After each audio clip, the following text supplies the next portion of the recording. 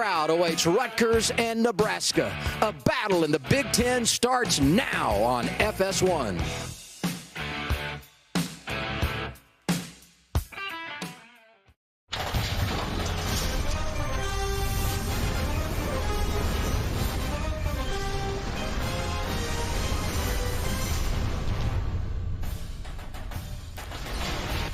Good evening from SHI Stadium in Piscataway, New Jersey. Tonight, it's the 2-3 Cornhuskers of Nebraska taking on the 3-2 Rutgers Scarlet Knights. So good to have you with us, everybody. With Devin Gardner, I'm Adam Alexander. You can't beat this. A little Friday night football in the Big Ten. Adam, everybody loves a little Black Friday action. Yeah, let's start this talking about Nebraska. And no doubt, the conversation there all season long has been about their head coach, Scott Frost, fired after 3 games. The new man in charge has found some momentum. Absolutely. The close game struggles have been well documented all the way back to last year, and that led to interim head coach Mickey Joseph getting his opportunity, and it's kind of an audition, if you will, and his first chance at first impression happened last week. Take a look at the reception he got in the locker room.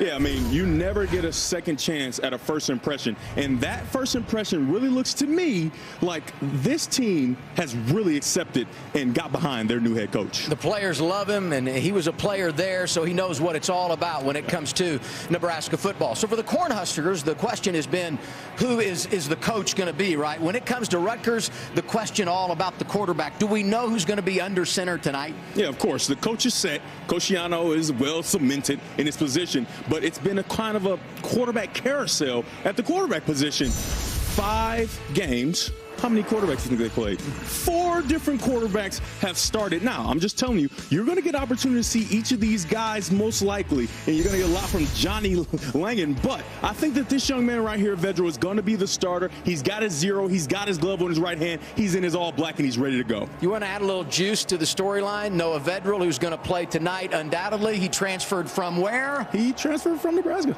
There you go. Yep. Plenty to talk about in this one. It's Nebraska. It's Rutgers. We're kicking it off coming up next on FS1.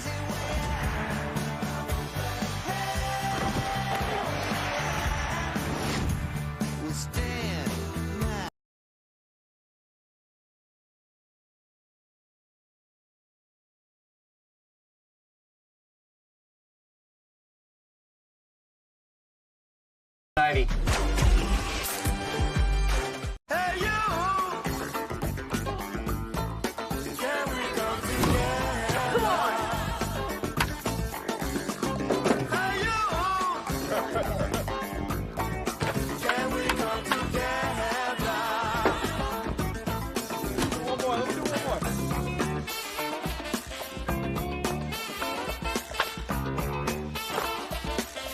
New Balance.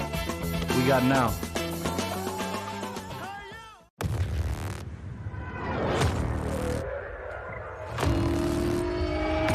Some people like to talk into microphones. We prefer dropping them.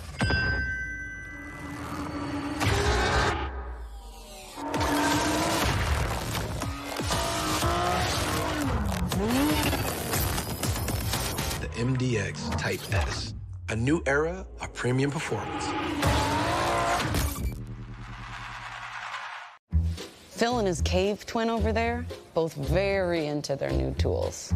Merrill can rebalance Phil's portfolio for him. Sweet. That's just a rock. Your money never stops working for you with Merrill, a Bank of America company. Deontay Wilder returns for a heavyweight showdown with Robert Melania. Saturday, October 15th, live on pay-per-view. Find now on Fox Sports app.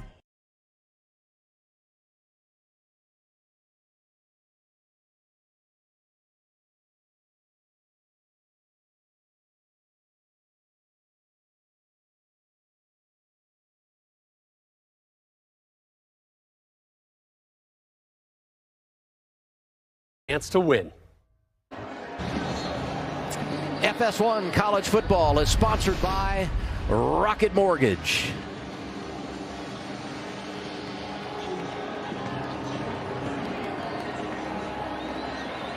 The light show, the fireworks, back-to-back sellouts in conference games. Piscataway is lit tonight, literally, and a great night for football. 68 degrees right now as we check our Fox weather. Going to go down to a low right around 50, but it should be a nice evening for football as the fans settle in. Nebraska to kick it off. Brendan Frankie will put it in play, and we're underway in New Jersey. Cruikshank lets it land in the end zone, a touchback, and the Scarlet Knights begin their opening drive of the night at the 25-yard line. Who will be the quarterback? It looks like it's going to be Noah Vedral. Yeah, absolutely. He started a week ago and didn't contribute to the game as much as you might have thought with him coming in and being a starter. They said that week by week he's gotten healthier and healthier, and they think that he's as healthy as he's been, and he may have a much bigger role today. 22nd career start for Rutgers. We mentioned in the open that he did transfer from Nebraska. He's a Nebraska kid. We'll get into that as the night goes on. You see his numbers here.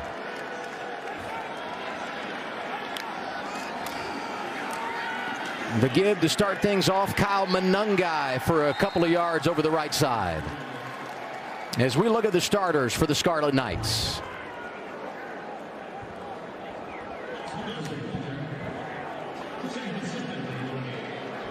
Keep an eye on Aaron Cruikshank, wide receiver #1, big playmaker. They're going deep, and it's going to be caught. That's Shameen Jones at the 40-yard line. Really good start to the game for Rutgers. How about a little combat catch to start the game? You get your hand held, you go and attack the ball and help your quarterback. That's exactly what you need to have for Vedral, who hasn't had a whole bunch of opportunities. Great job by Jones Jr. getting back to the ball and making a big play downfield. And did you see who they went after there? Malcolm Hartzog, the true freshman who made his first career start last week in that win over Indiana for Nebraska. Sam Brown, the running back. Room over the right side, 7 yards on first down. Marquise Buford pushed him out of bounds as we look at the starters on the defensive side for the Cornhuskers. Caleb Tanner, #2 at linebacker, playing in his 50th game at Nebraska tonight. And keep an eye on Isaac Gifford, #23, the nickelback. Really a big playmaker defensively for Nebraska.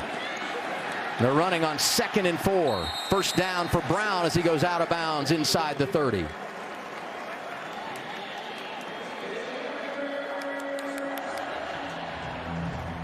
It's a very good start for Rutgers.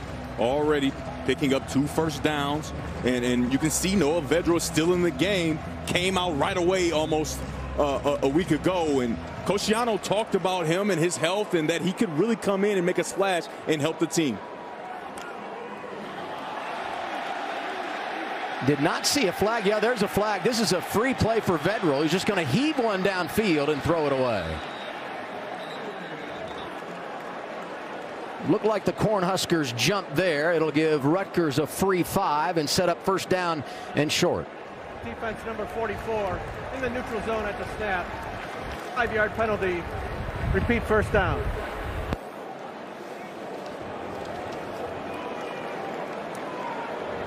Those are the things you can't have if you're in Nebraska. Those are the things that continue to aid drives. Obviously, that was a first down play, but you don't want to have those things. Those are the controllables, things you can't control, and that's what Coach Joseph wants them to avoid. Well, that's what they had a problem with last week. Even though they won at home against Indiana, they were hit with 12 penalties, and it hurt them on many drives. First carry of the night for Al-Shadi Salam. They call him Shorty. All 3 running backs have touched the ball for Rutgers in the early going.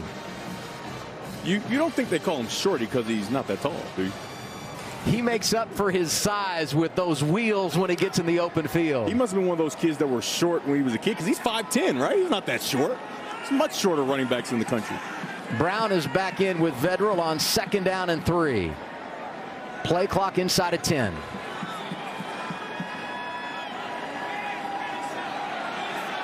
Langen 21 in motion, and Rutgers going to have to call a timeout. And that gives us a chance to talk about Greg Schiano in his 14th season at Rutgers, his second go-around after an 11-year run from 2001 to 2011. This guy has been so good for the Scarlet Knight program. And boy, wasn't it a joy to talk to him last night and talk about his program and how he's gone about making this program strong and working on getting them back to where they were years ago when he was in his first stint. It was great talking to him, and I can't wait to expound on some of the things we learned about his football team. It's so funny in the day and age that we live in. We want everything to happen yesterday. He preaches patience. He's got the big picture perspective, and you need that when you're trying to turn around a program at 3-2. He's got things going in the right direction here so far in 2022. Second down and 3. Vedral keeps. He'll get the first down running near side and take it inside the 10 at the pylon. Touchdown, Noah Vedral.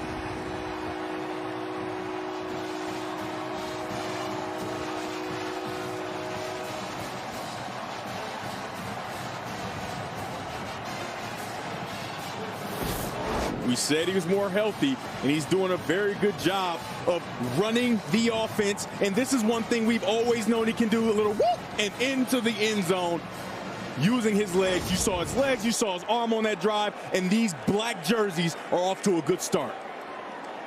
6 plays, 5 of them on the ground on that drive for Rutgers, making a statement.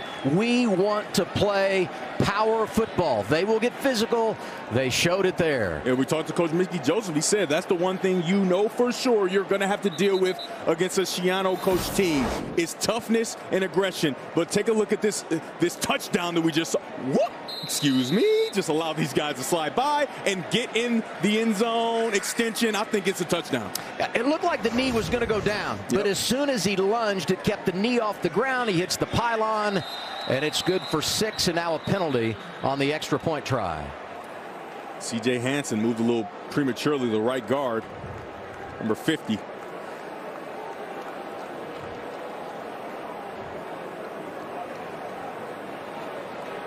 Offside. Defense number 99 made contact. Will penalize half the distance. This is the extra point try. Mark Klaczynski, our referee tonight. And unfortunately, we've already heard from him twice.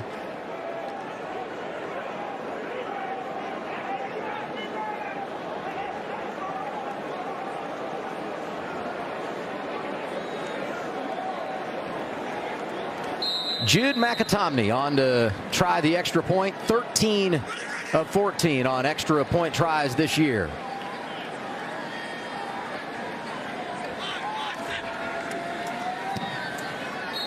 Right down the boulevard. 7-0 Rutgers. Take another look at the touchdown. This was a bit of misdirection. You're going to get a jet sweep action there, and you're going to get Dunlap pulling around to lead up through for the quarterback. Is a very good design, and it's something you see all the time. The misdirection there, you get the guard and tackle pull, lead up on the linebacker, and the rest of this is Vedral find his way to the end zone. This is the extra that you want to see. Make a guy miss, get in the end zone, make the extra play. And not only that, with his legs, how about the throw? Early in the game, it's his first warm-up throw, and he drops a dime on the outside, and what a catch by Jones. You go back to a week ago, Vedral gets the start, but he only has 4 snaps because, as we all know, he wasn't completely healthy, and he didn't throw a pass last week on the road against Ohio State. Tonight he comes out, runs the offense. I don't know that he's 100%, but he played at a high level on that opening drive. The rushing touchdown, the 10th of his career, a 6-year senior that's now put it in the end zone on the ground 6 consecutive seasons. Impressive stuff for Vedral. Short kick. And Nebraska will start their opening drive of the night at the 27-yard line. And the man running the offense for them, Casey Thompson, the transfer from Texas. I so enjoyed talking to him last year when he was at Texas. talented player, but throughout his career, he's dealt with injury. And when I've watched him, when he has his feet right and when he feels right, he is about as good a quarterback as we have in this country. But can they keep him clean is the question.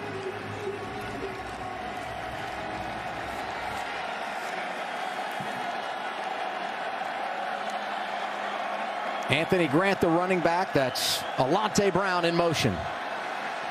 We're going to throw on first down. Going to the tight end. That's Vokalek. Across the 30 and near the 35-yard line. Christian Izien there to make the tackle as we look at the Nebraska offense.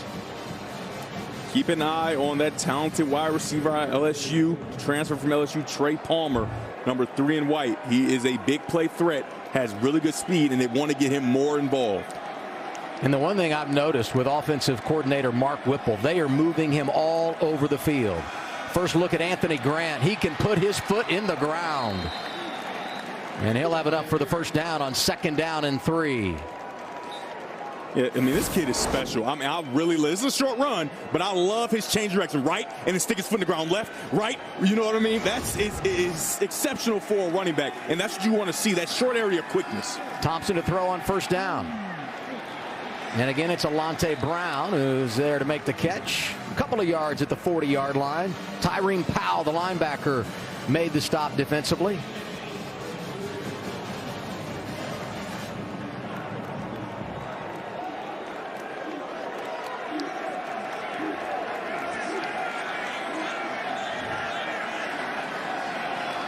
They run it with Grant on 2nd down and 8. Nothing doing. A host of tacklers there for the men in black as we look at the starting lineup on the defensive side of things for the Scarlet Knights.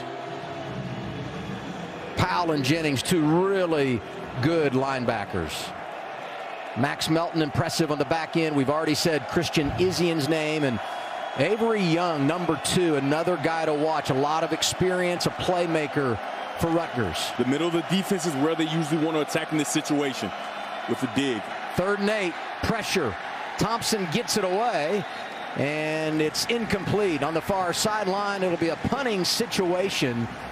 And Aaron Lewis has introduced himself to Casey Thompson. We'll say number 71's name a lot tonight. Yeah, this is exactly what I talked about. You want to try to keep them clean, and they just aren't able to do it because of the game that Rutgers put out. And you're going to see a complicated defense, and they're going to give Casey Thompson a lot to look at. Koscielny is not going to just stand his guy still and allow him to drop back and pass. He did a great job there of manufacturing pressure with the twist.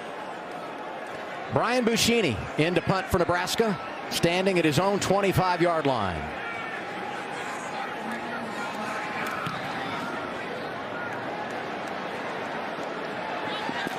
Fair catch called for by Cruikshank. And Rutgers will have the ball when we come back. The Scarlet Knights leading at home 7-0 over Nebraska. Taco Bell's breakfast quesadilla might make you reconsider this whole morning thing. With fluffy eggs, crispy bacon, and melted cheese all folded into a warm tortilla. Wake up to the breakfast quesadilla, only at Taco Bell.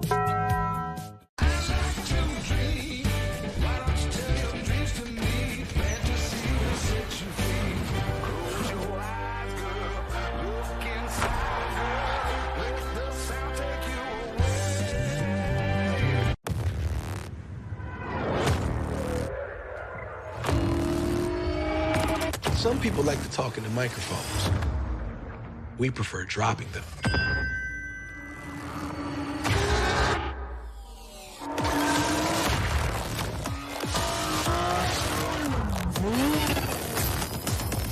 The MDX Type S, a new era of premium performance.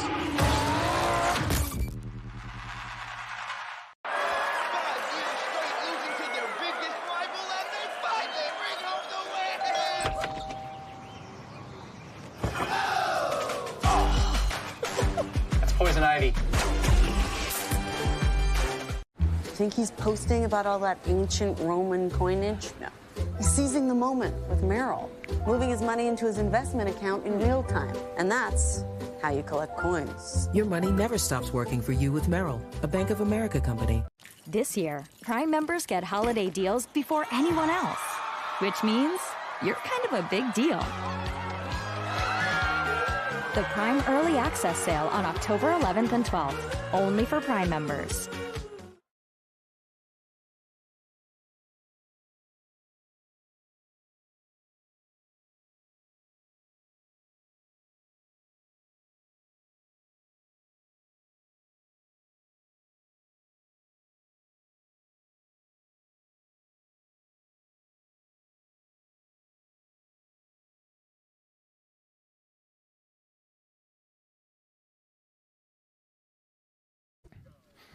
Rutgers about to get the ball for the second time, so we feature Noah Vedral, the quarterback, who played high school ball in Nebraska, about 30 minutes north of Lincoln. He started his football career at UCF, came home to be a Cornhusker, graduated at Nebraska in the spring of 2020, and then transferred to Piscataway. And he's been a difference maker in that Rutgers uniform the last couple of years. Injuries early this season have kept him off the field. I think he's back for good, Devin, after that opening drive. He feels back, doesn't he, Adam? He feels a little bit back. We saw his first throw out. We talked about it a week ago. Didn't get a chance to throw the ball. His first throw, a 33-yard completion, a dime, I might add, and then a nice run around the edge to get in the end zone. So it looks like the Vedral of old. What does that do for your confidence when you haven't thrown a ball all year long and you hit a deep shot to Jones, you're 1 for 1? That's got to do something for you. I mean, it's huge, and you can't say enough about Jones coming back to the ball and helping his quarterback a little bit. It's very good, and it's a positive step for Vedral as his game continues. A penalty on Rutgers after the play as we went to commercial break, so they go half the distance to the goal, and that's why you see him all the way back inside the 10-yard line. Opening carry here on this drive goes to Johnny Langan.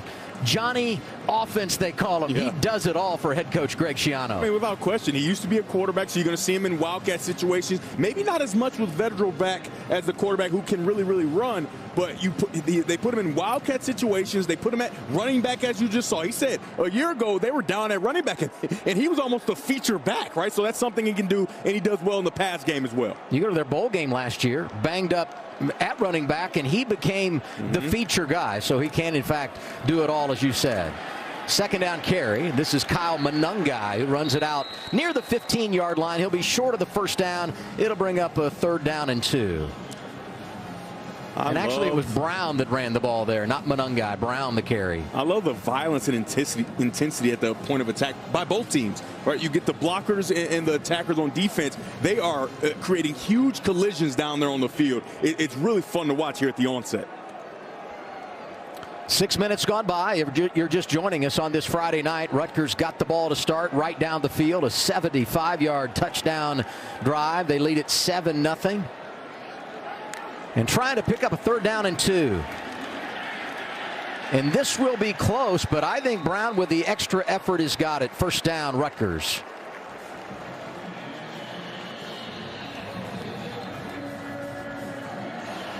Looks like Willie Tyler might be down on the field here.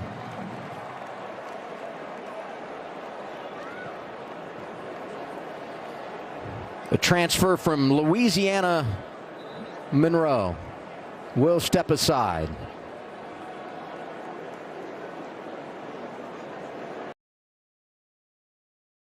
What these kids learn on the field stays with them forever. Our coaches are helping them win, and not just in the game. Join the only national service program for sports in America. Sup, you're listening to us live on AMP where we're in our fields. Just 2 sad boys live streaming a radio show for other sad boys playing sad songs.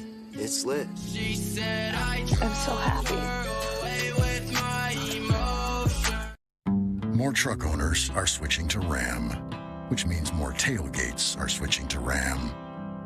And more of that, and that, and whatever that is, are switching to Ram.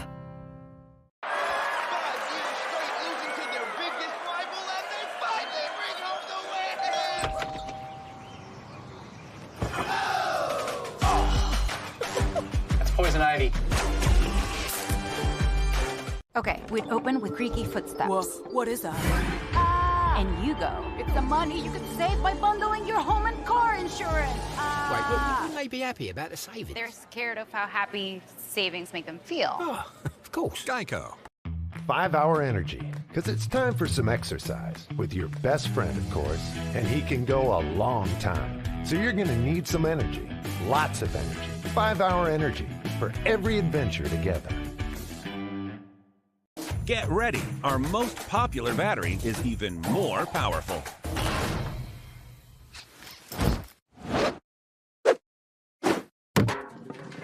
The stronger, lasts longer Energizer Max. A huge day of football kicks off Sunday on Fox.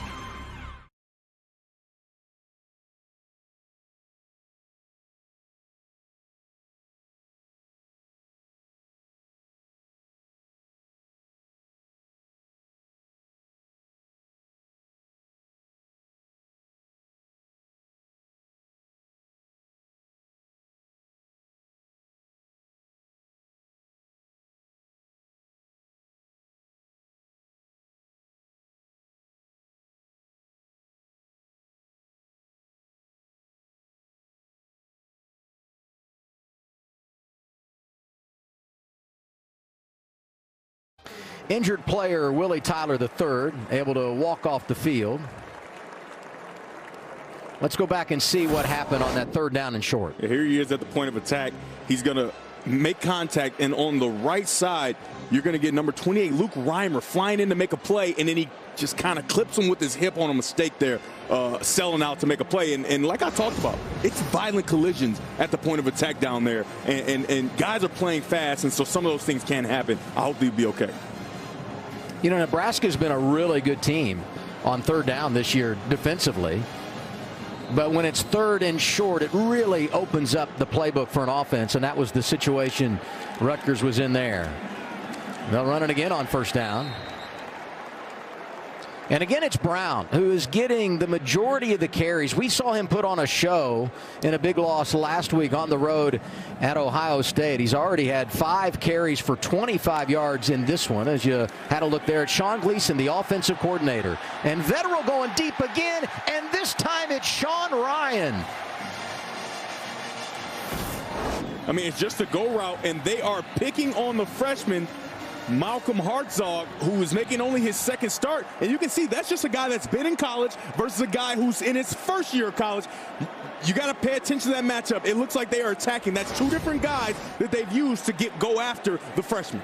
This drive started inside the Rutgers 10. 4 plays later, they're in plus territory. And Vetterell this time overshoots his intended receiver, looking for Shameen Jones. And how about the ball placement on that last throw? That was a dime. I mean, dropping the ball on the outside shoulder, and a great job by the receiver, Sean Ryan, to hold his line and allow the quarterback to fade him out. And even on that last play, they were attacking. There was a little pressure on Vetterell, but they were also attacking the freshman yet again. Looks like the freshman has been subbed out.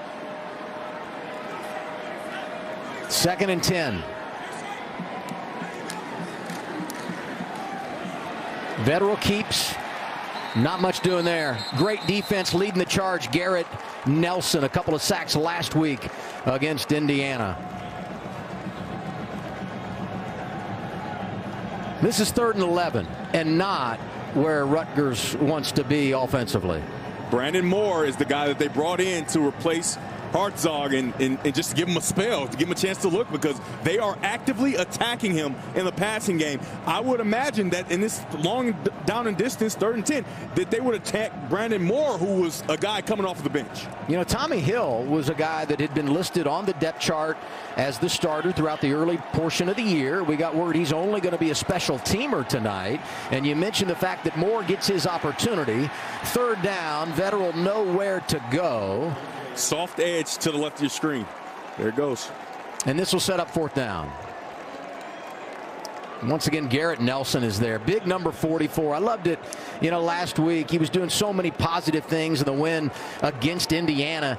At the end of one of the quarters, he just went hopping down the middle of the field. It was like a celebration moment with he and the crowd. That's a good stop by Nebraska.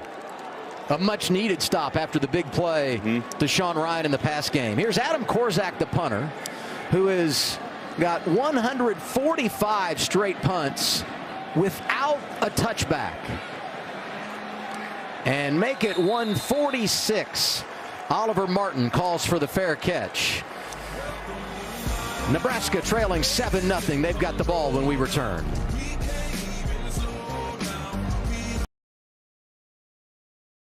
Taco Bell's breakfast quesadilla might make you reconsider this whole morning thing. With fluffy eggs, crispy bacon, and melted cheese all folded into a warm tortilla. Wake up to the breakfast quesadilla, only at Taco Bell. Savings on gas shouldn't be complicated, which is why ExxonMobil Rewards Plus keeps things simple. Earn points for every dollar spent at the pump and in store. Then redeem your points on fuel, snacks, car washes, and more. And when you download the Rewards app, you'll earn points automatically every time you fill up. Earn, redeem, repeat. It doesn't get any easier. Simplicity really is the key to happiness. Download the app and become a member today. Terms and conditions apply. What these kids learn on the field stays with them forever. Our coaches are helping them win, and not just in the game. Join the only national service program for sports in America. Beautiful day in Baltimore, where most people probably know that Geico could save them money on car insurance, right? Well, could help them save on boat insurance too. Okay. Request to come ashore. Geico. May today be a day for golf, or at least for getting outside. May your choice of club be redeemed by your choice of hard seltzer. And may one round for the ages lead to another. High noon, sun's up. 5 Hour Energy, because it's time for some exercise with your best friend, of course, and he can go a long time. So you're going to need some energy, lots of energy. 5 Hour Energy for every adventure together. Blake Corum and Michigan take their electrifying show on the road against Indiana. All part of Big Noon Saturday on Fox.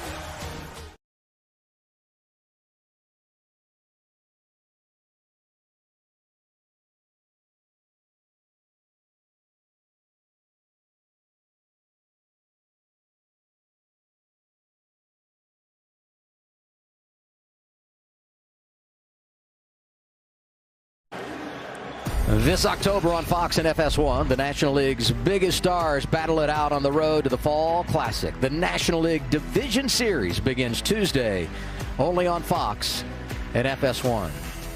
I know you're a front runner. You're going Dodgers all the way, huh? Oh, of course. You already know. The Tigers aren't in it.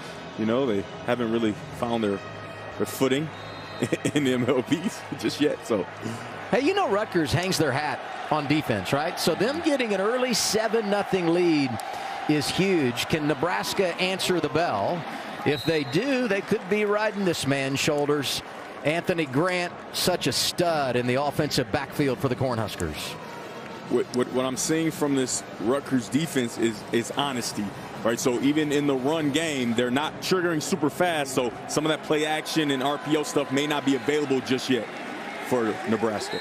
6 yards on first down, so they run it again on second and get a couple. Deion Jennings there to make the stop for Rutgers. This is very good for Rutgers defense because they're stopping the run game without adding guys in, right? Like I said, they're playing honest, so they're keeping their DBs kind of out of it, and even one of their outside linebackers is kind of just holding and waiting just because RPO is a big part of Nebraska's game, and Nebraska still isn't able to get that running game to pop just yet. Third and manageable, 3rd and 2 here from the 15-yard line. Trey Palmer, number 3. They move him around. He's primarily an outside guy. Have him at the number 3 position. Thompson to throw. He has time, and this time he goes downfield. Marcus Washington. Another one of those transfers that came from Texas. First down for the Cornhuskers. Oh, what a job by Washington on this deep, very deep dig or deep big in route. But he does a good job of hooking up and getting friendly for the quarterback and not just blowing through the zone, making it a nice, easy target for the quarterback to drive the ball. Nice throw by Casey Thompson. Been a consistent player, caught a pass in every game this year. First down at the 35. Thompson loading it up again. Deep shot incomplete. He was trying to hit Washington down the left sideline. You see Washington's like, guys, I've had enough. I just ran a 25-yard dig. I don't know if I got enough gas for a go, but he's going to go take a break here. But I love the aggressiveness and the ability to take a shot with Casey Thompson. I'm telling you, when this kid gets going, he is one of the best passers that we have in the Big Ten. Hey, give some credit to Christian Braswell over there, the corner that was with him step for step.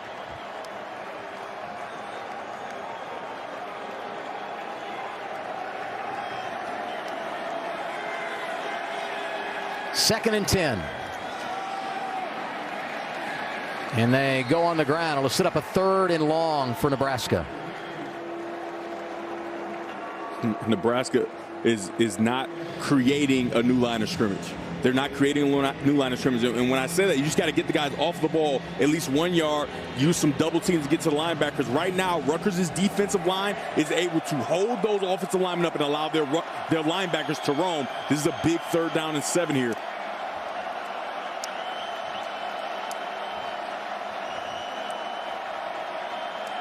Motion man Omar Manning. Thompson to throw, getting pressure, dumps it underneath. It's caught, but incomplete. Well short of the first down anyway, as he tried to find the big tight end, Travis Vokalek. And Shaquan Royal, who missed the game last week at Ohio State, is back and was there to defend the pass. That's something that Nebraska's trying to get away from.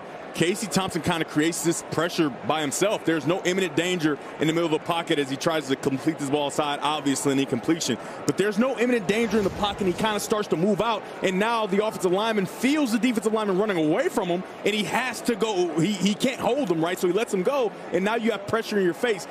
Let's see if Casey Thompson can settle down and sit in the pocket. Like I talked about earlier, they have not been able to keep him clean as much as he'd want to be. So some of that could be post-traumatic stress from previous games as they're looking at number 5 in white, Omar Manning. But Casey Thompson has to settle down and make sure that if there's no true danger in the pocket, we saw him on the first drive that he did have a pressure in his face. That time there wasn't pressure in his face initially. You know, and this Rutgers defensive secondary has been really beat up, dealing with a lot of injuries. I mentioned that Loyal was out last week against Ohio State. They've got a host of other players that have missed time. Robert Longerbeam is not able to go tonight, but so far they've been able to take care of business and get this Nebraska offense off the field. Block punt! Rutgers with a block punt, and they're going to have big field position here. Greg Schiano loves special teams. He told us yesterday how important they are, and already they're making their presence known in the punt game.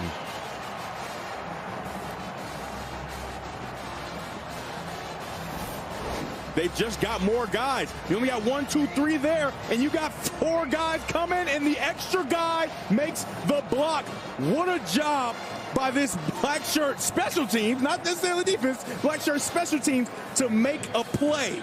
Max Melton got the block. It was Parker Day who picked it up, and the Scarlet Knights have come out ready. I'm not a fool and I'm not a scientist, but I do know some things, and I know that 4 is more than 3, and it could lead to a block punt and great field position for Rutgers. First and goal from the 9. Johnny Lang in the carry. Not much there.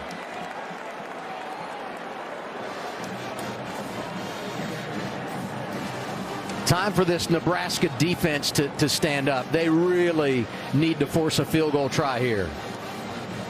You don't want to fall down 14-0 on the road against a team that will just shorten the game and beat you between the tackles, and we know Rutgers is capable of doing that.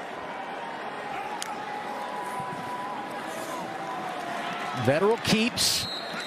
Down to the 6. It'll be 3rd and goal. Garrett Nelson with another tackle for Nebraska. The linebackers and defensive linemen of Nebraska are flowing very heavily on that power read by the quarterback. I wouldn't be surprised to see some play action naked back the other way to try to get those linebackers going one way and have your quarterback on the edge to make a play with his arm or legs on the other side. Inside of 3 minutes to play in the opening quarter. Rutgers scored on their opening drive, and a chance to put 6 more on the board following a block punt. Vettel to pass. rolling, looking toward the end zone, and this one going to be out of bounds and incomplete. No flags.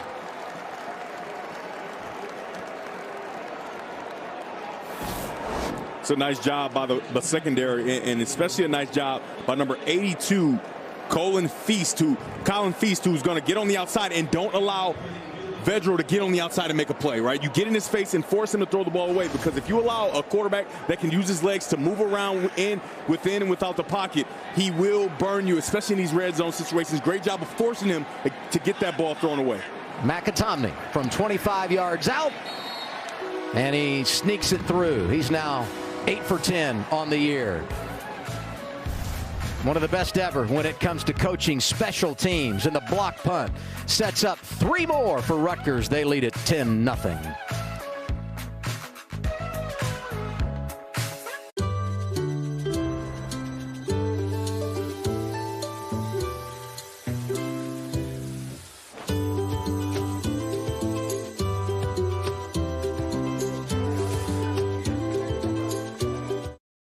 More truck owners are switching to Ram, which means more new drivers are switching to Ram. All right, put it in reverse.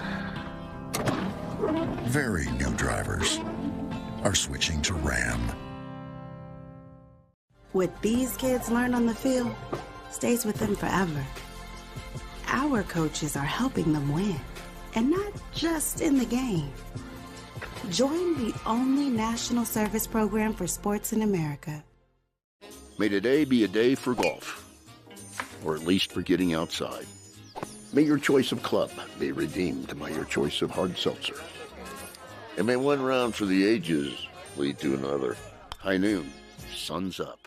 Get ready. Our most popular battery is even more powerful.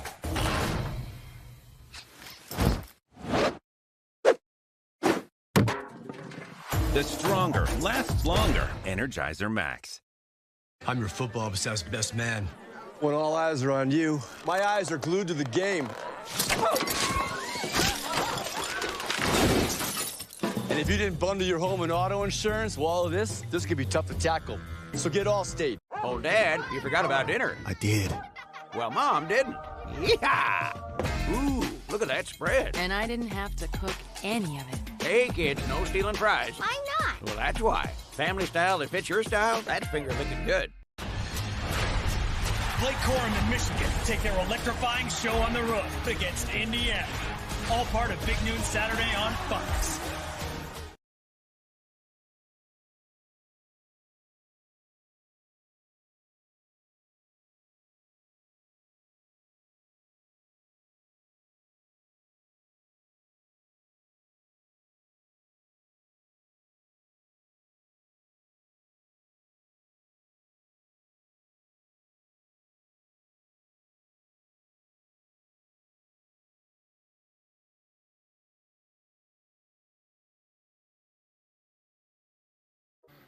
Tonight marks the 6th time Rutgers and Nebraska played in football. The first, 1920. Nebraska won it 28-0. They played this game at the Polo Grounds in New York City.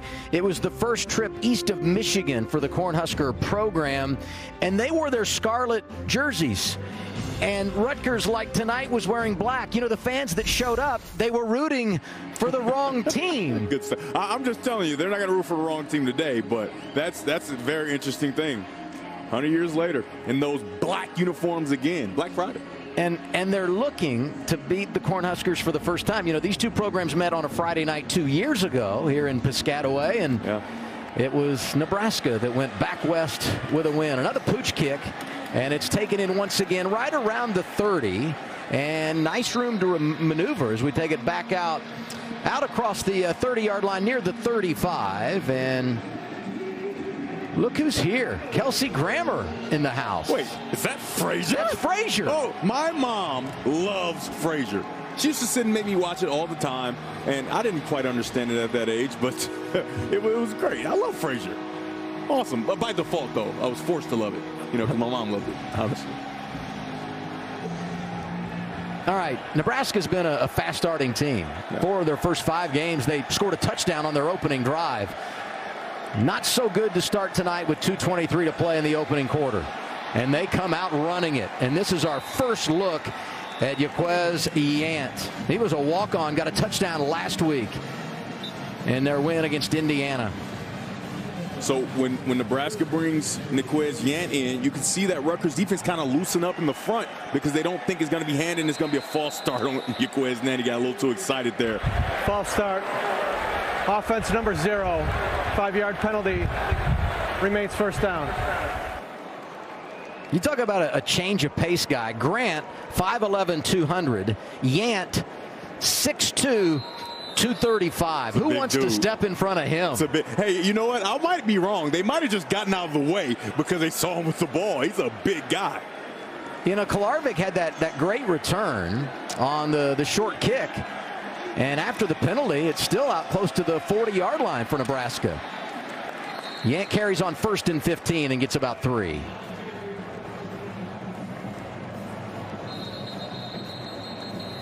I don't know how this worked out, but he's from Tallahassee, Florida, walks on at Nebraska, and he's making it happen. Man, how do you do that? Like, you don't see a guy come away from Tallahassee to Nebraska.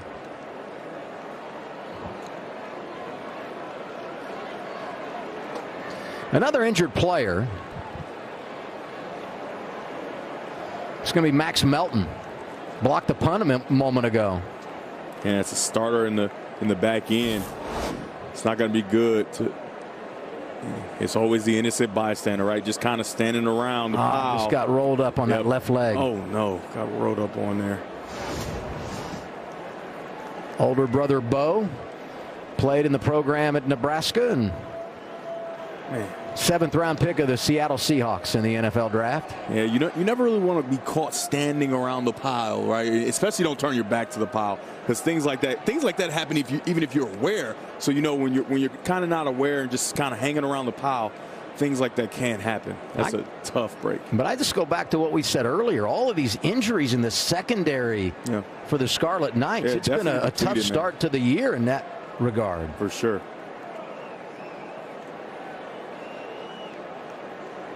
You know, Greg Schiano, though, a next man up kind of coach. Mm-hmm.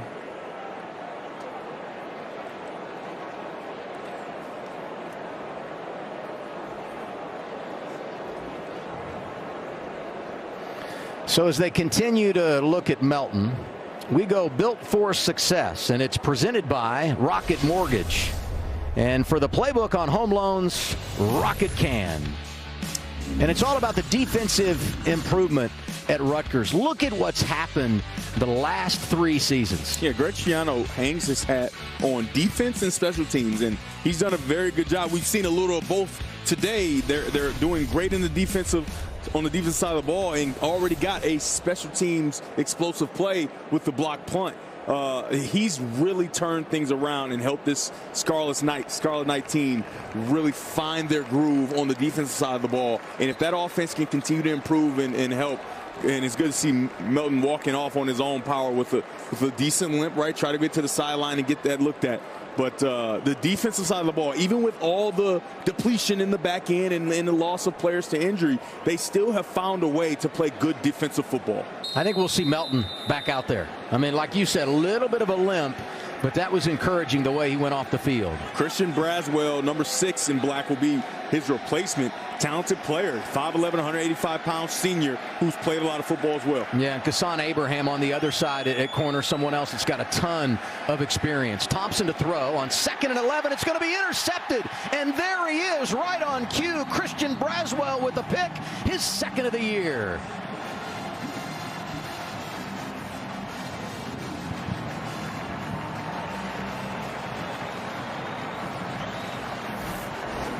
What a job by Braswell. He's playing very soft in that cover 2. He's going to send his flat, but if there's nothing in the flat, sink and underneath.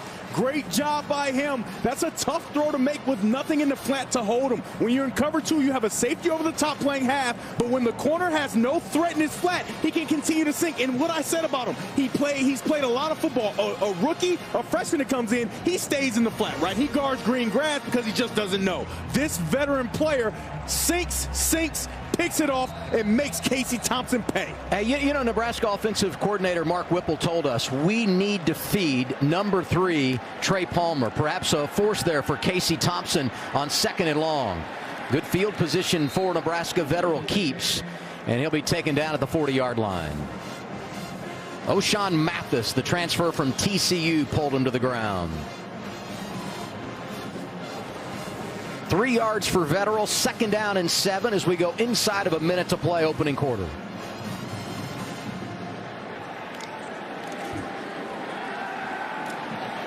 Vetterell hit as he throws and overshoots Cruikshank, incomplete. So here at the beginning of this game, this is important for the viewers to know. We know Vetterell was out with an upper body injury, and I think it was a thumb, right? He's wearing a glove. He continues to play with it and make sure that he has good grip on the ball. Now, when you have a finger injury, I've been there, and you have to wear a glove, you don't have as much control with the ball over the middle, right? So throws that are to the outside, go routes. On that play was kind of a sluggo from the slot. The play before was a slot fave on both sides. It's a lot easier to control the ball and throw it outside the numbers and keep the ball safe. I haven't seen one route over the middle of the field just yet. Let's see if we can find a way to get guys inside the middle right there. And he looks at Langen, the tight end, who's unable to hang on. Great defense by Luke Reimer, who broke it up. The leading tackler for Nebraska.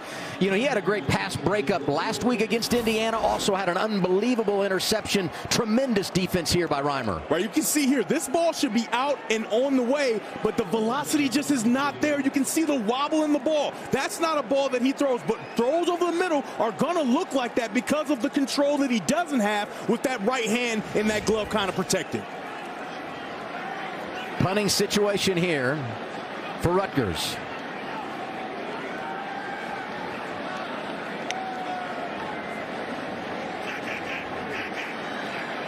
Korzak from his own 25. And a fair catch for Trey Palmer at the 20-yard line. We highlighted Braswell. This is a look what Izzian did 2 years ago when Rutgers played Nebraska. How about making plays when your number is called and Braswell comes in and makes a play right away on his first play with the injured player. And we talked about Cosciano, that next man up mentality, and that is a direct reflection of what Cosciano wants from his team. But a quick 3 and out is good for that Nebraska team. Let's see if Casey Thompson can settle in. Thompson to throw it. He's looking deep, and it's going to be caught. Trey Palmer coming back to the ball. He's inside the 30. There is a flag on the play. And once again, they went after Max Melton over there. Yeah, it's a smart decision to go after him. He just came out with injury, but it's going to be pass interference on the offense. He pushed him down. Pass interference. Offense, number 3. Will penalize half the distance to the goal from the previous spot. Repeat, first down. Nebraska had exactly what they wanted. They had an out and up from Palmer, their most explosive receiver, from the bottom of your screen there. But Casey Thompson couldn't get it there because he had immediate pressure, right? You see, he's beat right there, but he has to try to come back for the ball, and he pushes him down, and the referee is right in front of him. He's going to throw that flag every single time. Saw great defense from Braswell. We saw it there from Max Melton, as you said, bouncing back from the injury. They tried to go after the guy that was gimpy. Didn't work out for him. I would do the same thing. And they had him, but the pressure up front, we talked about that front for Rutgers. They've done a great job of trying to get after Casey Thompson, and that was my highlight. Can they keep Casey Thompson clean and keep him in the pocket? And Nebraska's offensive line, at least at the onset, hasn't been able to do it. And the clock will expire, I believe. I think he got a false start before. In the opening quarter, but a whistle and a false start on Nebraska. Before time ran out. False start. Offense number 49. 5-yard penalty. Remains first down. And that's the tight end. Please reset the game clock to 1 second. 1 second. That's the tight end, number 49, Nate Borkercher.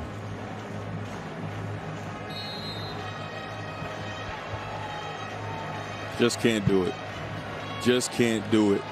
Time's almost going to run out. You already just got a penalty, right? And you don't really fault Trey Palmer. He's fighting to go get the ball.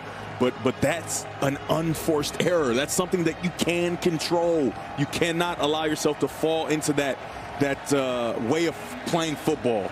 That will be the end of the first quarter. Great start at home in front of a sellout crowd for the Rutgers Scarlet Knights. A block punt, an interception, and they lead Nebraska 10-0.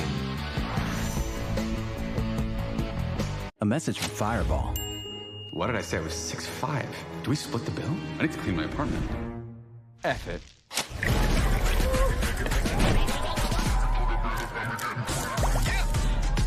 Fireball, free your fire. I remember when I first started flying, and we would experience turbulence. I would watch the flight attendants. If they're not nervous, then I'm not going to be nervous. Financially, I'm the flight attendant in that situation. The relief that comes over people once they know they've got a guide to help them through, I definitely feel privileged to be in that position. What if I sleep hot? Or cold? No problem. The Sleep Number 360 smart bed is temperature balancing, so you both stay comfortable. Proven quality sleep is life-changing sleep. Shop now at sleepnumber.com. I'm the captain of the Pee Wee football team. We are mighty! Annoying. Go, go. Ah, thanks, Mom. And if you have cut rate car insurance, then not even a Hail Mary will save you from paying for this. So get Allstate. Oh, Dad, you forgot about dinner. I did. Well, Mom didn't. Yeah! Ooh, look at that spread. And I didn't have to cook any of it. Hey, kids, no stealing fries. Why not? Well, that's why. Family style that fits your style, that's finger licking good. On the AMP app, you can go live on air and play whatever kind of music you like. So, I'm streaming house from my house.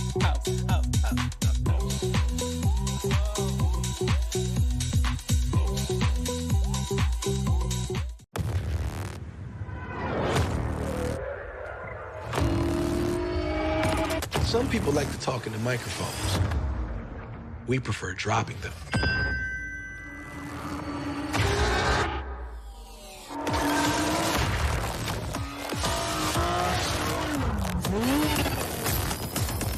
The MDX Type S, a new era of premium performance. On a Fansville homecoming by Dr. Pepper. Surprise! CJ, we weren't expecting you. Hey, buddy, what are you doing here? Hey, go State. You replaced me with star quarterback Bryce Young. We could never replace you. Here's your Dr. Pepper mom. Mom? It's just a silly nickname. You came up with Dad for me. Here you go, kid. Huh. They're my family now, CJ. Next time on Fansville.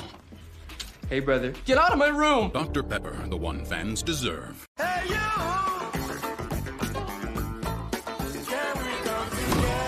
Come on! Hey, you! Can we come together? One more, let's do one more.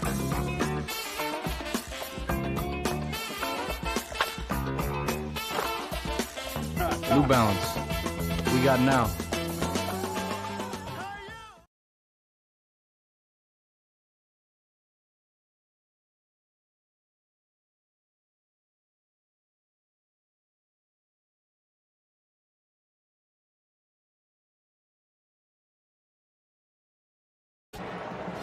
All set to begin quarter number 2 in Piscataway, New Jersey. With Devin Gardner, I'm Adam Alexander. So good to have you for some Fox College football on a Friday night.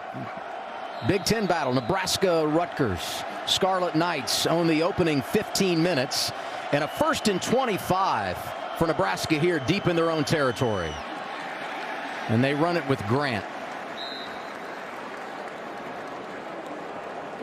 You're just joining us. They had a deep shot on first down, the first down of this drive, and it was an out and up, and offensive pass interference was called, and then just before the quarter expiring, they got another penalty for a false start, and that's why they're backed up with their backs against the wall here. How careful are you as a play caller in this situation? I think you have to be careful and try to play the field position game, especially since Casey Thompson just hasn't gotten as comfortable as you want him to in that pocket. They go to Grant, very conservative, and he loses yardage here. Well, it's going to be 3rd down and a mile Take a look at 17. Watch the knockback he hits on the offensive lineman. Boom! Right there. I mean, just stones that hole and allows all the guys around to go attack and make a play. Nice job. Keontae Hamilton hit Grant in the backfield. Aaron Lewis there to clean him up. 3rd down and 23 for the Cornhuskers. 17, Deion Jennings. The coaching staff talked glowingly about him and his ability to lead and obviously to knock guys back. Thompson going to throw it from his own end zone. And it's going to be incomplete in another punting situation for the Cornhuskers. He was guys back. Washington Christian Braswell there defensively. Yeah, I mean, that play was just designed to get some space for the punter, right? No real intention on trying to get the first down. Tried to move out some and get some space for the punter. But this defense, I mean, Nebraska's called the black shirts, but the black jerseys, the Rutgers defense is playing extremely well. They're playing inspired, right? They're playing like a Coach Shiano coach team, and it's fun to watch as they continue to attack these receivers and pin their arrows back on passing downs and get after Casey Thompson. They're going to have great field position here, and they really have owned the field position game tonight. Buschini punting from his own end zone. And Cruikshank drifting back. Nice punt. Going to take this one in at the 44. And wonderful coverage here by Nebraska. Gifford went down and got him. Isaac Gifford, whose brother plays for the Cowboys, was a linebacker at Nebraska with a really good play on special teams. How about Noah Vigil's start today?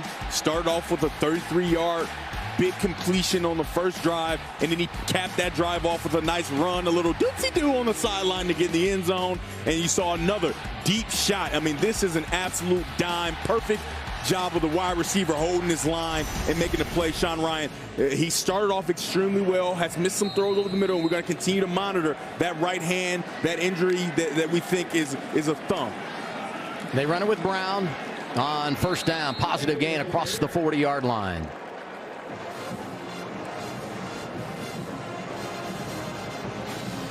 In the perfect world for Rutgers, they want to get 3 and 4 and 5 on first down so that they don't have to make their quarterback drop back and pass. And I would expect to see a lot more getting the quarterback on the edge for some easier throws to help with that injury that he's dealing with.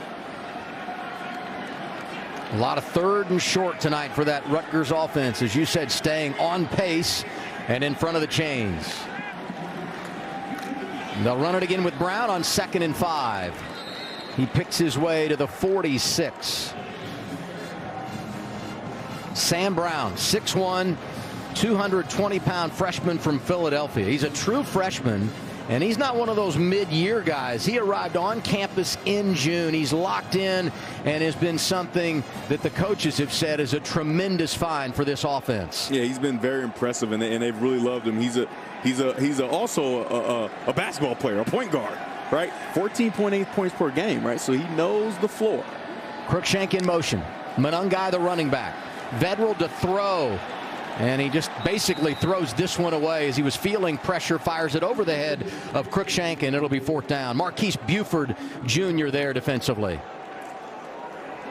It's a nice job by 99, defeating that block right away and getting in Vedral's way and forcing that errant throw.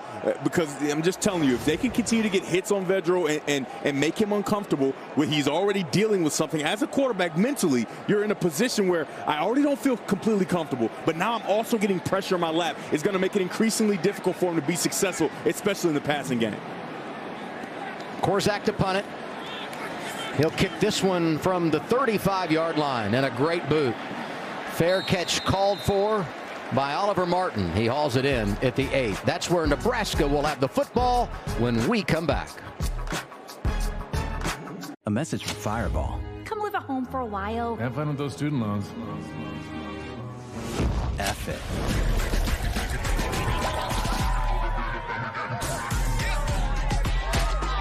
Fireball, free your fire. Hey, you! Can we come together? Come on! Hey, you! Can we come together? One more, let's do one more.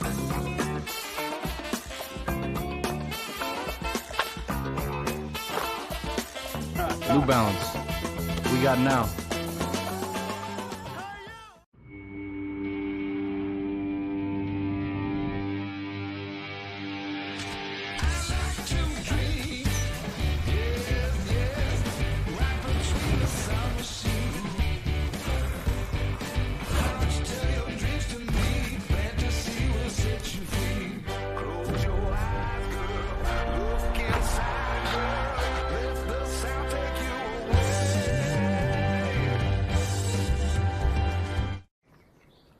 You got KFC, mijo. This drum and thigh combo's only $6. Good deal. For you. But you bring nothing home for your abuelita. You okay? No. Get your own $6 two-piece combo at KFC. So when it comes to my problem areas, I would definitely say along the chin for sure. Then Cairo got Proactive. Proactive is America's #1 acne routine with 3 easy steps that keep skin clear. 3-step process. I just do it morning and night. Doesn't take too long. It feels good. I'm not worried about this. So now I'm not worried about what people think of me because this looks great. Get Proactive and get clear skin that stays clear. Go to Proactive.com now and for a limited time, get this free pore cleansing brush.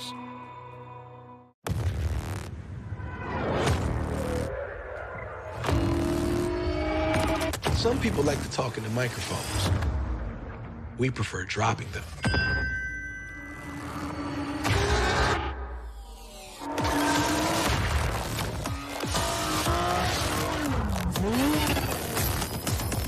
The MDX Type S. A new era of premium performance. Friends. Back in Piscataway, New Jersey, SHI Stadium, Rutgers leading Nebraska 10-0. And the Stars are out tonight. Look who's here, the commish. The commish. Kevin Warren taking in the game in Piscataway. I'm sure he was really impressed with the light show here at Piscataway, seeing all the festivities.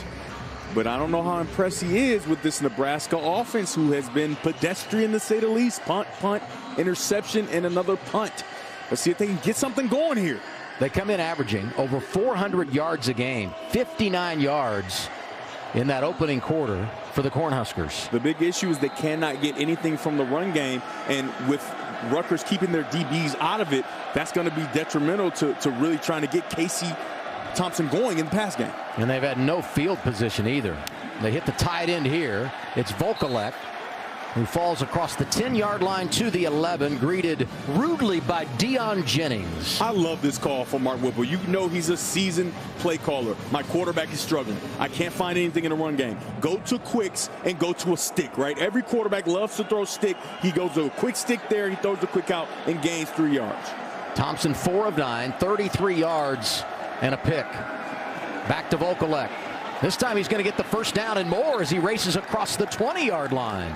Back-to-back easy throws that take away all the danger of pressure in the quarterback's lap. And that one was kind of a screen to the tight end. Very nice job by Coach Whipple, finding a way to get his quarterback going and find comfortability so they can get this offense going. You know, Vokalek loves that because he started his career at Rutgers, transferred to Nebraska. Missed some time early this year with injury, but 2 plays on this drive, 2 catches. You hear that loud clash of helmets. They're already going to try and look at targeting. So you can see he catches the ball behind the line of scrimmage so the receivers are allowed to block. But right here, this is what they're going to look at. Probably the previous play. A message from Fireball. What did I say? I was 6'5". Do we split the bill? I need to clean my apartment. F it.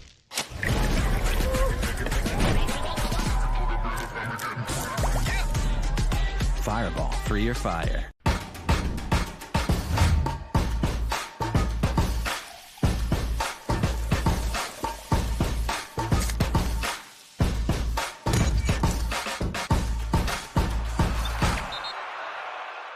What these kids learn on the field stays with them forever. Our coaches are helping them win, and not just in the game. Join the only national service program for sports in America.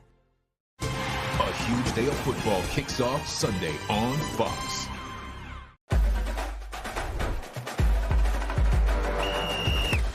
When it comes to a winning snack lineup, our roster of flavors can't be beat. Enter the Snack Like a Pro sweepstakes for a chance to win tickets to the big game and weekly prizes all month long.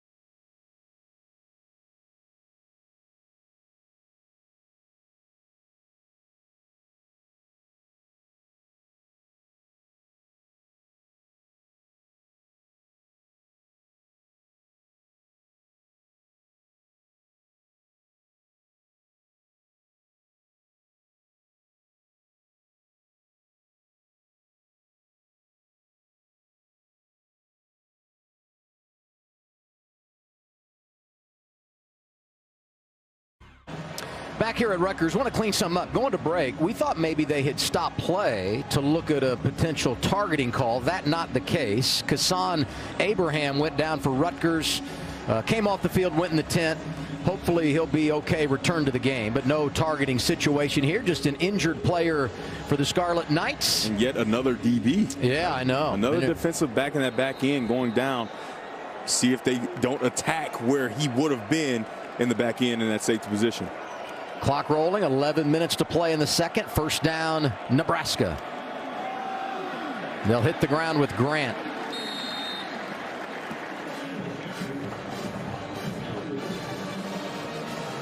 Been a quiet night offensively for Nebraska. Been a quiet night for Trey Palmer, the leading receiver, the LSU transfer. Hasn't had much to work with tonight. Yeah, the one appearance we saw was a penalty, a pass interference on the offense. Let's see if they can't find a way. He's got great leverage here. If he can go vertical outside and then find a way to hook up in the middle of the zone. Thompson to throw, 2nd and 8. And it's complete. Marcus Washington with the grab. Or use Marcus Washington in the middle of the zone. But anyway, find a guy, put him in the middle of the zone, and it'll be good for Nebraska. Marcus Washington, not a bad second choice when you look at the two receivers that dominate the stat sheet for Nebraska. 3rd down and 1. He's a transfer that came over with Casey Thompson from Texas, so you know he has a lot of comfortability throwing him the ball. As you can see, they hook up there to create this 3rd and short. You got to lean on your running back. You got to have Anthony Grant with this ball. And they give it to Palmer.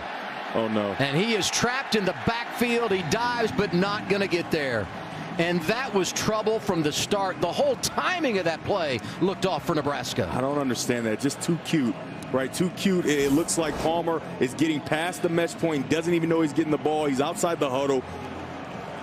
Defense isn't ready. You hand this ball to Grant, he might find a way to hit his head on the goalpost maybe. But, I mean, you just don't use Palmer in that way as much, right? So he's not used to taking handoffs. And then this black shirt defense that is Rutgers, obviously black shirts for Nebraska, but they're wearing the black shirts today, and they're playing like a black shirt defense. They are running sideline to sideline and doing a great job of cutting off the edge. I just think they should have handed that ball to Anthony Grant. Melton did a great job on the edge of staying at home. Yeah. Play a game. Offense, 5-yard penalty. Remains 4th down. Again, procedurally, I don't understand that penalty just because there wasn't a thought of whether they would go for it, right? They kind of tried the punt team out right away and you take a delay game. Brian Buschini has been the busiest player tonight for Nebraska, their punter.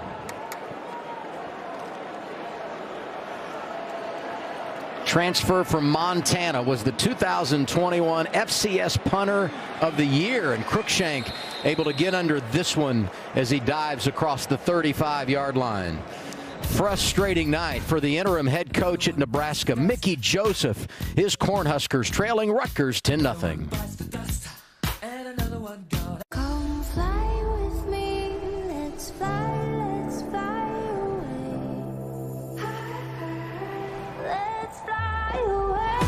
2022 Grand Wagoneer, awarded Best Driver Appeal by J.D. Power. What these kids learn on the field stays with them forever. Our coaches are helping them win, and not just in the game. Join the only national service program for sports in America. A huge day of football kicks off Sunday on Fox. The NLDS begins Tuesday on Fox and FS1.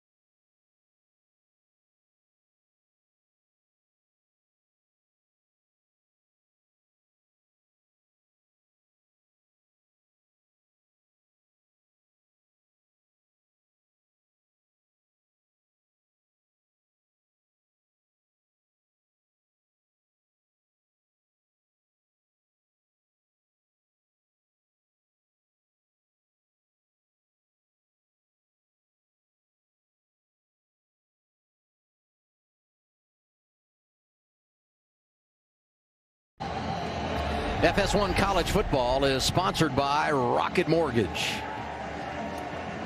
We're live in Piscataway, New Jersey. Big question mark coming in for Rutgers. Who would be the starting quarterback? It's Noah Vedral. Hot start, but unfortunately he's slowed since then. Yeah, the Nebraska defensive backfield loosened up just a bit and didn't allow those longer routes, those deep outside throws. So now we're going to have to see if that hand holds up and he can drive the ball into the chest of his receivers on curl routes, in routes, and things of that sort. Salam gets the carry on first down. Omar Brown comes up to make the stop for Nebraska. Caleb Tanner was there as well. Said it earlier, but Tanner playing in his 50th game tonight for Nebraska, and if he stays healthy, he could become the all-time leader when it comes to games played in a Cornhusker uniform. Vedral throwing on second down. This is Jones breaking free. First down across midfield, and there he goes. Shameen Jones down to the 22-yard line.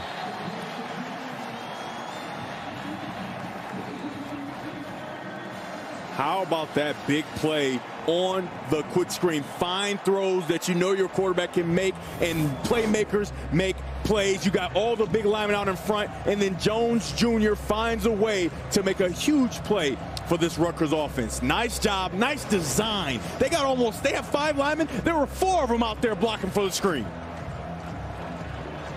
Vedral must have heard us. We said he was off to a quick start. Nothing since then.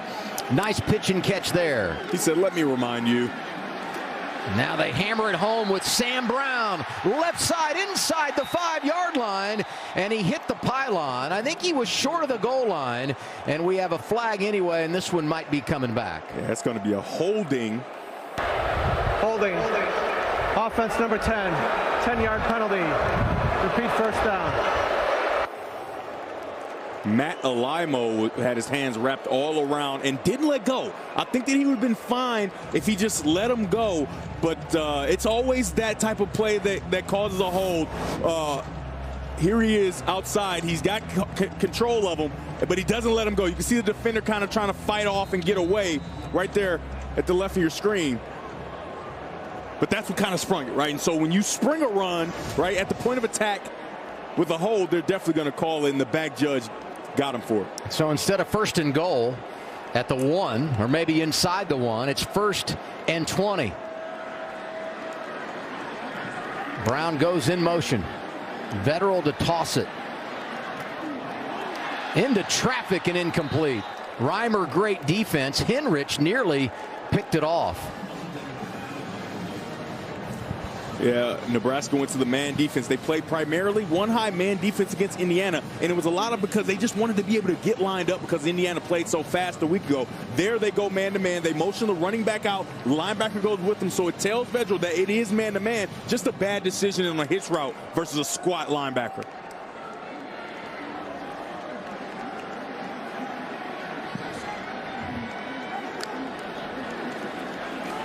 Vetterl quarterback draw. He's got room right down the middle.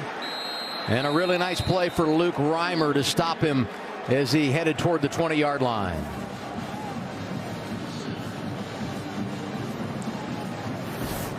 You're going to get the center leading up here, and this is the one guy that has to try to stop the play, but he's held by the receivers on the outside, and so now it's wide open for number 57, Ireland Brown, to lead up on the linebacker and create some space for the quarterback. I'm not so sure he doesn't run for a 1st down there if Reimer doesn't do an excellent job of getting off his block. Absolutely. And making a stop in the open field. He's a tough cookie at that linebacker position. 3rd and 10.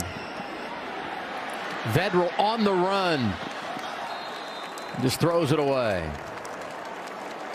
Getting pressured by Stephon Wynn Jr., the transfer from Alabama, and a field goal situation here for the Scarlet Knights.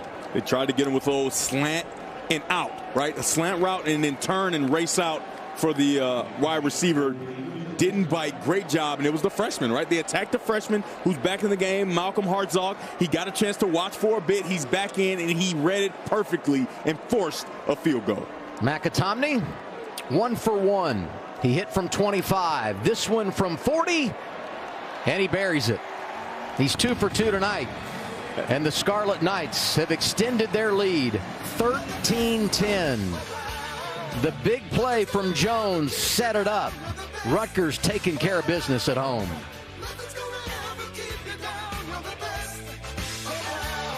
Discover the joy of living out your best plans at Eastmont. Taco Bell.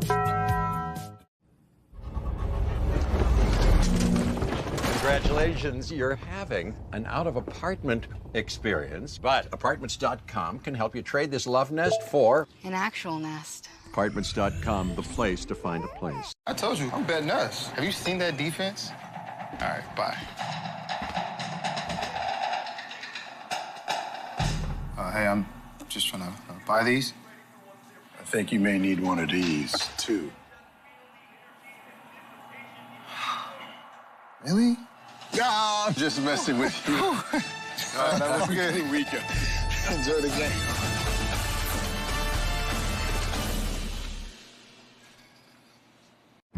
Phil and his cave twin over there, both very into their new tools. Merrill can rebalance Phil's portfolio for him. Sweet.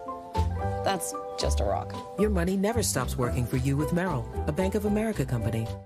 This year, Prime members get holiday deals before anyone else, which means you're kind of a big deal. The Prime Early Access Sale on October 11th and 12th, only for Prime members. A huge day of football kicks off Sunday on Fox.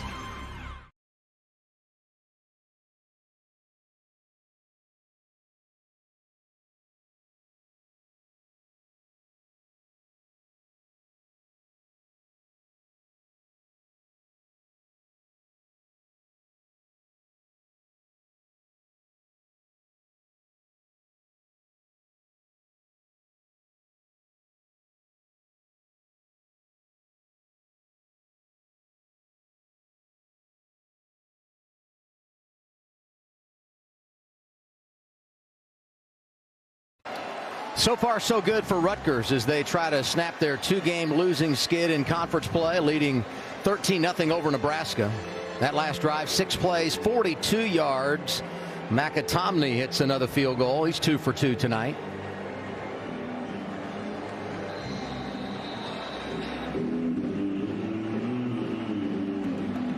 All right, yet another opportunity for this Nebraska offense to try to get something going.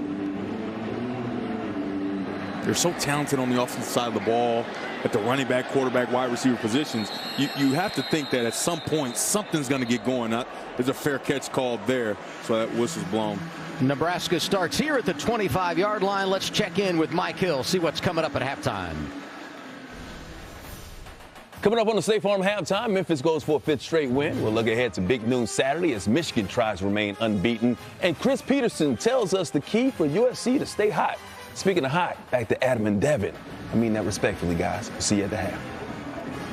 I think we're kind of hot, all right? You know, some people would say that. It's all relative, though, you know?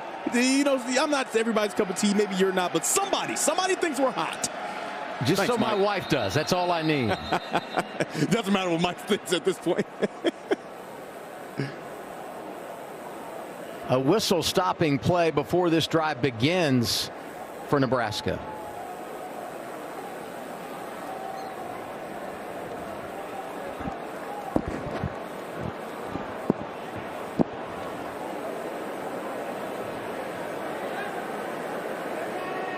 Not sure what's happening. The ball was fair caught behind the 25-yard line. By rule, the ball is placed at the 25, 1st and 10. Yeah, I thought we had it figured out pretty good. We thought it was almost, it goes outside. I said, hey, that ball was fair caught. You said they'll start at the 25. You know, maybe we should get some stripes. I don't know. I got plaid on right now. Hey, let's talk Nebraska here, okay? 6:30 to go, first half. You haven't done much. You get the ball to start the second half. This is a big drive, right? Shallow cross is what they like here. There it goes, shallow cross right there in front of him. Getting pressure, but he finds his man Marcus Washington, who's out across the 35 near the 40-yard line. This is one of the favorite plays of Casey Thompson. You see it on film come up in different formations all over the Nebraska offensive film. Shallow cross, find a way to get a guy across his face right in front of him. They do a great job of doing it there. He gets the ball to him and picks up a first down.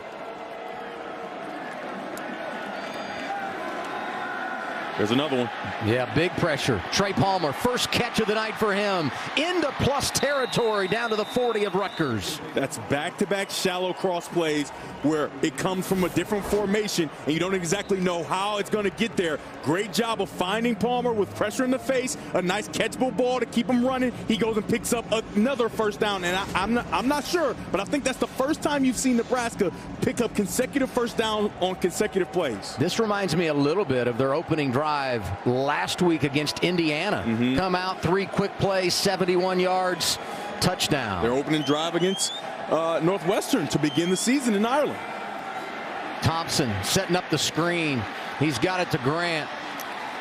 Great recovery on defense for Rutgers. Deion Jennings stays home and makes the play. What a job, because you're trying to get these big offensive linemen out and go find a way to block these defensive backs. But look at the job he does. Keeps that outside arm free and forces them back into his defensive help. That's how textbook on how to play defensive football. Great job there. Aaron Lewis was there as well.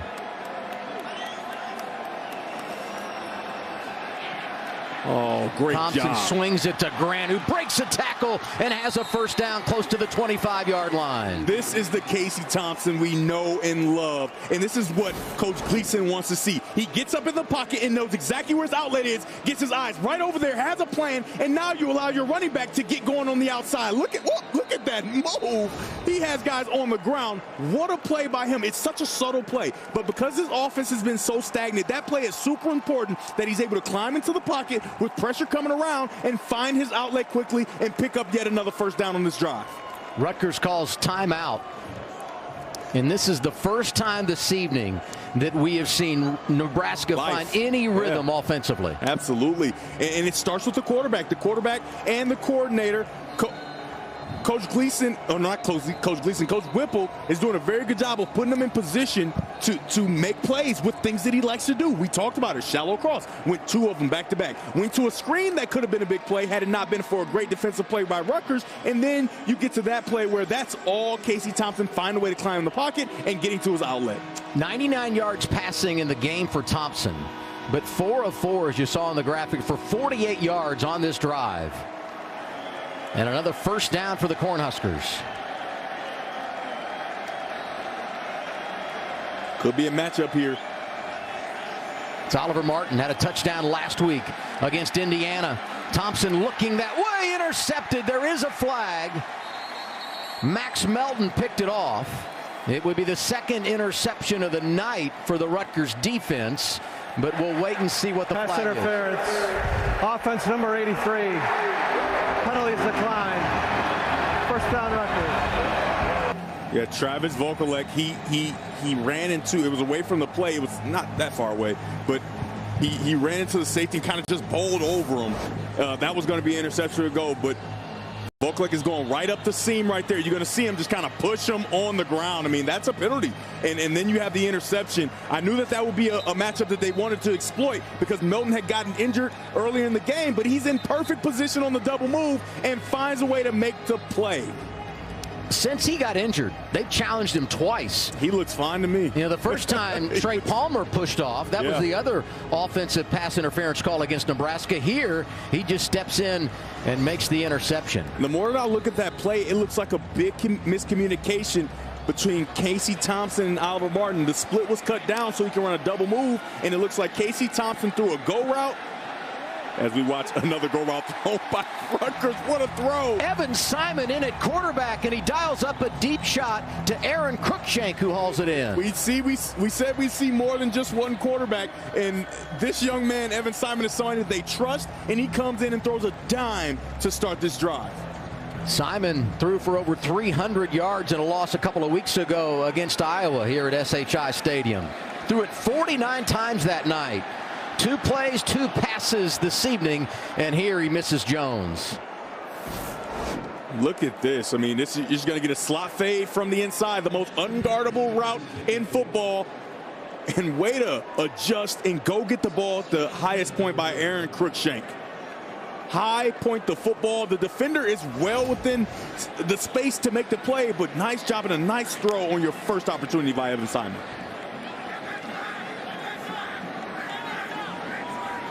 Nebraska's DBs are very, very soft.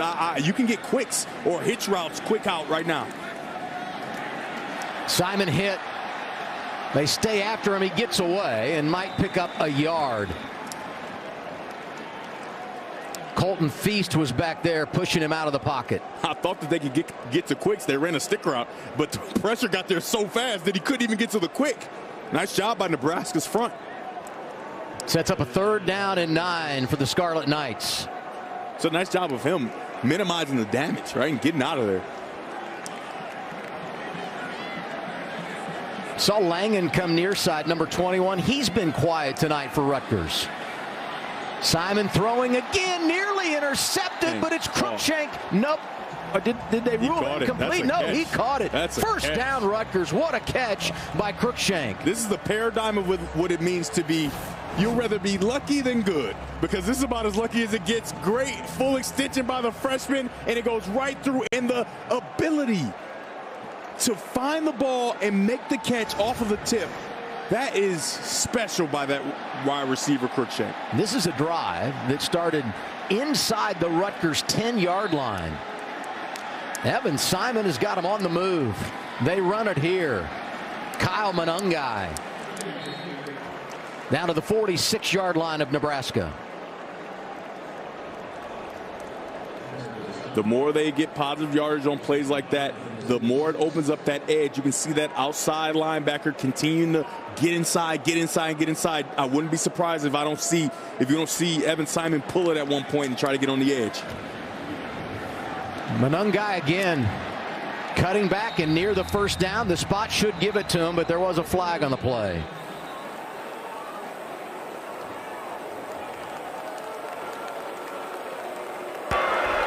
Holding. Offense number 57, 10-yard penalty. Repeat second down. The center, Brown, does a great job of getting outside and making a block. He had great leverage at the beginning, but he kind of finishes him after the play. On the right side of your screen, you can see he's driving him, and then he's going to go after the running back cuts underneath. He's going to continue to finish him. I don't love that call. I don't love that call as a hold. I think that's a much stronger man kind of dominating another guy. The cutback really puts you in a tough spot. Yeah, because you're running as fast as you can to keep this guy out, right? And I think it fools the official, too, because it does look like a hold. Second down along, they'll throw it, and once again it's complete. And this time the man that makes the reception is Sean Ryan, but another flag on the play. I don't know what this could be. They threw it in the area of pass interference. That's just a great back shoulder. Pass interference. Offense number 5, 15-yard penalty. Repeat second down. That's the third offensive pass interference we've seen tonight. 2 against Nebraska, and now Rutgers has been hit. I think the other ones were. I don't think this was. Let's take a look at it, right? Nobody's touching. You got hands by the DB on the shoulder pad. That's a bad call. That is a bad call, and they just stole a big play from Rutgers there. You're talking about erasing a 20-yard play and now going from 1st and 10 to 2nd and 30.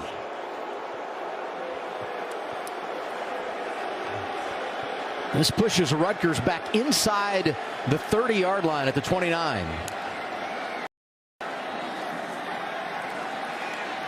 Simon loading up again. Crookshank able to pull it in near midfield. He gets almost 20 of it back.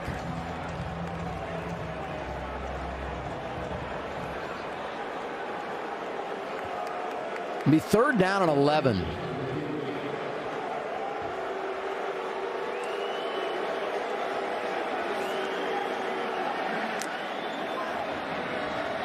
This is a big 3rd and 11. They may go back to down at the bottom of your screen, Crookshank on that sail route, deep out route. Keep in mind, too, Nebraska has all 3 of their timeouts if they can get it back here. Vedral under pressure, going to be sacked. O'Shawn Mathis pulls him down, and it'll set up 4th down as I think Nebraska calls their first timeout. Yeah, when we talked to the coaching staff about O'Shawn Mathis, they said he hasn't quite gotten to where we want him to be. He's on the left side of your screen there, but he has the potential to be a stud. And if he can continue to play with a motor like this, he will be a stud. They said a lot of his plays come from his ability to play hard. That's a great example right there.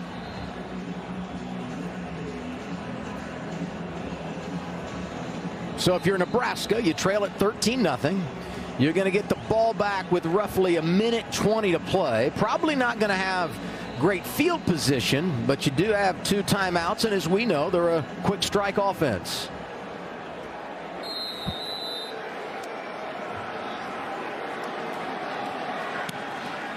Korzak boots it away.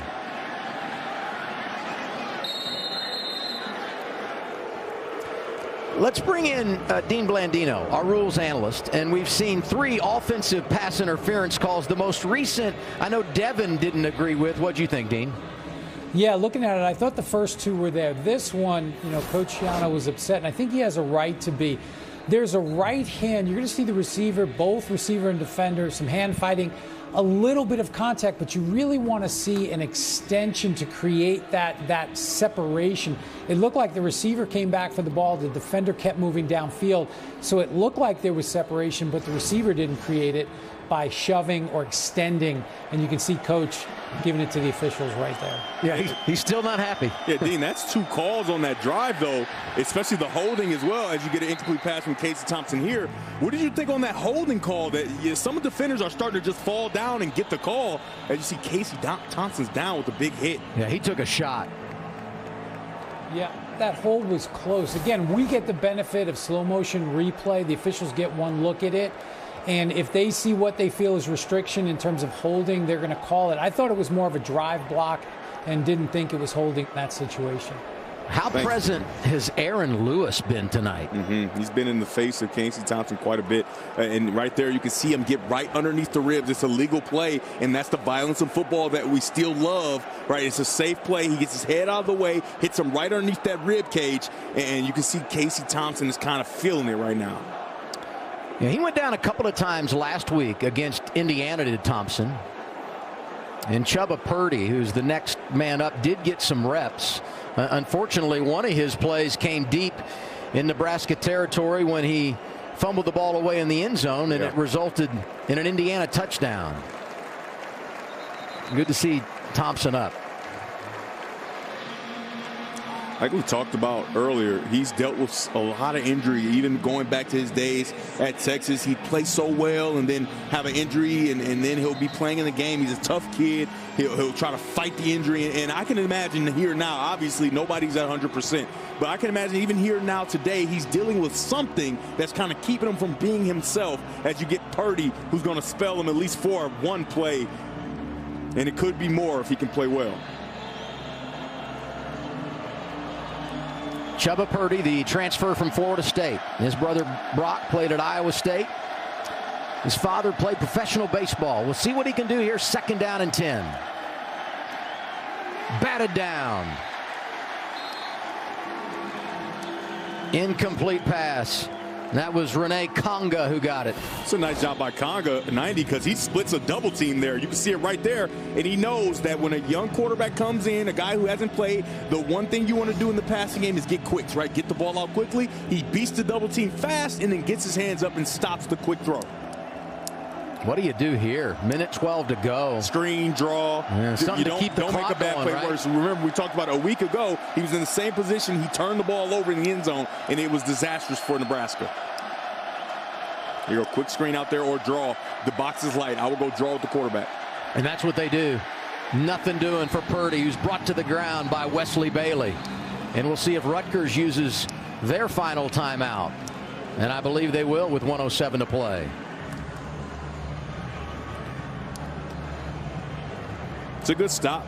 That's a good stop, right? Coach Schiano was visibly upset about the holding call and the pass interference on the offense, and his defense comes out and responds, right? That's exactly what you want to see from your team. Well, they've already had a block punt tonight, so now you put Nebraska in a situation where they're punting from basically their end zone. Yeah. And you're going to have some field position here, and they have shown an ability to put the ball down the field. Both quarterbacks have thrown deep shots tonight. Absolutely, and they're in the huddle talking about things. They may go after this yet again. And remember the last time, they only had 3 personal protectors for Nebraska, and they brought 1 extra off of the edge. 3 and 4, 4 wins usually. So let's see if they don't try to get 4 after this punt again and try and get it blocked. Saw Cruikshank drifting out to return it near midfield. And Nebraska calls a timeout. Start Saturday strong with Big Noon Saturday as Blake Corum and number 4 Michigan take on Indiana. Then it's a pair of huge matchups in the Pac-12 as 11th ranked Utah takes on number 18 UCLA at the Rose Bowl.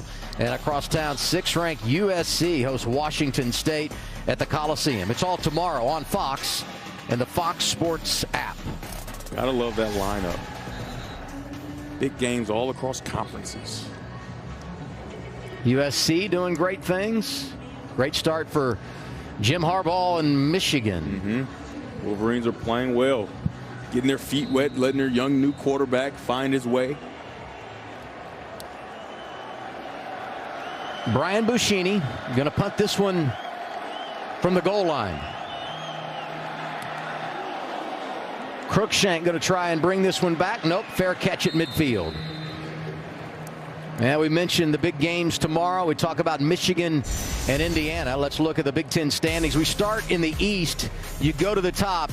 The Wolverines 5-0. The Buckeyes 5-0. Penn State off to an unbeaten start. There is some strength on the eastern side.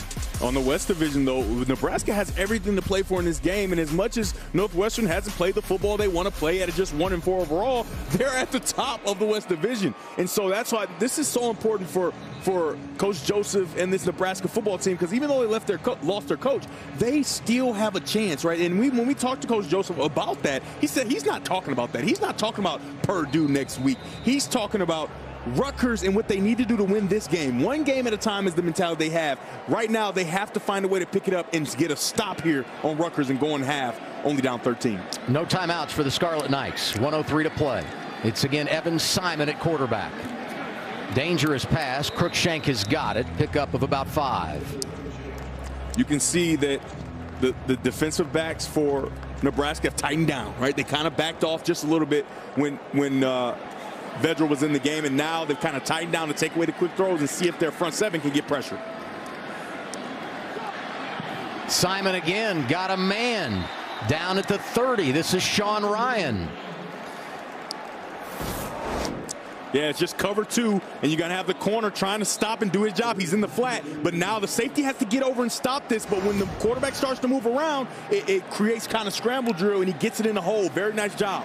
Clock stopped to move the change, rolling again, and it will stop here on the incomplete pass. Gifford defending Cruikshank. It looks like Nebraska is going to stay in their too high type of defense, and what they're doing is having one safety play half the field, the other safety play the other half, and getting kind of like a Tampa 2 look where you get a linebacker in the middle so you can get almost 3 high. They have to find a way to shore up those holes, though, because that's what it looks like Simon is trying to attack.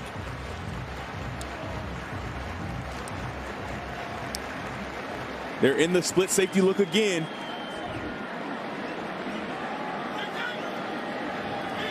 You'd love 6 here, but at the very least, you want a field goal, and that might not happen. The sack, courtesy of Garrett Nelson. He had a pair last week, and with no timeouts, this may end the half for Rutgers. 3rd and long.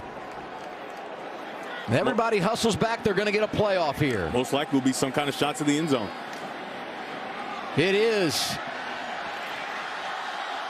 Incomplete, but nearly pulled in. Great effort by Isaiah Washington. Wow, that was almost a completion with 1 second left at the 1-yard line. He goes up and tips it up. How about the freshman continuing to battle, and he's holding that left arm for just long enough and pulls him out of bounds. How about that? Very nice job of responding to some early completions caught on him by Malcolm Hartzog, and they're going to try a long field goal here.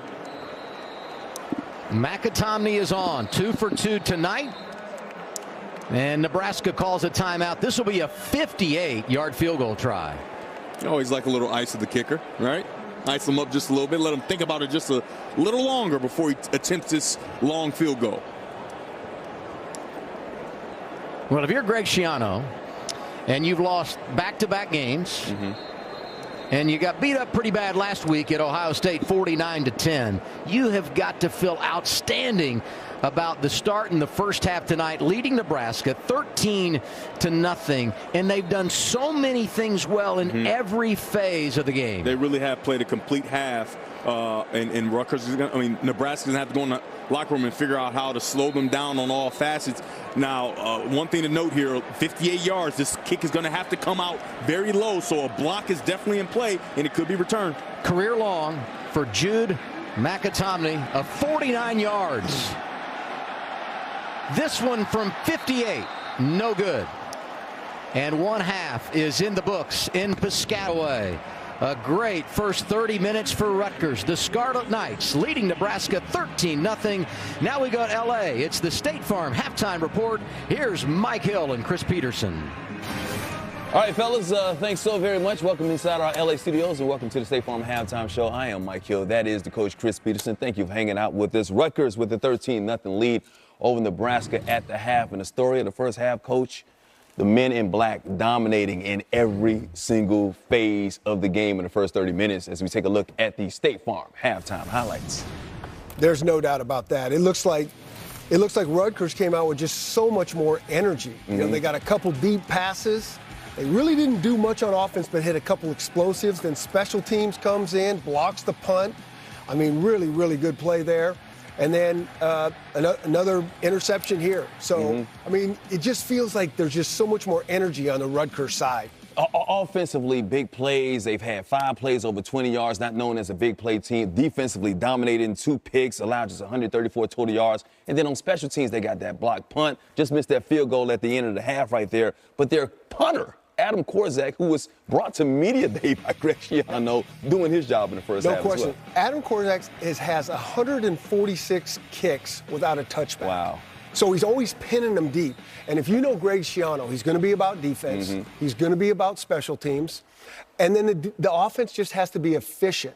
They've been really poor so far this season in hitting explosive plays, but they've hit a couple today, and you can just see it ignites those explosive plays. And when guys are executing, it just creates energy. And you can see it on the Rutgers sidelines. Nebraska, to me, looks like they lost their coach a few weeks ago, and there's no energy. Yeah, they did lose Scott Frost. Of course, Mickey Joseph took over. They did come off that big win against Indiana last week, but flat in the first half, down 13-0 after 30 minutes of play. Only one other early college football game on this Friday night. Memphis, who leads the AAC with a 2-0 conference record, hosting Houston, and it's all Memphis so far as Brandon Thomas finding the end zone. Memphis having a really sneaky good year so far. And Houston, a little disappointing here. Clayton Tune, not the tune he wanted to play right there. Picked off by Quindell Johnson. And Memphis taking over, being opportunistic. Defense leads the offense, and ensuing drive, Seth Hennigan is going to find Caden Prescorn. Making plays, athletes in space. And yes, the tight ends are athletes. Let's go. They are athletes. They're big athletes, too. 14-7 Memphis right now in the second quarter. Michigan off to a 5-0 start, and the offense getting plenty of attention, but could their defense be the more impressive unit? We'll talk about that. And Lincoln Riley has USC clicking on all cylinders right out of the gate. Asks, what's the key, though, for the Trojans to stay hot in the Pac-12 this year? Pac-12 back, baby. They are back.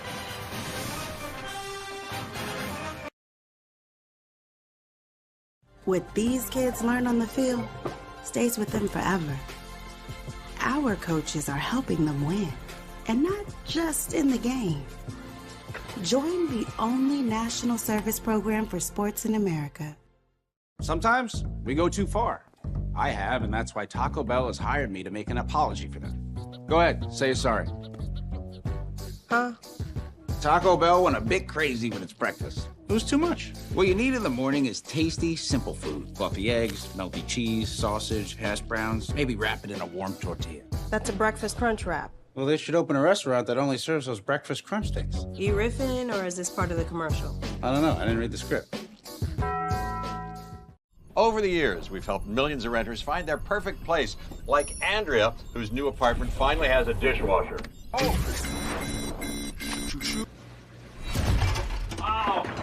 Hello? Uh-oh. What? This isn't right. What is it, a fork? Hot, hot, hot. Oh. Mayday, mayday. Hey, get me out of here. Seems like Andrea got a dishwasher that's fully functioning. Apartments.com, the place to find a place. This LA team is star after star. And now the stars come into LA, and they're going to have to play. The NFL, Sunday on Fox. Blake Corum and Michigan take their electrifying show on the road against Indiana. All part of Big Noon Saturday on Fox. The National League's biggest stars lead their teams in a fight for the crown. The NL postseason on Fox and FS1.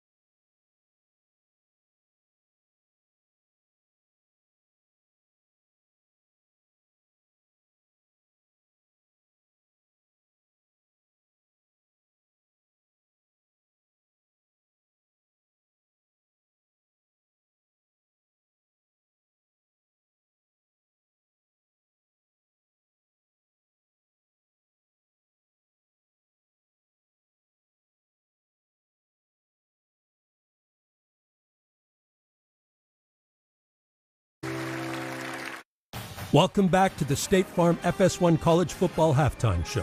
Like a good name, State Farm is there. I don't know about you, but I love college football. If you don't love college football, you don't have a pulse. And it's caught. Spectacular catch. Oh, my. That might be the move of the year. The end zone. Touchdown. Big time. 5 touchdowns, tying the program record. Touchdown, Kingsley Miller. This one all about the Horned Frogs. Are you sure this isn't heaven? This is heaven, I tell you what. We love B&K. Tomorrow, big noon kickoff heads to Bloomington as Indiana hosts 4th-ranked Michigan. Coverage of that one begins at 10 a.m. Eastern on Fox. And look at Michigan. These boys getting it done this year. Let's compare this year with last year. Of course, they won the Big Ten last year, and some people saying they're even better this year. Look at the points per game up, points per game allowed down. Top 10, one of 3 teams in the FBS in the top 10 in points per game on offense and points allowed on defense. But I got to ask you, which unit are you more impressed with, Coach? That's a great question. Well, that's why I'm here. And if you're Jim Harbaugh, what a great question. Mm-hmm. Trying to figure out who's playing better when your entire team's playing great. They're the number 6 ranked scoring offense, scoring 45 points a game, as we just saw. The number 6 ranked scoring defense, only giving up 11. So you're looking and saying, boy, we're playing so well. What is better? I lean towards the defense. Those guys lost so many players last year. 7 starters, 2 first-round draft picks. And a hot second rounder. Yeah, David Ajobo in the second round. And so they have just come out and just really gelled from the very start. And so I've been so impressed with those guys across the board. Now, the one thing that's interesting is the schedule's a little bit soft. I think they got 2 games that you can look at. Maryland, they win 34-27. So I thought that was their defense. Yeah, and that was a good battle. That was good. Then they go into Iowa City, Kinnick Stadium. And you know if you're ranked going in there, that's going to be trouble. But they played a really smart, efficient game and got out of there. So tomorrow, if they can take care of business against Indiana, awesome. And then they got another team that's laying in the weeds in Penn State, and that's going to be an interesting one to look at. Penn State's undefeated, and then, of course, at the end of the season, Ohio State's going to be looking for a little payback from last year, of course, from the Big Ten champions. Plenty more college football coming your way after Big Noon Saturday. Tomorrow, as 11th-ranked Utah faces undefeated UCLA at 3:30 Eastern. Then at 7:30, number 6 USC hosts Washington State. Catch all the action on Fox. We can talk about the Pac-12 all day, which we will, but let's talk about USC, Lincoln Riley, Caleb Williams getting the job done over there. The ranks this season, you see what they're doing. And look at that takeaway and the differential in there. Most in the FBS, most in differential as well, and they're scoring off of those opportunistic takeaways as well. And I want to say takeaways and not turnovers because they're taking the ball away. So what's the key for USC, to maintain this type of success? Yeah, the momentum's been spectacular since the second Lincoln Riley stepped on that campus. The fans went crazy. They know the offense is going to be explosive. He wins the transfer portal award. Yes, he does. I mean, he got all the players, including his quarterback from Oklahoma. So they're going to be great on offense. They're fun to watch. But what's been really surprising is that defense. 15 takeaways this season already. They're tied number 1 in the country with Coastal Carolina. But they're not turning it over, like you said. So they, in the turnover margin department, they're number 1 in the country, having the margins 14, plus 14. The next closest is 9. So they're just dominating on this whole thing. But I go back to this defense, not only with takeaways, they're number 5 in the country in sacks, so they're sacking the quarterback. I look at that Oregon State win that they had. That was kind of an ugly win. The offense only scored 17 points, and they had to get it down at the very end. But you know what? The good teams can win ugly. That's the thing. Like, you got to win sometimes when it's not your strength. And everybody's talking about this great offense, but that defense has been coming through. So if that defense keeps getting turnovers, keeps hitting the quarterback, and keeps making plays, that was the big question. USC is going to be a tough out. And they're getting those turnovers, but they're doing something with those turnovers as well. Those 15 turnovers leading to 66 points, which is best in the FBS. And we'll see if they maintain it because they got a tough schedule coming up. Washington State, Utah, and UCLA, once again, an undefeated team in rank. You got 4 teams in the Pac-12 ranked right now this week. Quarterback Jalen Daniels in Kansas might be the biggest surprise of the season. Coming up next, we'll preview their top 25 matchup with TCU. That's right. Kansas, TCU, top 25. Huge game. What's going on in college football? Huge That's game. coming up next. And that's Verdrell right there doing his thing for Rutgers. They're up 13-0 over Nebraska. Second half coming up momentarily. Okay.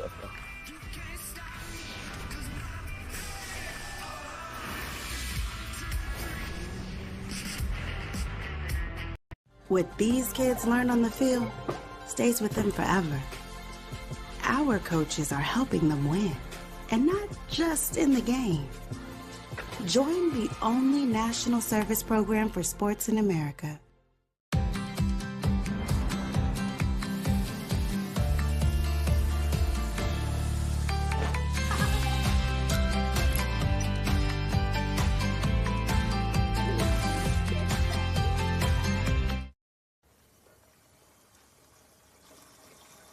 Don't like surprises? Proactive notifications from Fidelity keep you tuned in all day long. So when something happens that could affect your portfolio, you can act quickly and trade online U.S. stocks and ETFs with zero commissions. That's Decision Tech, only from Fidelity. I told you, I'm betting us. Have you seen that defense? All right, bye. Hey, I'm just trying to buy these. I think you may need one of these, too. Really? No, I'm just messing with you. That was good. Weekend. Enjoy the game.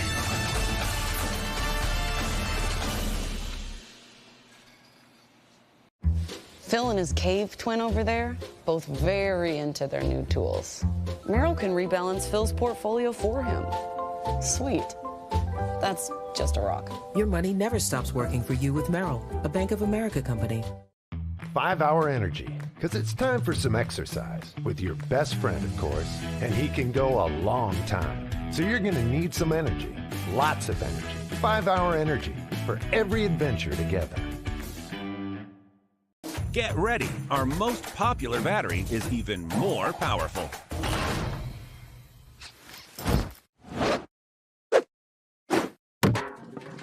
The stronger, lasts longer Energizer Max. I'm the team mascot, and boy, am I running late. Ow, what a hit. And if you have cut rate car insurance, the cost to cover that might tank your season. So get Allstate and be better protected from mayhem, like me. The NL postseason this October on Fox and FS1.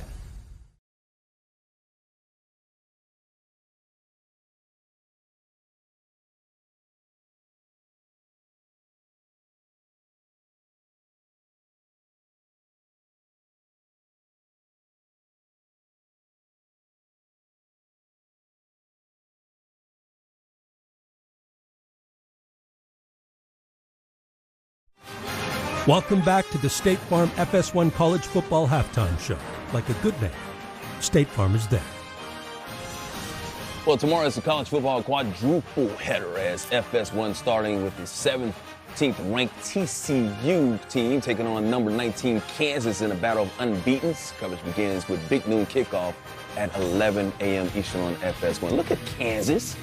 First 9 games under Lance Leipold. In their last 8 games, they're 5-0 this year. And look at that points game differential plus 80 in the turnover margin.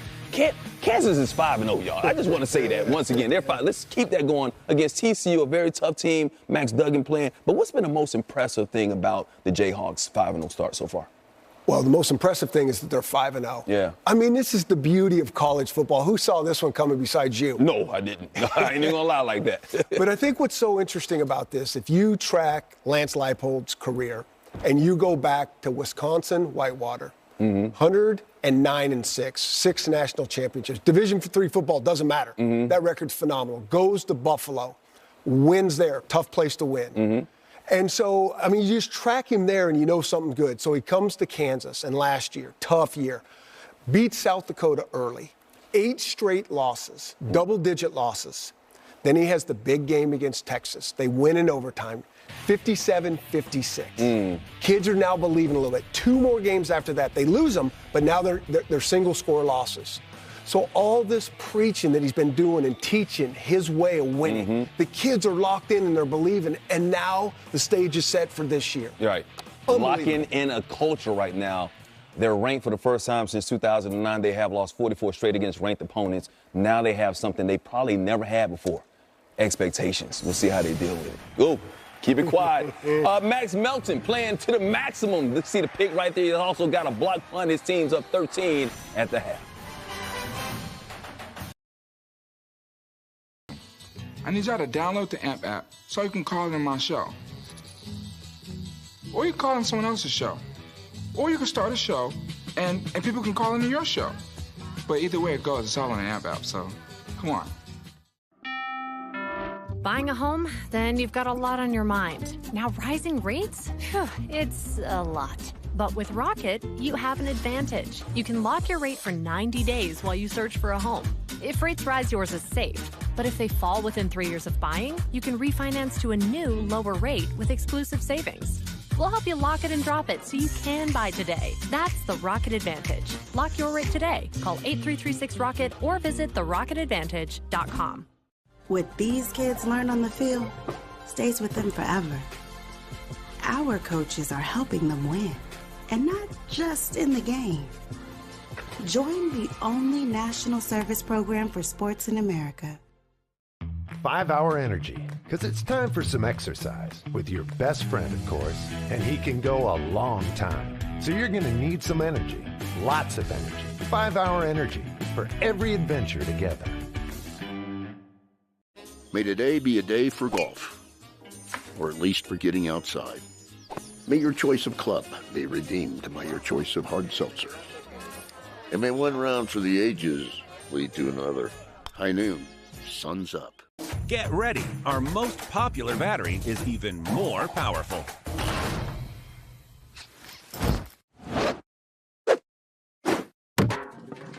The stronger, lasts longer Energizer Max. I'm your football-obsessed best man. When all eyes are on you, my eyes are glued to the game. And if you didn't bundle your home and auto insurance, well, all of this could be tough to tackle. So get Allstate. Any other questions about your loan with Navy Federal Credit Union? All good. I can't imagine where I'd be without you guys.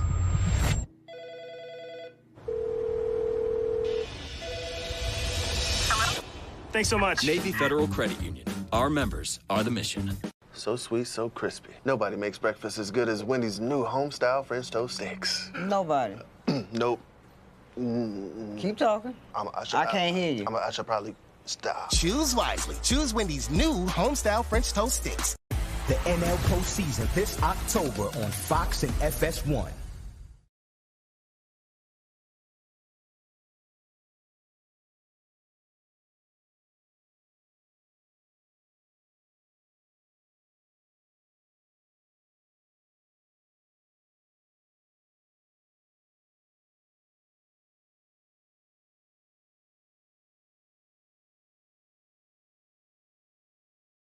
Relief.com. Just about ready for the second half in Piscataway, New Jersey. Rutgers taking care of business at home. They lead Nebraska 13-0.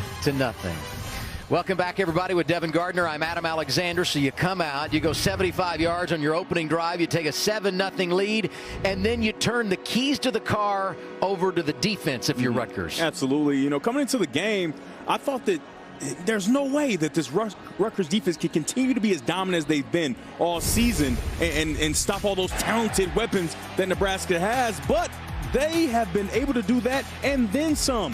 2 turnovers in that first half. They had a block punt in there, and it's been pressure. This is a 3rd and 1 where they absolutely needed to stop, and they got it. And then the pressure on the quarterback, that was late in half, and that didn't allow Casey Thompson to finish the half, right? They have been excelling on defense in such a way that it's held Nebraska to their lowest output on offense in terms of yards and points, and their 3 stars have been pedestrian, to say the least. 99 passing yards, for Casey Thompson and 2 turnovers, that's not a good day. And we don't know if he'll be able to re-enter the game. And then your talented receiver, the transfer from LSU, and your running back who started at Florida State, they just haven't been able to get going. But they get the ball here. Let's see if they can find a way to generate offense and use their weapons.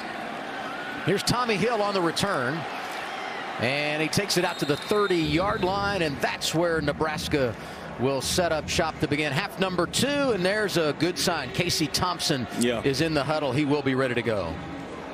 It's very good, and you know, halftime such as this where, you know, this game is still in reach, right? This isn't like this game has been blown out by Rutgers, but they have dominated, especially on the defensive side of the ball. But going into half, you have to have a conversation and find out who you want to be as a team. They have to find a way to get the running game going.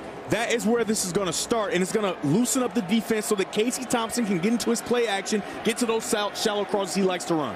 Numbers not good, but you're only down 13-0. And an opportunity to get right back in it. Here's Thompson loading up and going deep, and nobody home. There is a flag.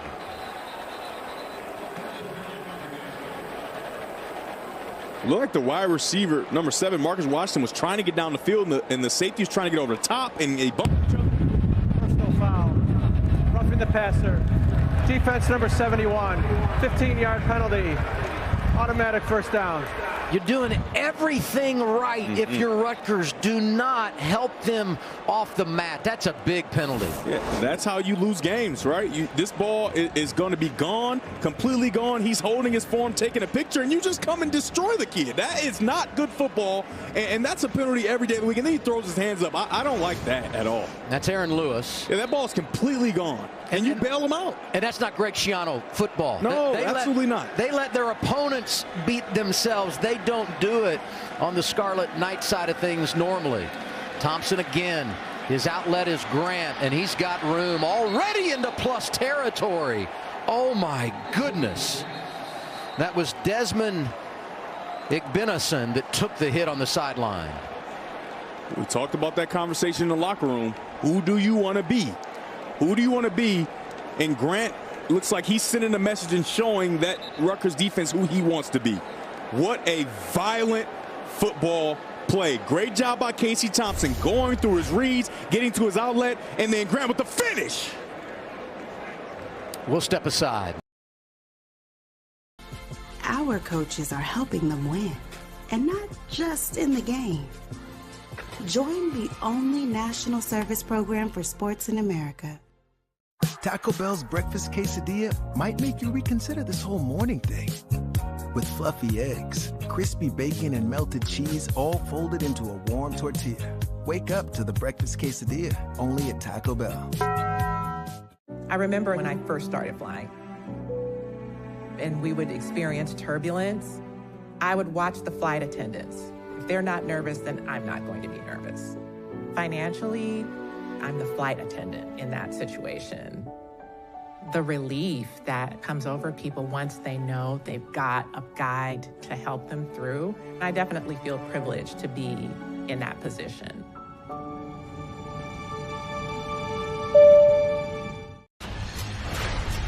Blake Corum and Michigan take their electrifying show on the road against Indiana. All part of Big Noon Saturday on Fox. This LA team is star after star. And now the stars come into LA, and they're going to have to play. The NFL, Sunday on Fox. The National League's biggest stars lead their teams in a fight for the crown. The NLDS begins Tuesday on Fox and FS1.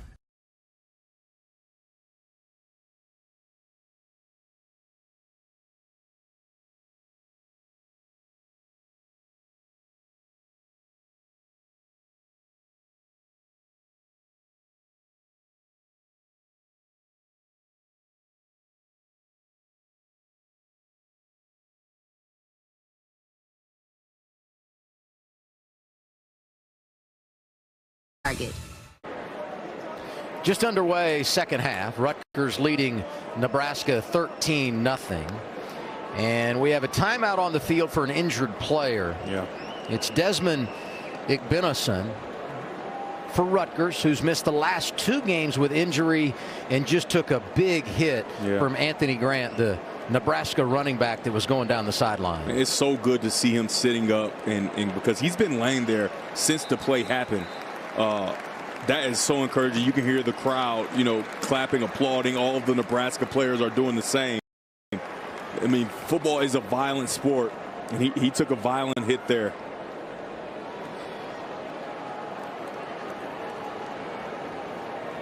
It's good to see him walking under his own power. Well, and you and I were talking about this during the break, but another defensive back. Yeah.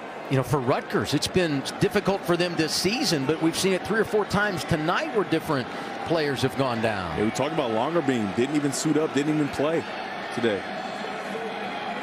Thompson, the quarterback for Nebraska, knocked out in the first half. He is back and throwing on 1st and 10. And this one going to be dropped. He had Marcus Washington, but Washington couldn't hang on. Man, that's a nice play. That's a very good play by Casey Thompson. Find a way to find space in the pocket with the blitz coming from Rutgers. Prior to the pass, holding, defense number 2, 10-yard penalty, automatic first down. You bail him out again. That's A.Z. Young, 47 career starts. He's one of the better players on this Rutgers defense. The coaching staff talks so glowingly about him. Coverage skills, able to blitz, able to play in the run game, do everything you want from a strong safety, but he bails out Nebraska there. His younger brother Aaron on the roster as a running back. Here's Thompson on first down, rolling right, throws it into traffic. A sliding catch by Palmer, but did he pull it in? And they'll say no, incomplete. It's a nice job of Casey Thompson finding space, and that's a nice effort there. Yeah, that ball looks like it bounces off the ground just subtly. That was Christian Izzian, 0, that was tracking Palmer across the field. Somebody they haven't targeted, right? We've been wondering, where has he been? Well, they just haven't thrown his way. Yeah. Remember, he had the 2 picks last time. Great defensive player. Absolutely. You see him in the slot there.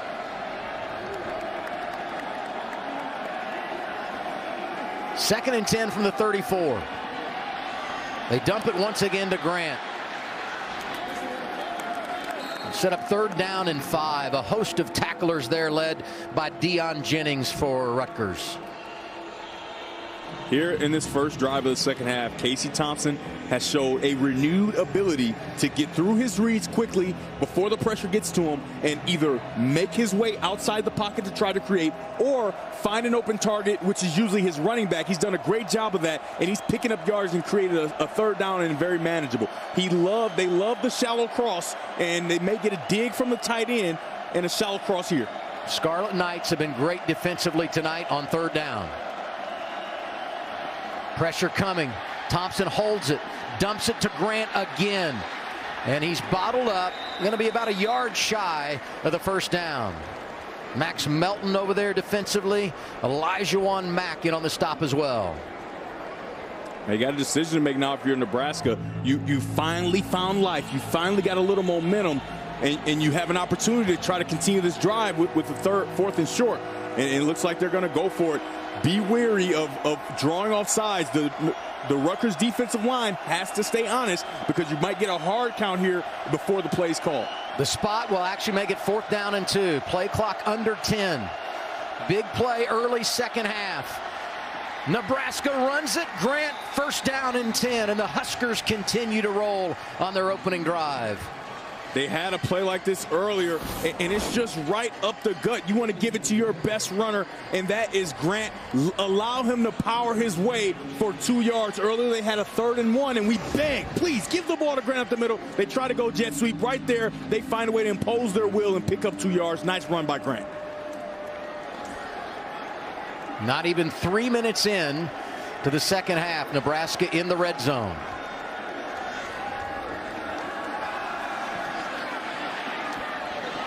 What a catch. What a catch. Marcus Washington bobbles and then hangs on. Just went for the mesh concept there, and that's why he's open. Ball's a little bit outside, but what a catch. I mean, wow. How strong are those hands? I mean, this guy does a lot of rice bucket. Young people at home, you get that rice bucket, you put your hands in there, and you make a circular motion, and you'll also be able to make catches like that. And now a whistle, and I think we're going to look at it. Oh, no, I think that's a catch for sure. There might have been a slight bobble. Ruling on the previous play was a catch. Oh, no, it was a big-time bobble. Further review. But I think after he went to the ground, I'm happy that we get to watch it again. Let's see what Dean thinks. I was gonna say, I don't want to argue with you. Yeah, man. I want to go to the expert. This is a nice catch. Dean, what do you see? Was he able to hang on to it? So here's the key. The rule says firm control, and I'm questioning whether he actually had firm control because the ball does hit the ground, and it looks like he's trying to control it, and we had a really great look here. And, again, you got to take it all the way to the ground here. There's no football move. He's going to get his hands on it, but I don't see firm control. You can look at that left hand coming off the ball. The ball hits the ground, and now he's going to try to grab it. See, that's what we have. To me, you, it's Dean. incomplete. That's why we have you, Dean. You're just so much smarter than, especially me. And that's a bobble and a bounce off the ground. This is not basketball. Well, I don't Dean, know. right? I don't know about smarter. Let's see what they do because I might not be that smart if they keep before, it. Huh? Yeah. But is there a chance that they could say, hey, not enough to overturn, you think? Well, there's always that. The ruling on the field, you start there, and it has to be clear and obvious to change it. To me, it's clear and obvious. If I'm making this decision, he doesn't have firm control, the ball hits the ground. But if the replay official has any doubt in their mind, they're going to stay with the call on the field. The pass is incomplete. It'll be 2nd and 10 on the 19-yard line. Yeah, he saw the same thing I think that Dean saw with the bounce on the ground. It's pretty clear that wasn't catch, but a great effort. A very nice effort by Washington trying to corral that ball that was a bit outside on the shallow cross. Live, it looked great. It looked great. But unfortunately, every replay in slow-mo, super slow-mo, took away from what we thought was an outstanding catch. So now 2nd down and 10 from the 19. And they go back to Grant, who gets about 4. Keontae Hamilton there defensively for Rutgers. Even though that's a short 4-yard gain, that's a lot more than we were able to see from Grant in the first half. In the first half, they just weren't able to get any movement at the point of attack on the offensive line, but they are starting to find ways, and he's starting to hit some creases, and it creates a 3rd and 6 that I think is very manageable. And I wouldn't be surprised if they don't go back to those crossing patterns, those mesh routes to try to free up a guy, because Rutgers loves to play a zone defense down here tight. Grant 31 yards defense tonight, averaging 120 per game on the season. Thompson. The catch is made inside the 20. It's Trey Palmer, 1st and goal. Did you see how antsy he was on the edge? Yeah. He came out and could not wait to get downfield and run that route. He got to his motion position maybe a little too soon, and he was just sitting there waiting because he has to stay in motion, and then he burst forward on that slant route. And that's what they love to do. Whipple wants to find a way to get him in different spots so they don't know where he's coming from, and it pays dividends there. Great drive for the Cornhuskers. And there's Vokalek. Touchdown, Nebraska. Travis Vokalek, the Rutgers transfer, with his first touchdown catch of the season. You're going to get the offensive lineman pulling, and it's going to make the linebacker react, right? When the offensive line pulls, the keys for the linebacker says, I need to go replace him on the opposite side of the line of scrimmage, and then you get Vokalek on the old tight end dump. What a play design, and a very good job of really selling run to get those linebackers sucked up, and very nice job of Casey Thompson to just free throw it right over the defense. Timmy Bleekrode has not missed an extra point this season. He's now 23 for 23, and the Huskers are on the board, trailing 13-7 on the road.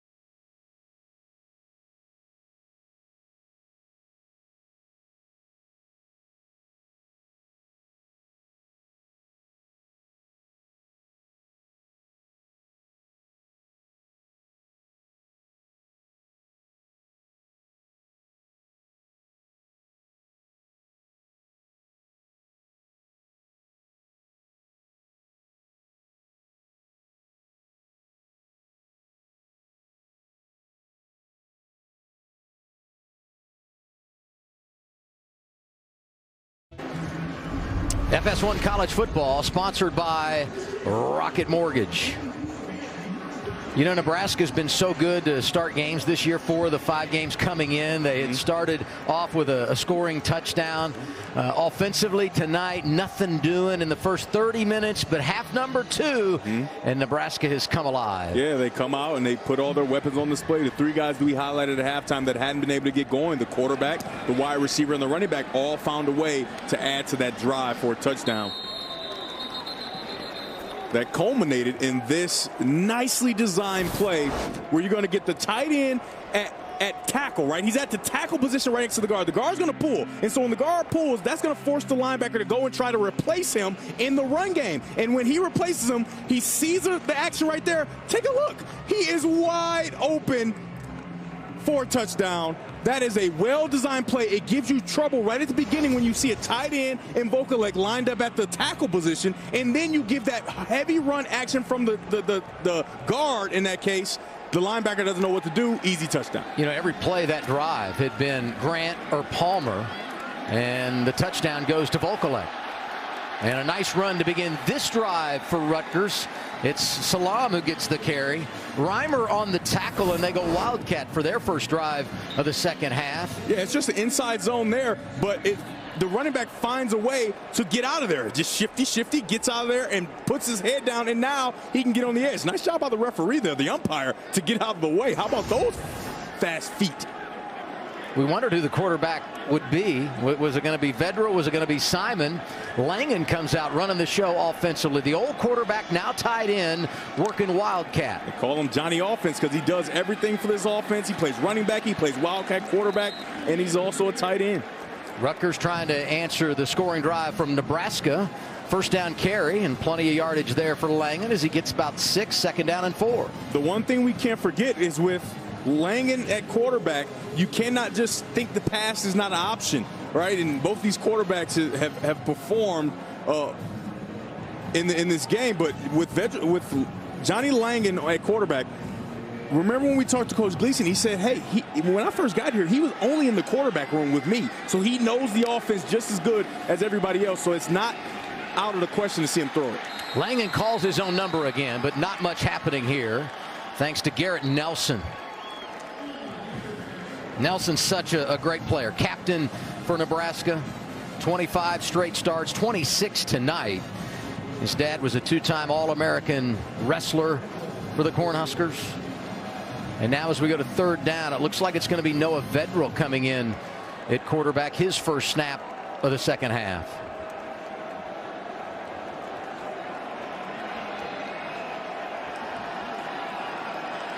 Play clock under 10.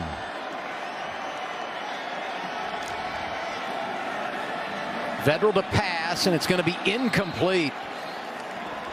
He was trying to find Sean Ryan, threw it outside. Vedral comes up a little gimpy, and after scoring on their opening drive of the second half, Nebraska is going to get it back. Yeah, the ball's out, and it's just offensive lineman, defensive lineman fighting for their lives, and then they land on his foot there. And at home, that may not look like a lot, but that's a big man. That's a big man in Dunlap. 6'5", 335 pounds falling on the quarterback's foot. Here's Korzak with a punt. Fair catch called for and made by Oliver Martin. Cornhuskers 1 for 1 in the second half. We'll see what they can do offensively.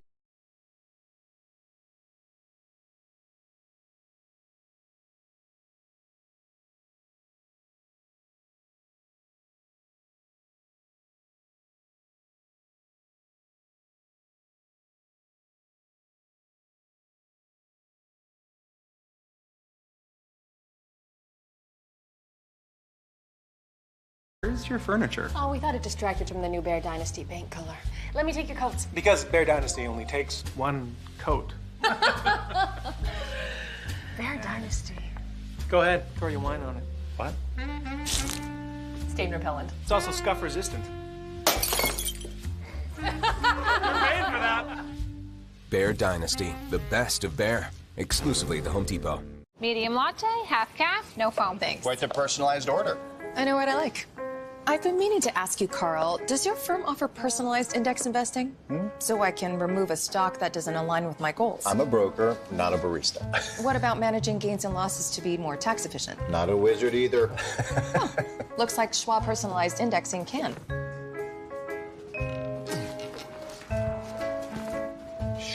Learn more about personalized indexing at Schwab today.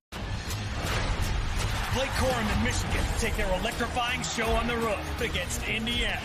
All part of Big Noon Saturday on Fox. A huge day of football kicks off Sunday on Fox. This year, Prime members get holiday deals before anyone else, which means you're kind of a big deal. The Prime Early Access Sale on October 11th and 12th, only for Prime members.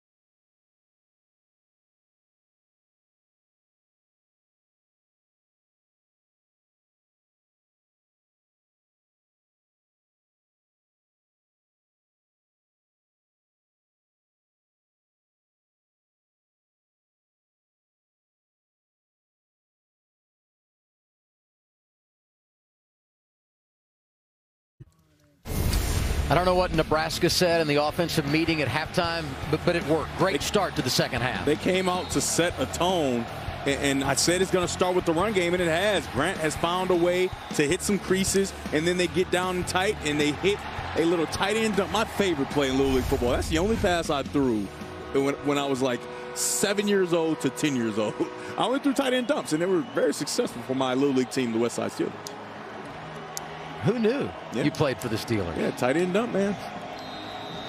Even had a cup of coffee with the professional Steelers. Yeah. Right? How about that? Yeah. Pretty cool. Pretty good drink. How did the tight end dump work there? No tight end dumps. A little reverse. And they look like they want to throw it. Instead, they'll keep it on the ground. That's Alante Brown who's tripped up. Really nice job by Christian Izian, who comes up and makes the tackle. Yeah, you see there, they think that they have a little momentum, and they're going to go with the double reverse.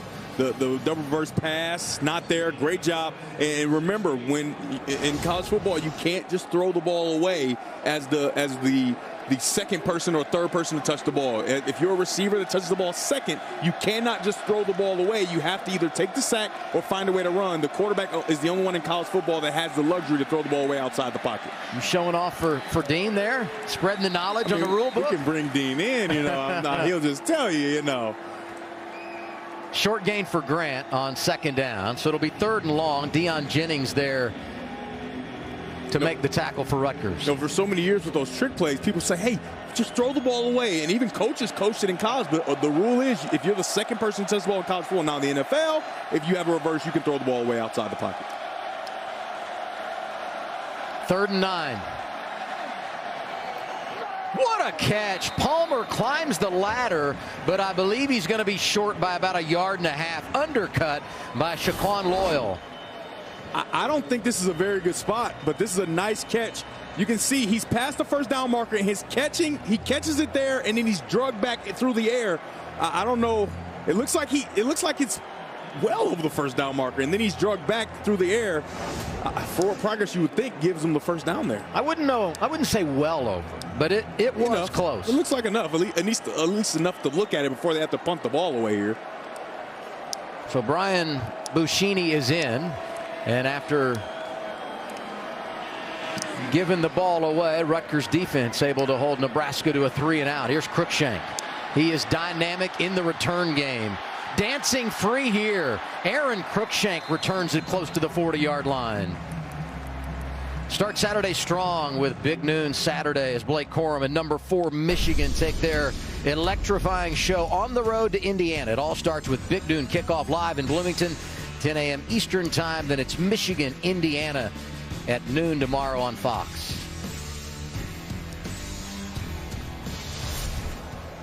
Michigan offense has been explosive. See if they can continue to develop their young quarterback, J.J. McCarthy. His 3rd start You know, the one thing Rutgers did well in the first half is establish field position. And here they are again starting this drive out close to the 40. Vedral back in at quarterback, completes the pass. That's Chris Long. Has 8 yards on 1st and 10. That's encouraging to see because with a hand injury, the ball handling, taking it out of the running back's stomach, trying to make a throw with velocity to the outside, that's something we didn't see in the first half, and that's encouraging to see it from Vedral here. They want him to be the guy. There's no question at quarterback, and a big step tonight. See, there it goes.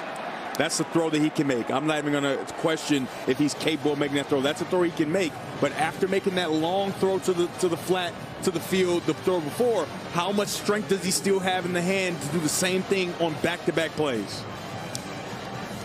I'm not going to blame that throw on him. I know he's capable of making that throw. That's the hand that he's fighting through for his team, and he can't quite get the grip that he wants every single time he throws. This is Brown, and he'll get the first down at midfield. Going back, Noah Vedral's such a great story. 6-year senior from Nebraska, grew up near Lincoln. His dad and uncles played at Nebraska. He starts his college career at UCF, transfers back home, gets his degree from Nebraska, transfers to Rutgers, and he has been a mainstay the last couple of years. Injured this year, and he goes to the sideline on first down. Evan Simon is back in, seeing his first action of the second half.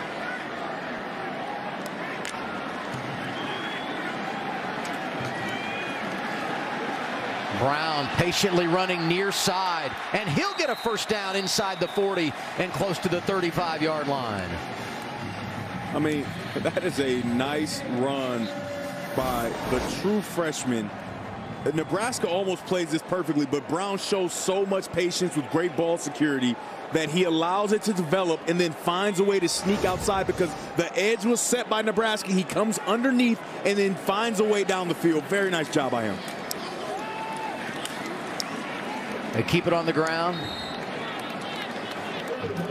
Short gain for Brown here. You know, the one thing about Rutgers, if you look at them statistically this year, not great at producing points in the second half. This drive has been reassuring as Vedral re-enters, and it's Simon going to the sideline.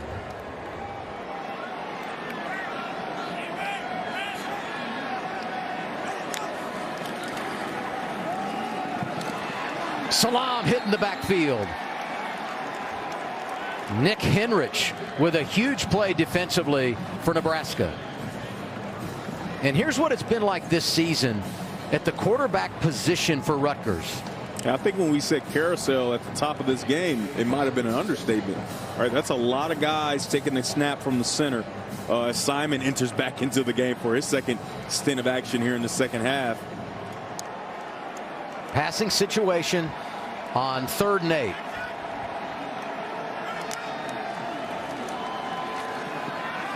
And it's going to be intercepted. He threw it right into traffic. Brandon Moore picks it off for Nebraska. It's outstanding. It's an outstanding job and as the cover 2 corner to do your job. When you're the cover 2 corner, you have a half safety to help you. You stay in the flat, you wait for the ball, and this is what happens. What a play, and Nebraska has the ball back.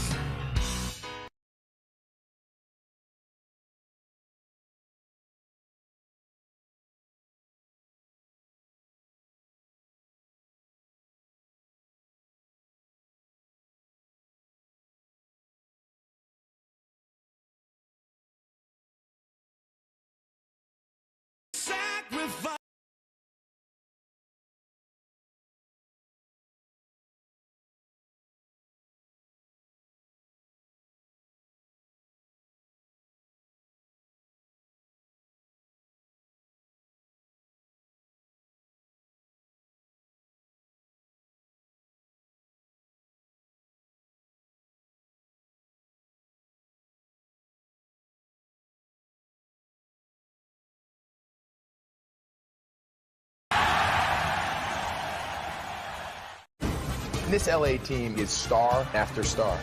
And now the stars come into LA, and they're going to have to play. The NFL, Sunday on Fox. The National League's biggest stars lead their teams in a fight for the crown. The NLDS begins Tuesday on Fox and FS1.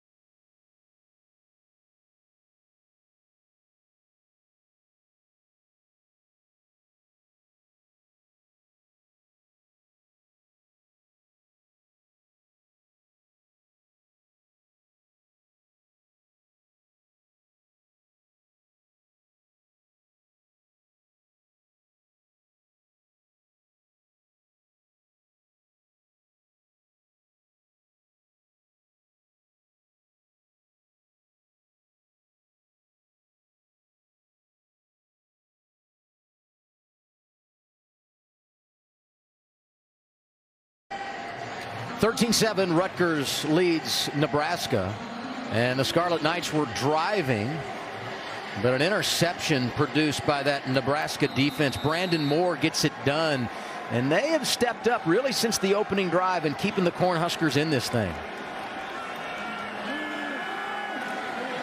Thompson under pressure, throwing deep. What a catch. Marcus Washington pulls it in.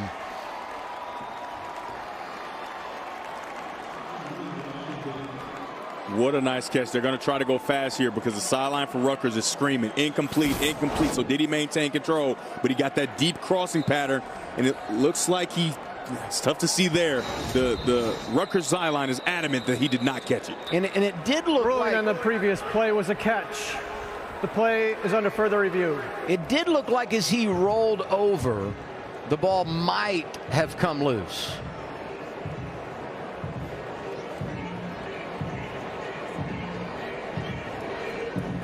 It's interesting to see if you the key thing is that on the field it was called a catch, and so will we have a clear angle that says this is not a catch is the question, because from this angle I don't think you can see. It looks like a good catch at the onset there. Looks like he squeezed it, and this is the second time he's been in this situation, by the way. Falls down.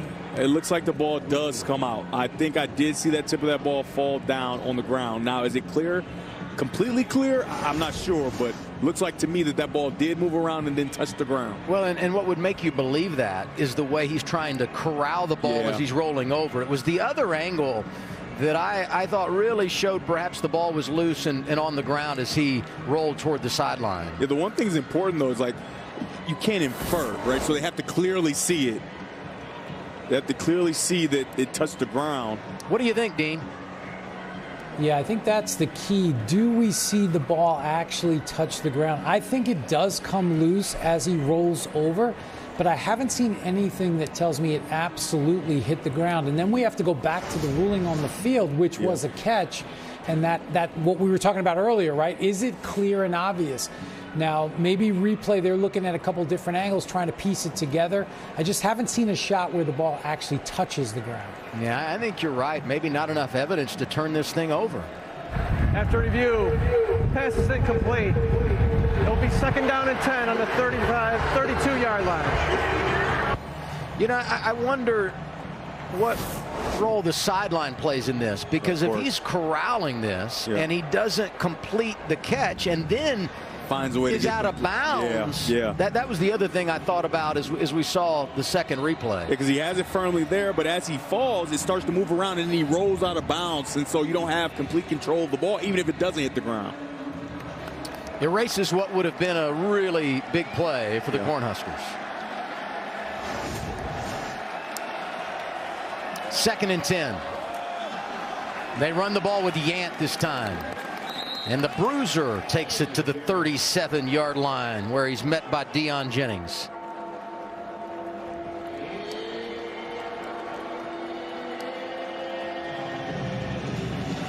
It's a big man. It's like he just falls forward for 5. My goodness, he's so big.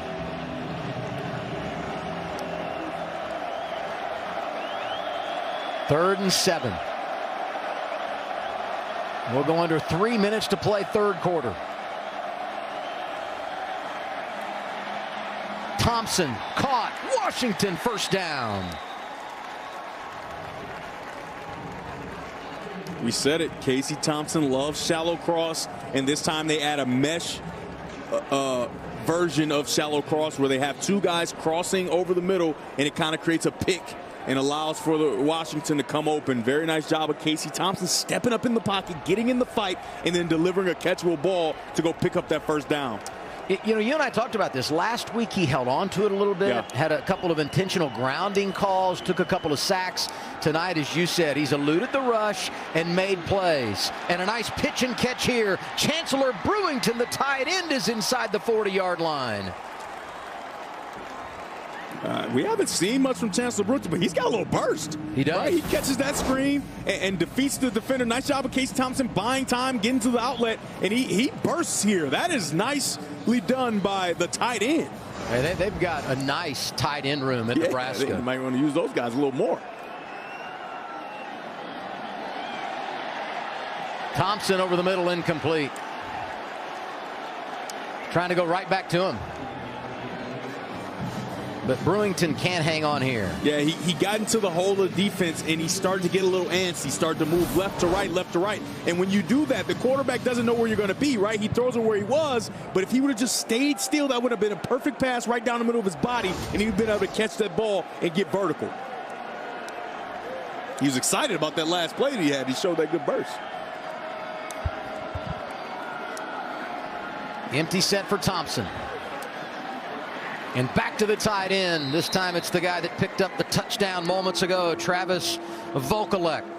I said they should use the tight ends more, and I guess they heard me. That's 3 targets in a row to tight end football players. Brings up a 3rd and short here. And I wouldn't be surprised if they don't go back to that shallow cross and find a way to loosen up some guys. And if the Rutgers defense jumps these shallow crosses, they always have a guy sitting in the middle, usually a tight end, that's posted up right over the ball for the quarterback. 3rd and 3. They run it, and they're short. I mean, maybe that's a play where they're going to go for it.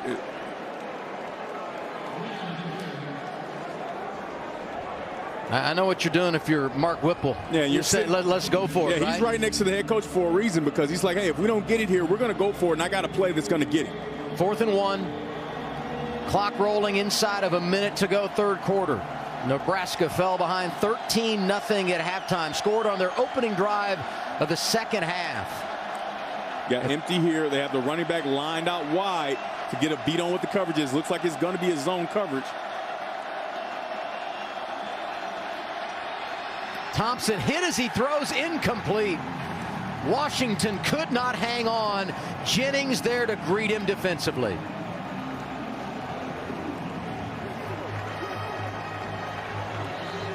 They tricked Casey Thompson. He thought he would have zone coverage because they left the cornerback down at the bottom of your screen on the running back, right? And usually when you leave a cornerback out there over the running back that's split out wide, it suggests that you're going to play a zone defense. They don't play zone defense. They go to man, and he's right there to break up the play. Nice job by Rutgers. You think about it, Nebraska gets the turnover, the interception, sets them up offensively. They're moving the ball, but Rutgers able to get off the field on 4th and 1, a turnover on downs, and the Scarlet Knights take over, leading by 6, 31 seconds to play, third quarter. Langen back in, running the Wildcat. Caleb Tanner gets him defensively. And that should be the final play of this third period. That was a nice play there by Nash. Hutmaker getting in there and just being kind of an object that needs to be gone around. You know, didn't make the play, but he made Langen bounce it. Time has expired in the third. Rutgers on top at home, 13-7. Can they hang on for their 4th win of the year? We'll find out next. The fourth quarter coming up on FS1. What these kids learn on the field stays with them forever. Our coaches are helping them win, and not just in the game. Join the only national service program for sports in America. Listen, I need y'all to download the AMP app so you can call in my show. Or you can call in someone else's show. Or you can start a show and people can call into your show. But either way it goes, it's all on the AMP app, so come on. Buying a home? Then you've got a lot on your mind. Now rising rates? Phew, it's a lot. But with Rocket, you have an advantage. You can lock your rate for 90 days while you search for a home. If rates rise, yours is safe. But if they fall within 3 years of buying, you can refinance to a new, lower rate with exclusive savings. We'll help you lock it and drop it so you can buy today. That's the Rocket Advantage. Lock your rate today. Call 8336-ROCKET or visit therocketadvantage.com. All aboard!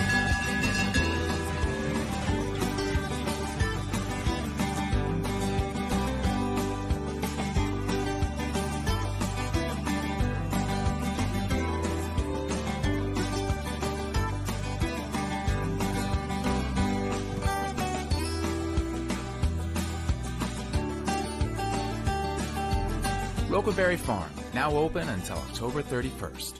I told you, I'm betting us. Have you seen that defense? All right, bye. Hey, I'm just trying to buy these. I think you may need one of these, too. Really? No, I'm just messing with you. That was good. Rico. Enjoy the game.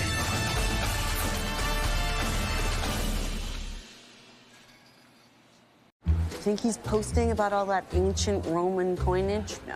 He's seizing the moment with Merrill, moving his money into his investment account in real time. And that's how you collect coins. Your money never stops working for you with Merrill, a Bank of America company. So sweet, so crispy. Nobody makes breakfast as good as Wendy's new home-style French toast sticks. Nobody.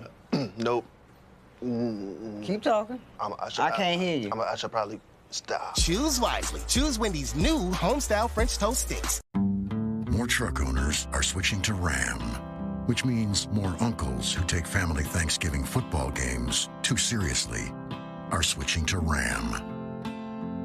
Too slow. This LA team is star after star. And now the stars come into LA, and they're going to have to play. The NFL, Sunday on Fox. The NL postseason this October on Fox and FS1.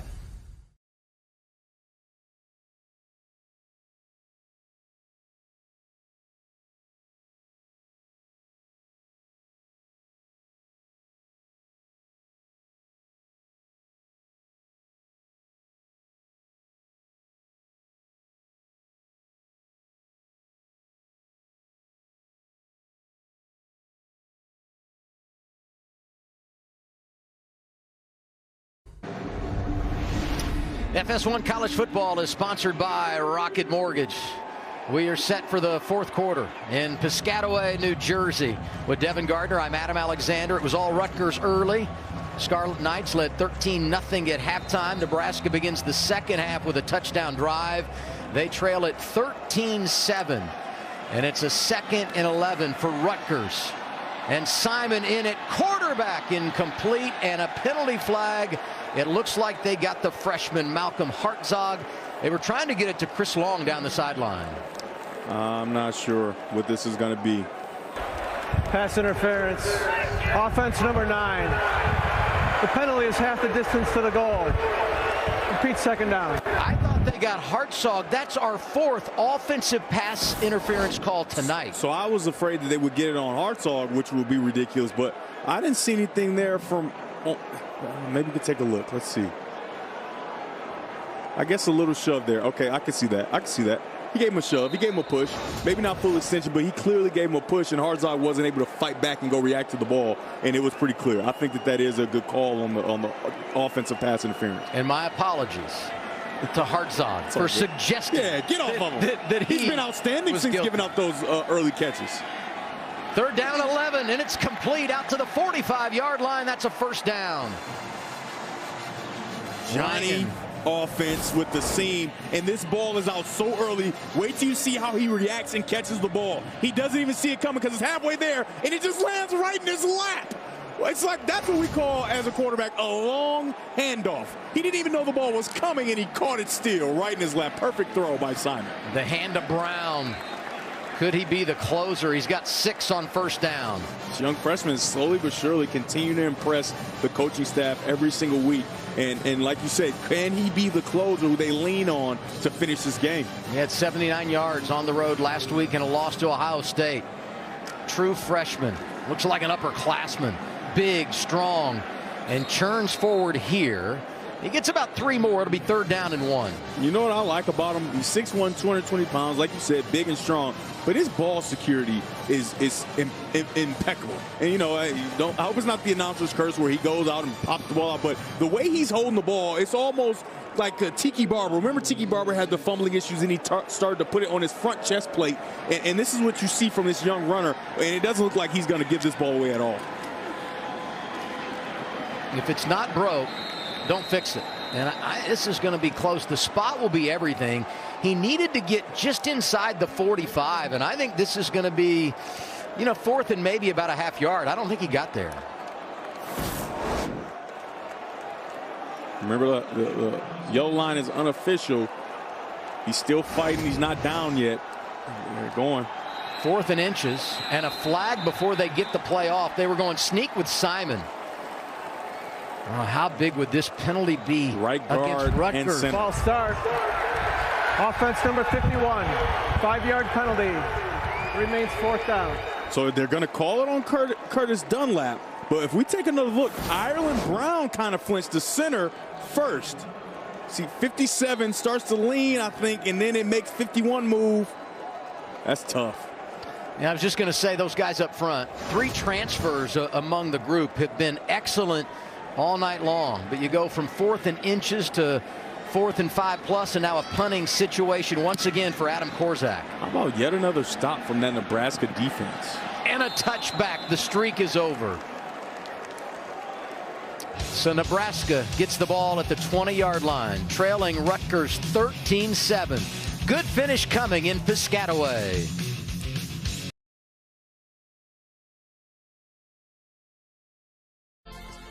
Our coaches are helping them win, and not just in the game. Join the only national service program for sports in America. Listen, I need y'all to download the AMP app so you can call in my show. Or you can call in someone else's show. Or you can start a show and people can call into your show. But either way it goes, it's all on the AMP app, so come on.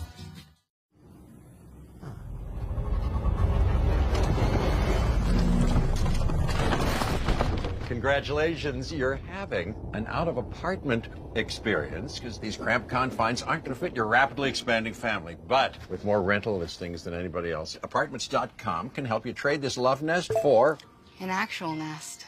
Baby names. For a boy, Brad. For a girl, Brad. Apartments.com, the place to find a place. Come fly with me, let's fly away. Let's fly away. Discover sound that can truly move you in the 2022 Grand Wagoneer, awarded Best Driver Appeal by J.D. Power. Well-qualified lessees can lease the 2022 Wagoneer Series 1 4x2 for $555 a month. Go to Wagoneer.com to find a Wagoneer dealer near you.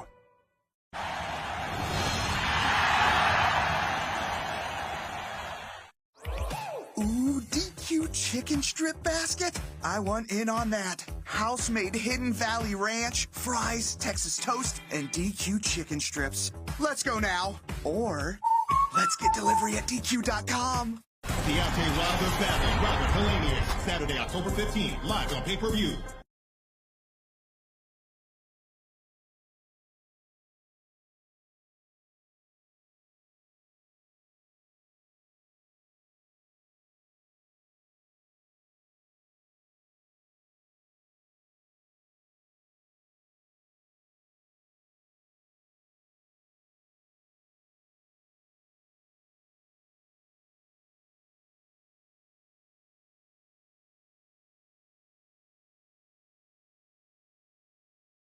Sunday on Fox, a huge doubleheader kicks off with the Falcons taking on Tom Brady and the Bucs. Then in America's Game of the Week, the Cowboys take on Matthew Stafford and the reigning champion Rams. It all kicks off Sunday, 1 Eastern on Fox.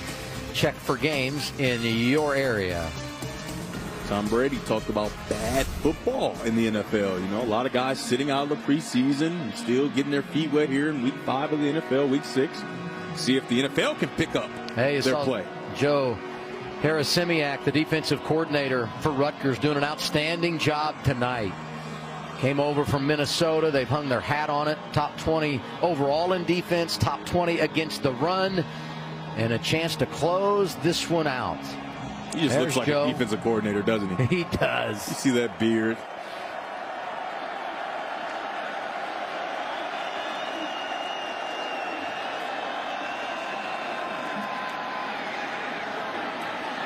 Grant trying to make something out of nothing, gets 2 yards.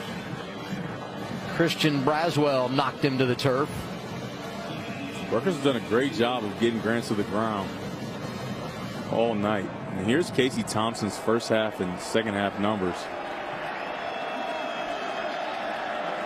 99 yards in the first, 79. Just hasn't really got into a groove. But I think he's playing a lot better, and you can see it right here on this play. Avoids the rush and goes across the 30 for a first down. Haven't seen that tonight from That's him. what I was just going to say. That's one thing we haven't seen, especially we haven't even seen it much by design, right? Getting him on the edge, because he has that ability with his legs. He's been banged up a bit, but that's a great job protecting the ball and find a way to go get yards with your legs. It's winning time, right? This is the end of the game. You have to find a way to get your team in position to score points. He's a threat. He's got 5 rushing touchdowns this year. And you know who's been a threat? Grant out of the backfield. Yeah, yes. But a flag, and I think they got a hold on the edge. Might have been Hunter Anthony. Holding. Offense number 77. 10-yard penalty. Repeat first down. Yeah, Willie Tyler. It's Anthony there. Yeah, they've been rotating, him and Bryce Benhart at right tackle. Yeah, you can see him right there on the edge. And it's always when the quarterback I don't like it. I don't like it. Hey, Bailey sold it. I don't like it one bit. It's always when the quarterback gets on the edge, but I think he did a good job of letting go. I don't like that call. Each team has 7 penalties tonight. 1st and 20 now for Nebraska. It's a big penalty, right? You go 2nd and 20. When you had just gained 5, you will be 2nd and 5. Grant gets 5 of it back here.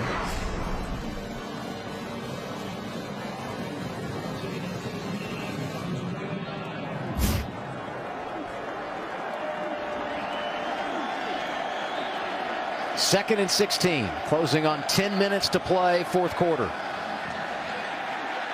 Thompson under pressure, and this time he'll go down. Aaron Lewis, the first one to get there. Take a look at 71 right here with this chop. He's going to get up on the tackle and then boom, chop those arms down and get to the quarterback. Great job of Casey Thompson of protecting the ball. Aaron Lewis, that is a special play that he just made there. That's a next level football play. Let me tell you, he's only a sophomore, originally committed to Michigan, came to Rutgers, and if you look at their defensive front, there's a lot of young talent up there. 3rd and 22. This is big time screen draw down. Oliver Martin catches, and he won't get the first down, but he creates a little space. Knocked out of bounds by Christian Braswell. So nice job getting some back to try to help in the field position game. You're going to now allow your punter to come on the field, have a lot of space, and try to flip this field and back Rutgers up. And we should point out Brian Buschini has been a bit gimpy. Had to block punt earlier, and you can see he's got that left ankle taped up pretty good. Yeah, I said it earlier in the break. I said, man, why is the punter static? He's got a little swag out there, but no, he fell in 2. Gets this one away cleanly, and it's not a long punt by any means. So good field position for Rutgers. They'll start across the 40-yard line, leading it 13-7, 9:50 to play in Piscataway.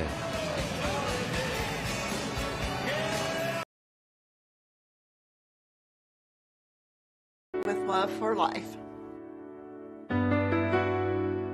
our top strengths is our ability to allow patients to live life as they want, treating everyone as if they were our own family. We support one another and genuinely care for the people and the community that we serve. Taco Bell's breakfast quesadilla might make you reconsider this whole morning thing. With fluffy eggs, crispy bacon, and melted cheese all folded into a warm tortilla. Wake up to the breakfast quesadilla, only at Taco Bell.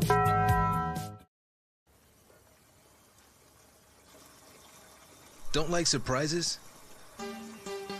Proactive notifications from Fidelity keep you tuned in all day long. So when something happens that could affect your portfolio, you can act quickly and trade online U.S. stocks and ETFs with zero commissions. That's Decision Tech, only from Fidelity.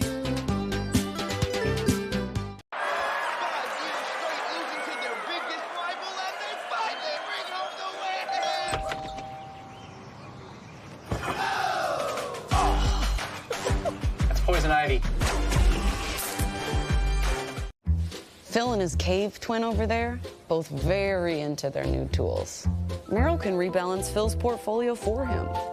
Sweet.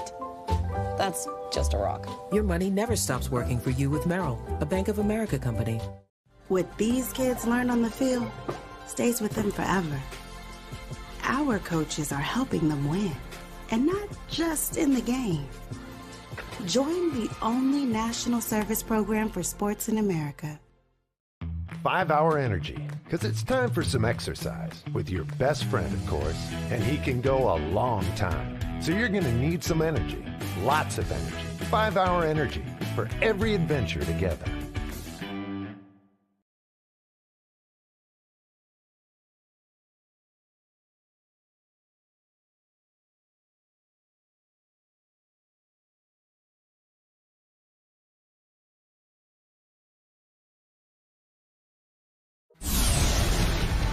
Here's what's happened in the second half.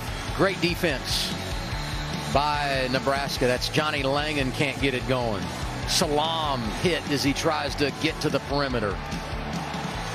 Had the interception. That was Brandon Moore that picked it off.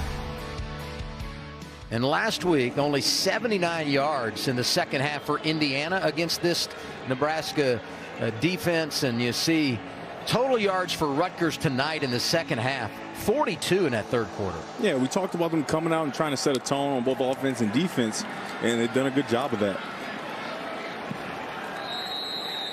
I'm going to need to make another stop here. Trailing at 13-7 is Nebraska. And it's important to note, during this game, they've been put in some bad spots, right? Bad position, and they found a way to try to kind of bow their necks and stand tall and keep their offense with a chance to have a spark and stay in this game.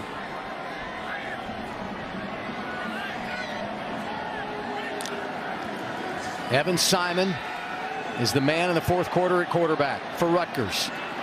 And an incompletion here. He was trying to find Jones, and the freshman broke it up. Malcolm Hartzog. Well, they're going to get a hold. Holding. Offense number 53. 10-yard penalty. Repeat second down.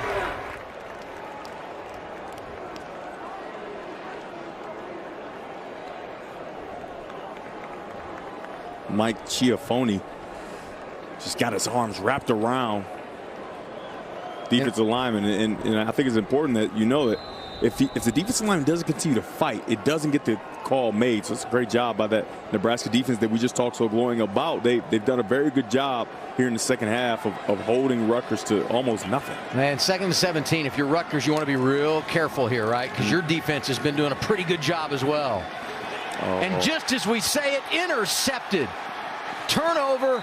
Evan Simon throws the pick. It's Miles Farmer with a takeaway for Nebraska.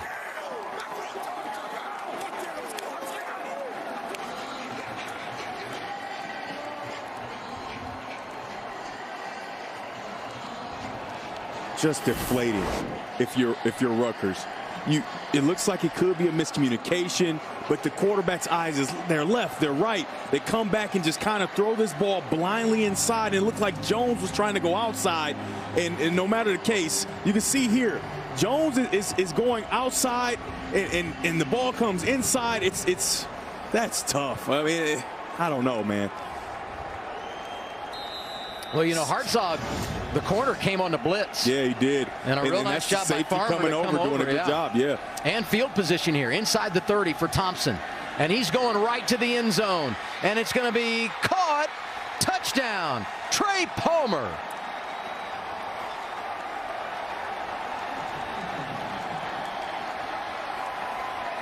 Big play on defense, big play on offense, and Nebraska, after a quiet night and so many uphill climbs, is an extra point away from taking the lead. What a job by Casey Thompson. Watch this route. He pushes him outside and comes underneath and runs the go route. Very nice job of holding his line, and then Casey Thompson drops a dime. What a way for Casey Thompson to continue to battle, right? Has had pressure in his face all day, has been hit, has been battered, has been bruised, but finds a way with a big change of possession to throw a dime for a touchdown to the big play receiver, Trey Palmer. Offensive coordinator Mark Whipple said, we want to get Palmer over the top. They hit him for 71 yards last week against Indiana. And the touchdown here that ties it, and Nebraska now leads as Bleak Road knocks it through. So the interception for Miles Farmer sets up the offense inside the 30, and it's Palmer that scores it for the Cornhuskers. What these kids learn on the field stays with them forever. Our coaches are helping them win, and not just in the game. Join the only national service program for sports in America.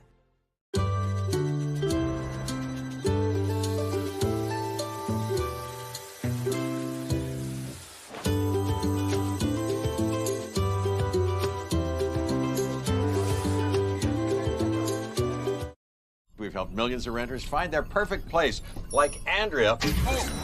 Oh, what? This is right. Hot, hot, hot. Mayday, mayday. Seems like Andrea got a dishwasher that's fully functioning. Apartments.com, the place to find a place. 5-Hour Energy, because it's time for some exercise with your best friend, of course, and he can go a long time. So you're going to need some energy, lots of energy. 5-Hour Energy for every adventure together. May today be a day for golf, or at least for getting outside. May your choice of club be redeemed by your choice of hard seltzer. And may one round for the ages lead to another. High noon, sun's up.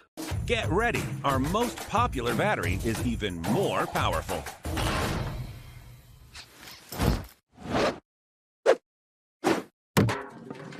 The stronger, lasts longer Energizer Max. I'm your football-obsessed best man. When all eyes are on you, my eyes are glued to the game. And if you didn't bundle your home and auto insurance, well, all of this could be tough to tackle. So get Allstate.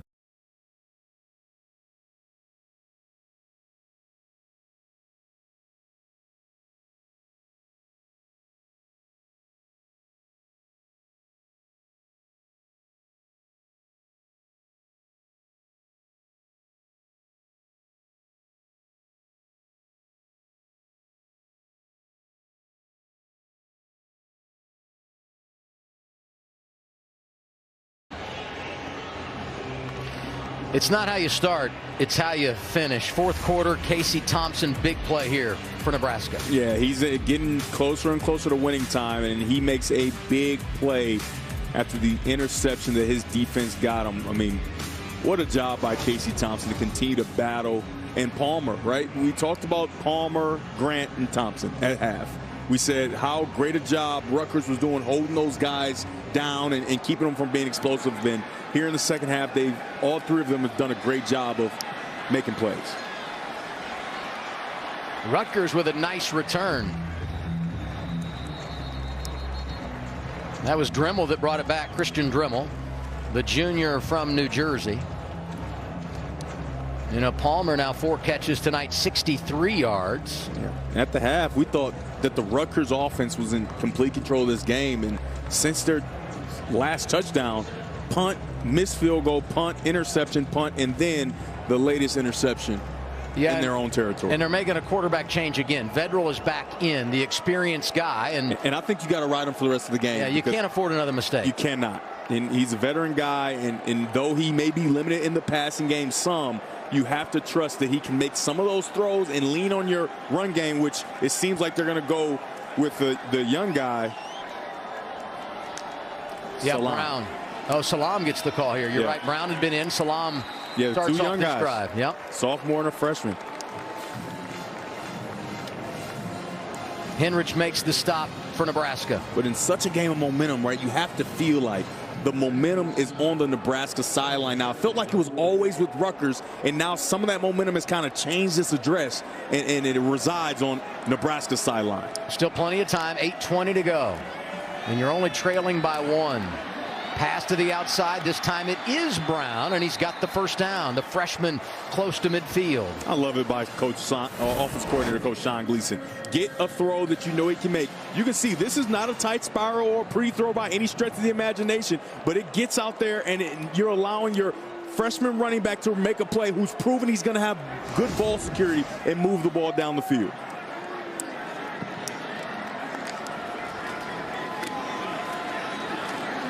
This time he runs it, and nowhere to go. Gain of a half yard.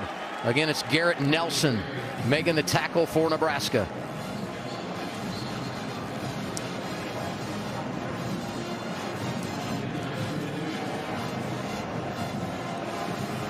Midway point, 4th quarter. And there's Bill Bush, interim defensive coordinator, took over last week. They were so good, especially, as we said, in the second half against Indiana. Got to give a lot of kudos to Coach Bush. I mean, he was great to talk to, but in this second half, he's made adjustments, and he has his defense plan inspired. Pressure. Vedral going to go down. Colton Feast was there. Garrett Nelson corralled him. The offensive line just doesn't know what to do. We're going to go twist, twist, twist here. And all the guys go different ways, and they just don't shake it out well. And Vedral does all he can to try to get free, and does. But credit to him. He does a great job protecting the ball, but that's a great defensive call by Coach Bush. Sets up 3rd and 16. Quick throw for Vedral. Caught, but well short of the first down. That's Cruikshank at midfield. Marquise Buford. And it was 1-on-1 there, and Rutgers will have to punt.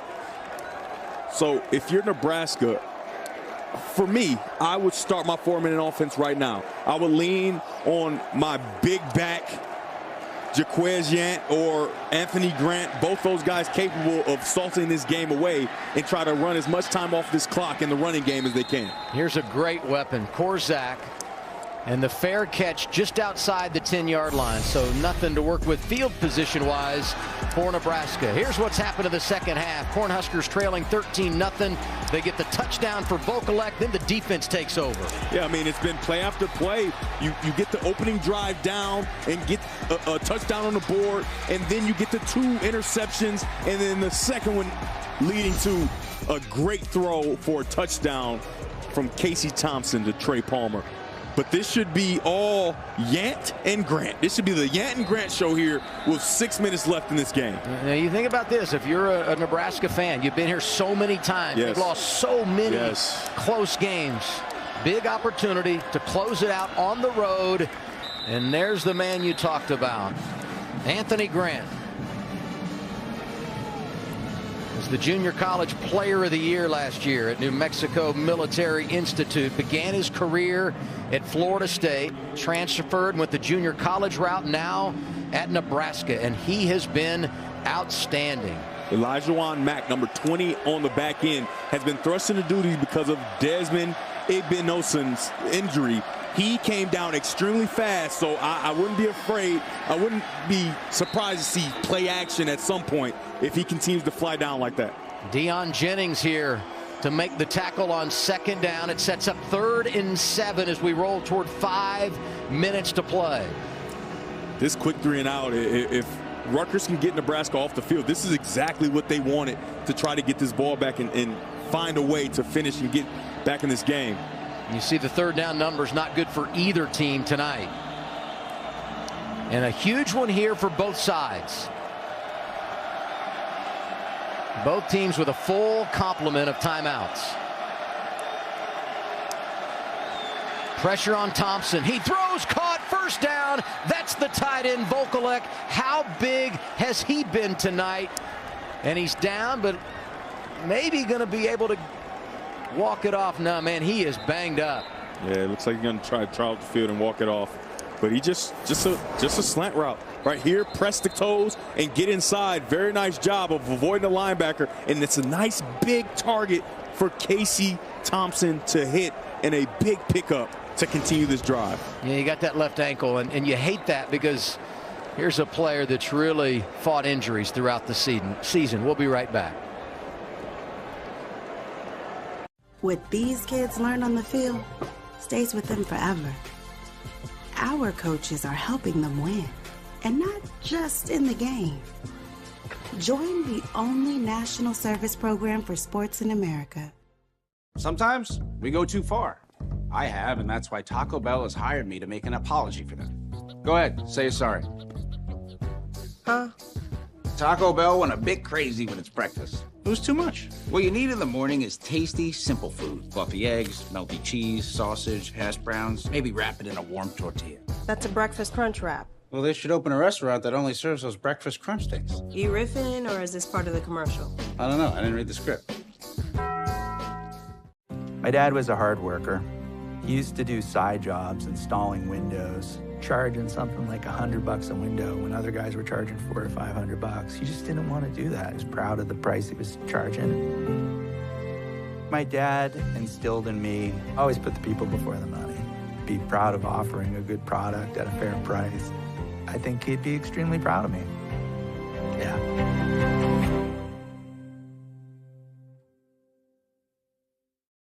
May today be a day for golf, or at least for getting outside. May your choice of club be redeemed by your choice of hard seltzer. And may one round for the ages lead to another. High noon, sun's up. Get ready. Our most popular battery is even more powerful.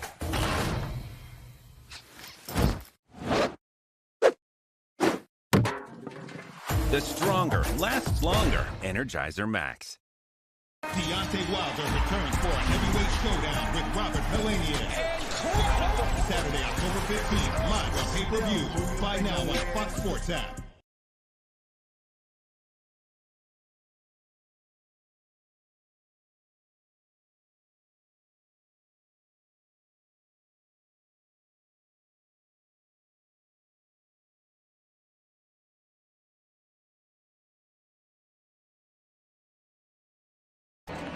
A little rain in Piscataway to add to the atmosphere of a close game of the Big Ten. Nebraska trailed at 13-0 at halftime, but a pair of second-half touchdowns, and the Cornhuskers leading 14-13.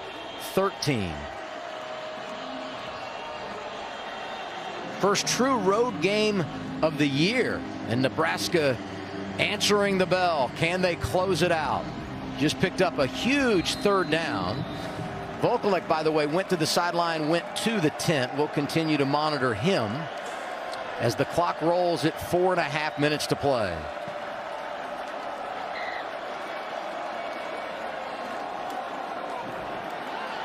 This is Grant, nearly dropped in the backfield, but he dances outside, gets a couple. Kassan Abraham tripped him up. Very important on that play that he stayed in bounds, so it forces Rutgers to use one of their timeouts. And good for Rutgers that they can stop the clock, but it forces Rutgers to get out of having their timeout. So even if you can just possess this ball for a bit, even when you put it away, you'll leave not a lot of time for Rutgers to drive the ball down with no timeouts. How aggressive are you offensively if you're Nebraska here? Because I I feel like, Thompson has been so under control in the second half. I'm not really uncomfortable with allowing him to make some plays. I think that's super important to note, because in the first half, if this was the first half, Casey Thompson, I would say run this ball and just take up as much time as you can, force them to use their timeouts, and hopefully your defense can get a stop. Casey Thompson of the second half, you can call a stick route. You can call a slant route like we saw before he completed for a first down to keep the drive going. I think at this point, you can trust him to make the right decision, and the offensive line has really settled in. You haven't seen him under as much duress that you saw in the first half, and he's been very good here in the second half. Well, and their strength tonight has been through the air. Only 65 rushing yards tonight for Nebraska. 2nd and 9, they get nothing. It's actually 2nd and 10, so it'll be 3rd and long. So I think this changes the thinking just a little bit. You force Rutgers to take this second timeout. 4 minutes is a long time, even with no timeouts. But if the defense has played so well, I don't think you risk an incompletion here. The only way you throw this ball, I say, is a screen, maybe a quick bubble screen, maybe motion the running back out of the backfield, throw it to him quickly. Something where you know it's going to be a completion with still of a chance to get the first down. But I don't think you risk stopping the clock and allowing Rutgers to keep that timeout, because they haven't shown enough firepower on offense, at least here in the second half, for you to be afraid that they're going to drive the ball all the way down the field, especially how inspired your defense has played. If you go back to last year, woulda, coulda, shoulda. Nebraska has been so close. They've lost their last 10 one-possession games, and this is one of those mindset mentality things. You think if you can get one, maybe it opens the floodgates, gives the confidence you need. I think you're exactly right, and we talked about in the open that it's well documented. They just do not finish games, especially in the one-possession variety, and this is an opportunity to do that here. And another timeout is called here with the clock already stopped. Oh, no. Ooh. I think that's tough. Nebraska was just, planning on running the play kind of like I described, and then, Rutgers would have been able to use their timeout to stop the clock before the punt. But now Rutgers can kind of do that same thing and not have to worry about Rutgers and bleed that clock all the way down, and maybe even take a timeout themselves to make sure they get every single second they can off of that clock. Well, you know as well as I do, in a college game, you can really work the clock because it stops on a first down to set the chains. Obviously, you can use the sidelines. 4 minutes, 17 seconds is an eternity. However, when you look at Rutgers, they haven't been moving the ball in the second half, and they are a grinded-out type team, typically on the offensive side of the football. Yeah, where they really made their money was with their running backs, with Salam and Brown, the freshmen. And so you're going to have to lean on the passing game now. And we've seen in the passing game the last few drives, they've turned it over. 3rd and 11.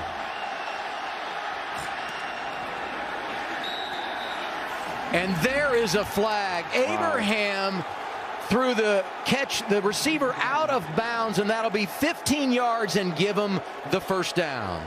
Wow. Unbelievable.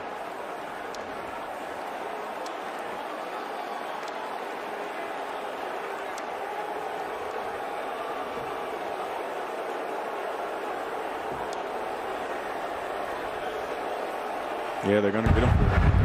After the play was over, personal foul, unnecessary roughness, defense number 5, 15-yard penalty, automatic first down. It's 3rd and 11. You're going to get 4 or 5 yards and punt it away. It's that extra twist.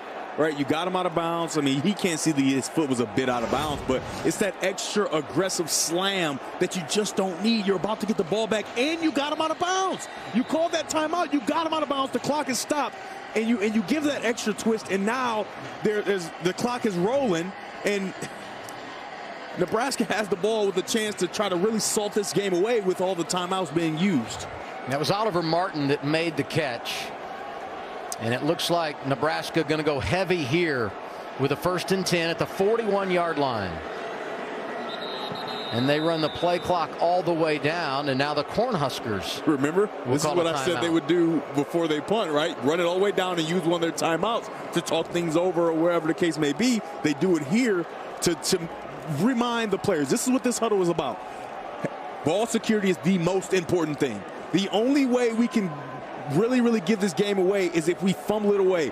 Protect the ball first. Obviously, we would love to get a first down, but the ball security is most important, and it's always good to get reminders to your team so that they know to protect it. And let's see if we can go finish one of these one-possession games that have escaped us so many times.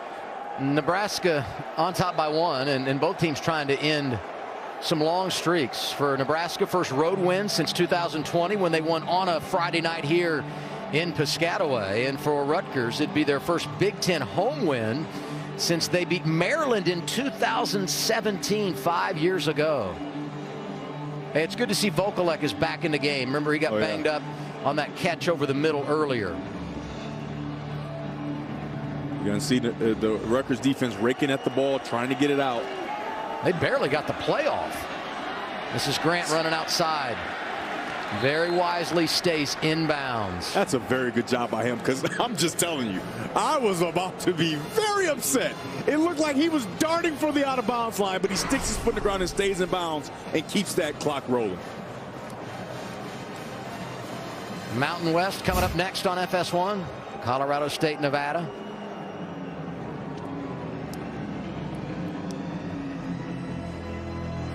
Adam almost lost it in the booth here. I thought he was running out of bounds. Hey, I'll say this. Watch the play clock. Thompson's doing a really good job. He's taking it all the way down. All the way down. A lot of times that doesn't happen. You got to work that clock. Thompson's played a lot of football. Snapped it there with 2 seconds on the play clock. It's going to be 3rd and 7 here. I'm going to snap it just north of the 2-minute mark. I mean, a first down, and Adam, we're going back to Lincoln a winner. Adam, I'm just telling you, I know you probably think I'm going to say pass the ball. No. I think Rutgers defense, as we have a injury, we had a lot of injuries today. We have. And that's Jennings, a very talented linebacker. But I say that the Rutgers defense has really ignored Casey Thompson in the run game. So I will go hard, power fake, and allow Casey Thompson to keep it on a naked bootleg with maybe a pass option, but really for him to run the ball and go get the first down. I think that would be a very big play for Nebraska. Yeah, he's had his ups and downs, including tonight. I mean, this season, but tonight as well. In the second half, he's had a lot of ups. He's been money. He's been money, especially with his legs. That's the added dimension they didn't show in the first half. But when it was winning time, man, he really put his full set of skills on display. Even on this drive here, early in this drive, part of the reason why this drive is still going is he picked up a 3rd and 6 with a pass to the tight end. And obviously the personal foul penalty by Rutgers extended this drive, but I think that if he goes hard, power fake, and keeps his ball on the edge, he'd have a lot of room to run to get at least 7. You look at Nebraska, beat Indiana at home last week 35-21, a couple of games in a row on the road, leading here at Rutgers. Next Saturday they go to Purdue. Big opportunity in the Big Ten West. Good to see Jennings up and walking off the field. Super talented player. It's funny that he's a linebacker now. In high school, he was a defensive back and wide receiver. Well, his running mate, Tyreen Powell, was a quarterback in high school. Threw 8 touchdown passes as a senior. Just going to Rutgers and switching it up, I guess. You know, they reset the play clock here when Jennings goes down, and I mean, look at it. They're going to take it inside of 2 minutes with his snap. Yeah, and the thing is, that was a big injury timeout. For sure. And they can take it as low as they want because they do have timeouts to save Casey Thompson if he gets a little low on the play clock. Well, they've been breaking the huddle inside of 15 seconds, and that's what they do here. Okay, they go empty.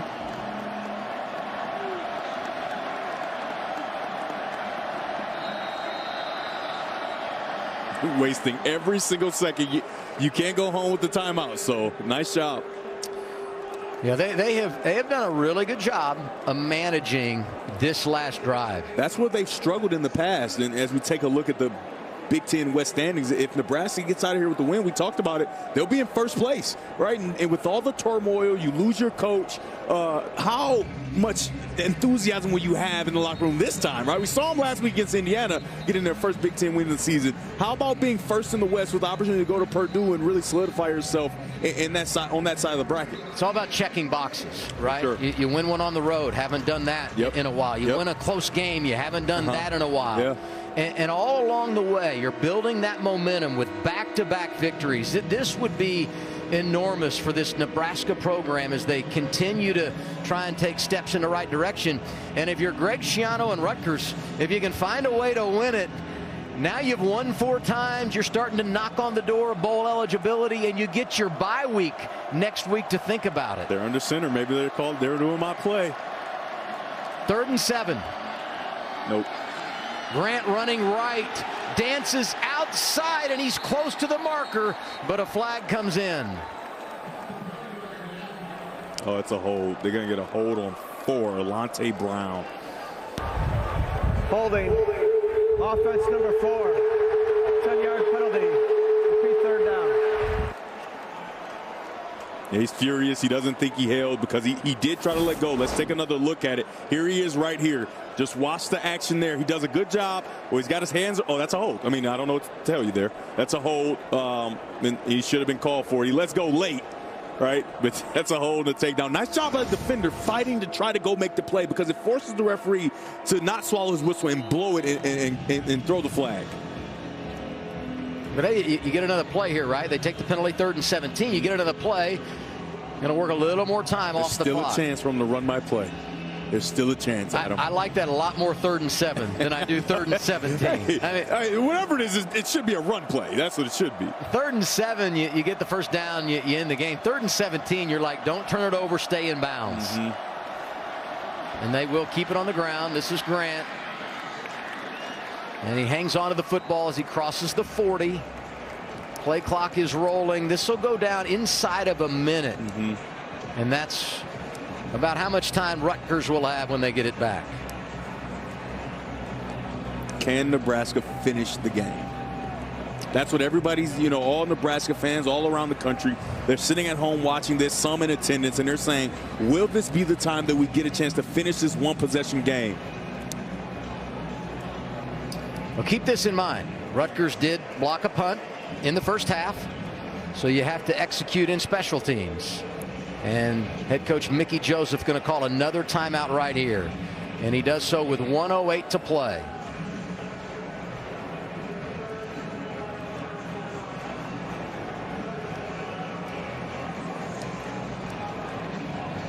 We're going deep into the stat book. They've lost 5 straight games decided by 3 points or less. Their last win, 2019, when they beat Northwestern.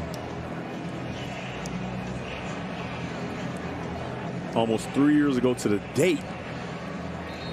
I think, you don't know how this game's going to turn out, but at this point, Coach Joseph has done a great job of managing the clock. Right? He's exhausted every second he can possibly exhaust without giving the ball back to Rutgers. Now they're going to kick this, hopefully get this ball kicked off away, and Rutgers going to have a chance to drive down with no timeouts. Brady Weiss, the long snapper. Punt is away by Buscini. Rutgers gets the ball, 1:03 to play at the 19-yard line, no timeouts. For those of you tuning in for Colorado State, Nevada, it is available streaming live with the Fox Sports app and on FS2. We will get you there immediately following the conclusion of Nebraska Rutgers. Scarlet Knights led at 13-0 at halftime. Nebraska has come back to take the lead 14-13. And you see what they have done defensively in this second half. And now they've got to try and close the deal.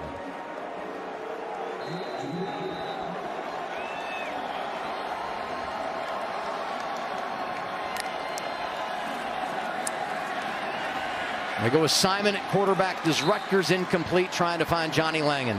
And people at home are maybe wondering why Simon, because of the 2 interceptions he's thrown, but he is your best option as a passer. We talked about Vedro, and how he's fighting through that hand injury, and it's kind of holding him back from driving the ball down the field. So your best option right now is Evan Simon. You just hope that he protects the ball and gets this ball down the field. Simon has time. That one is tipped and incomplete. Now there's a flag, but we'll go back and look at this. I believe this ball was tipped at the line of scrimmage. It appeared to be obvious pass interference, and maybe the ball was not tipped. Yeah, I think it might have been dropped by the defender attacking the ball and bumping pass the receiver. Interference. Defense number 8. The ball be placed at the spot of the foul. Automatic first down.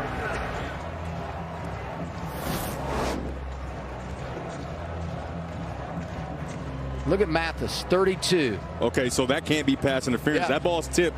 It's not pass interference because you can make contact, and if I'm not mistaken, you can make contact with the receivers downfield if the ball's tipped at the line of scrimmage. And there's the whistle. I kept waiting for the whistle so it would get reviewed. It's a good eye there, Adam. On the previous play is that the ball was not tipped and there was pass interference. The play is under further review. So, Dean, I was under the impression that if the ball's tipped at the line of scrimmage, it's almost fair game in the back end. What say you?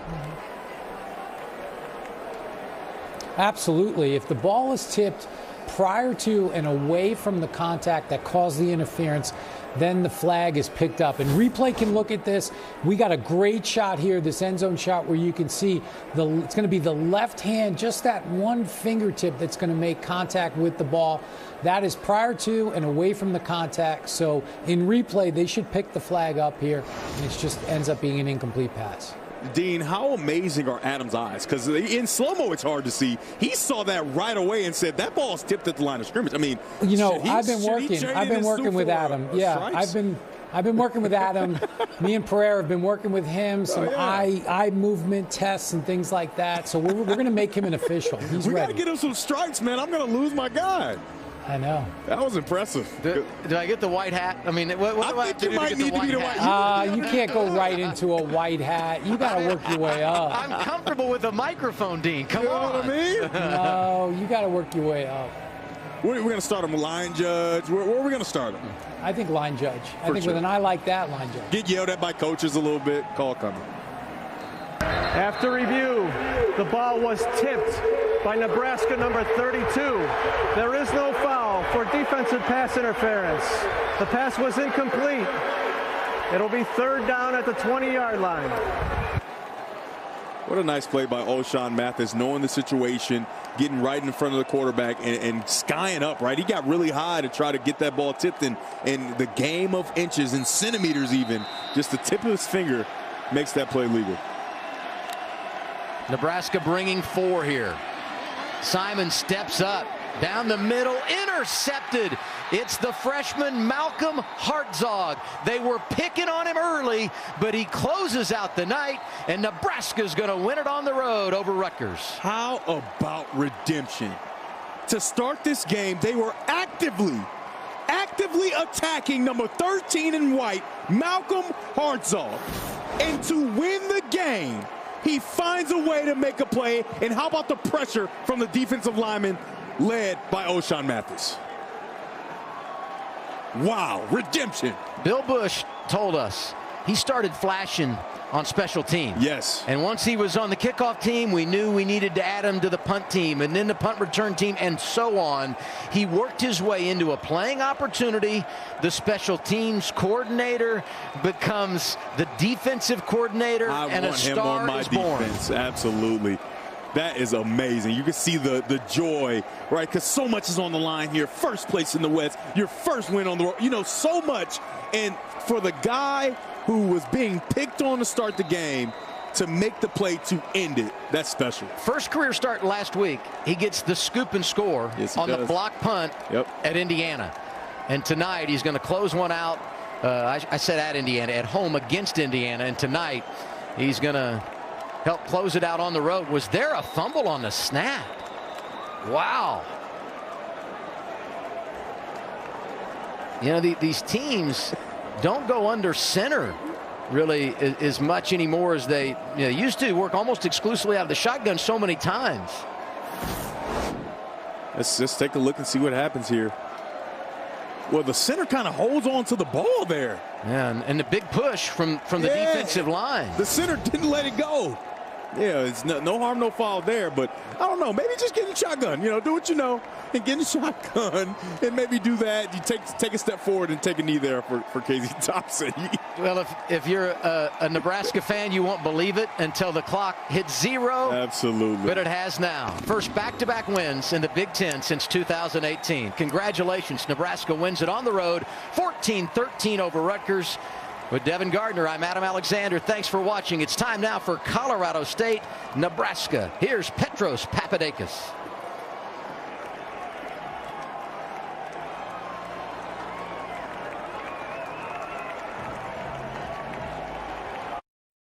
Pretty good barn burner between Rutgers and Nebraska. I don't know if I can promise the same here tonight. Two low-scoring teams here in Nevada and Colorado State, but bit of a grudge match between these two, and we'll detail that as the night goes along. A flag here on a third down play that resulted in a tackle for loss. Unsportsmanlike conduct, defense number 75. Unsportsmanlike conduct, offense number 70. The penalty's offset. It'll be third down. That's the first unsportsmanlike penalty for both players. There is no 75 on the defense, so we'll have to double check on the number of the player that actually got tagged with the penalty. This is a bit of a grudge match between Colorado State and Nevada, more so for the Nevada fans. Jay Norvell, you just saw a moment ago, head coach at Colorado State, departed Nevada after last season. He spent 5 years coaching the Wolfpack, moving to Fort Collins, of the program at Colorado State that is in need of a rebuild, and they have changed up their philosophy. They're going with more of an air raid. This is a running team. The thought process for Norvell, he wanted to go to a place that he said had more resources dedicated towards football. And a third down pass that is incomplete for Nate Cox and the Nevada Wolfpack. But there are a lot of upset folks in Reno who have been anticipating this game and Norvell's return to this program. They feel like they got slighted when he left. Yeah, there's no doubt that there's a lot of bad blood. Jay Norvell, a good coach, really proved his mettle in the Mountain West, taking over Nevada, changing them from what they were into an air raid team and getting the guys in. Short punt.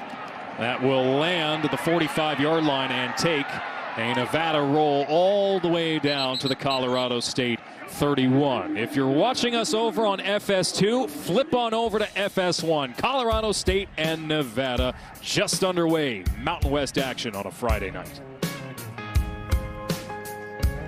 What these kids learn on the field stays with them forever. Our coaches are helping them win, and not just in the game. Join the only national service program for sports in America. Hey, you!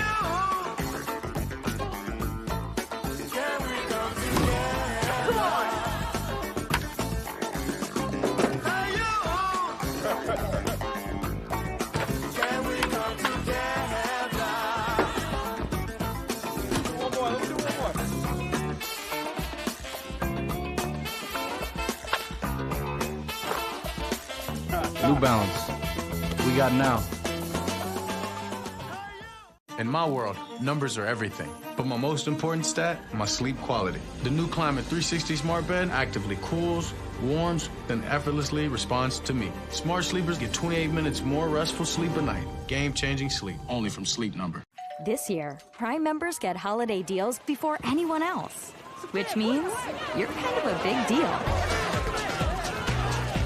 The Prime Early Access Sale on October 11th and 12th, only for Prime members. I'm the team mascot, boy am I running late. Ow, what a hit. And if you have cut rate car insurance, the cost to cover that might tank your season.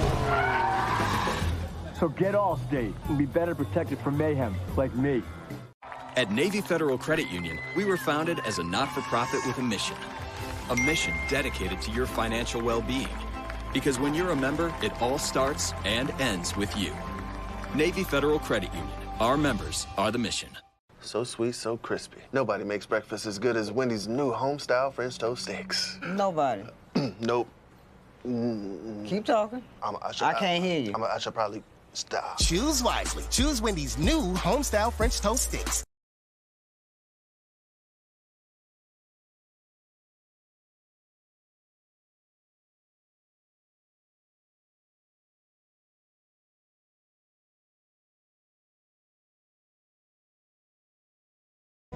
FS1 College Football is sponsored by Rocket Mortgage.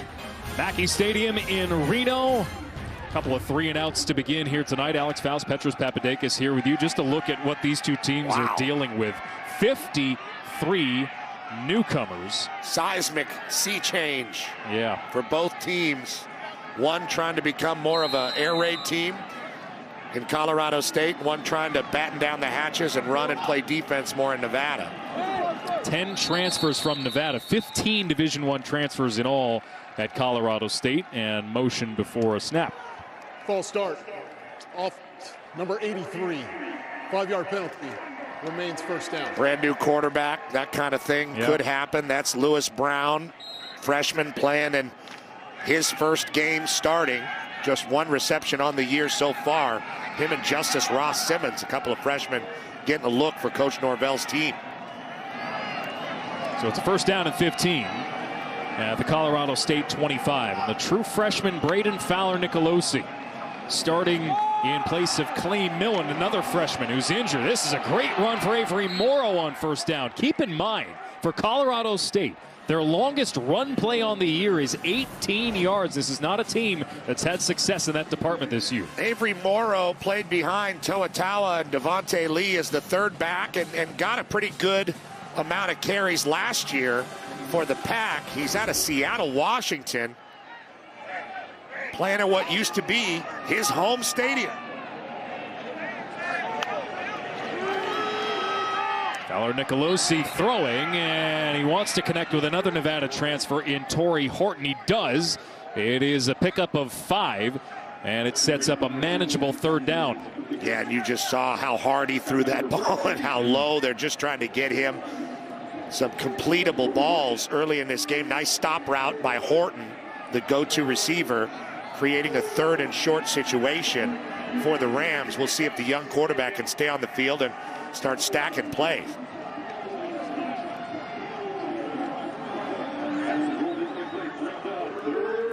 Just changed the ruling and moved the spot back. They did consider it an incomplete pass. So it's 3rd down and 6.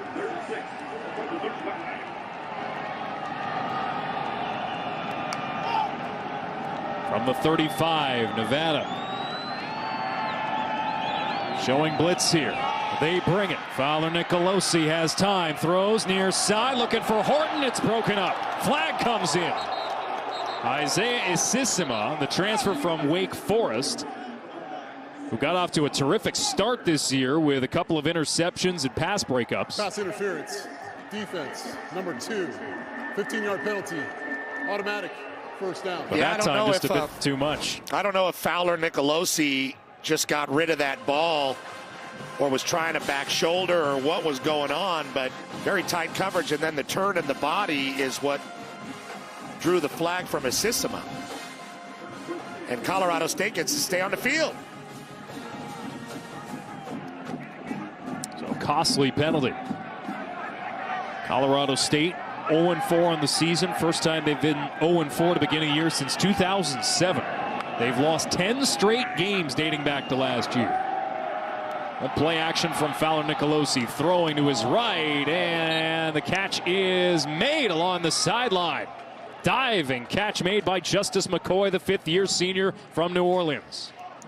One of the older guys in this receiving core along with Torrey Horton, and man, he really put his whole body into this throw, didn't he? Braden Fowler-Nicolosi, they get him on the move, and he just kind of hurls that ball out there.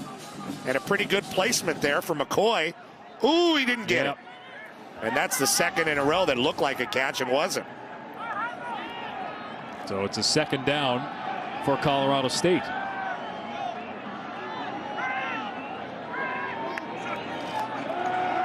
Fowler-Nicolosi rolls to his right and can't get away.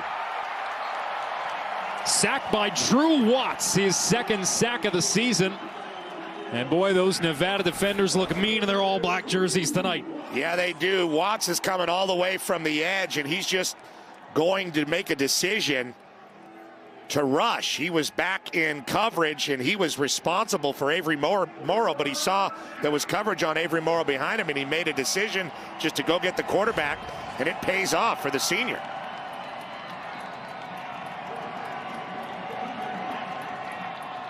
Loss of 8 after the sack. 3rd down and 18.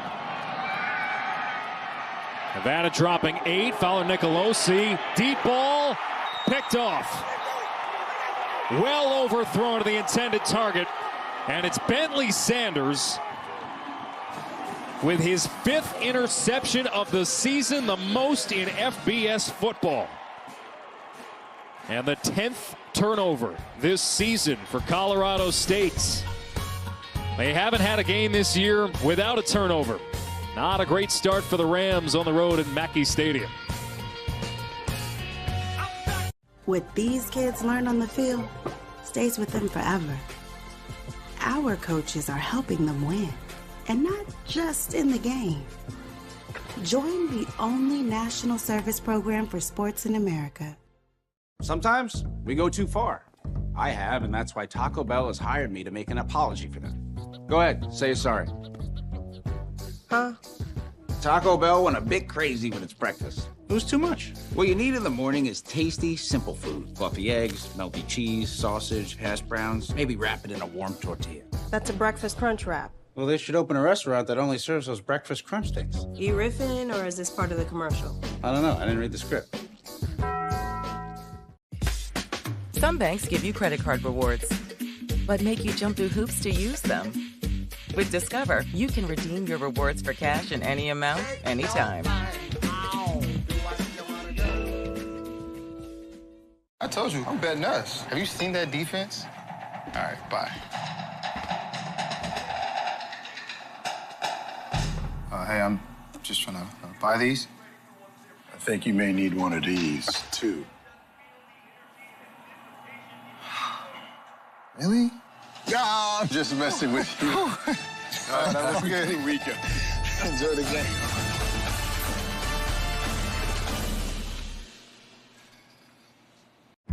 Phil and his cave twin over there, both very into their new tools. Merrill can rebalance Phil's portfolio for him. Sweet. That's just a rock. Your money never stops working for you with Merrill, a Bank of America company.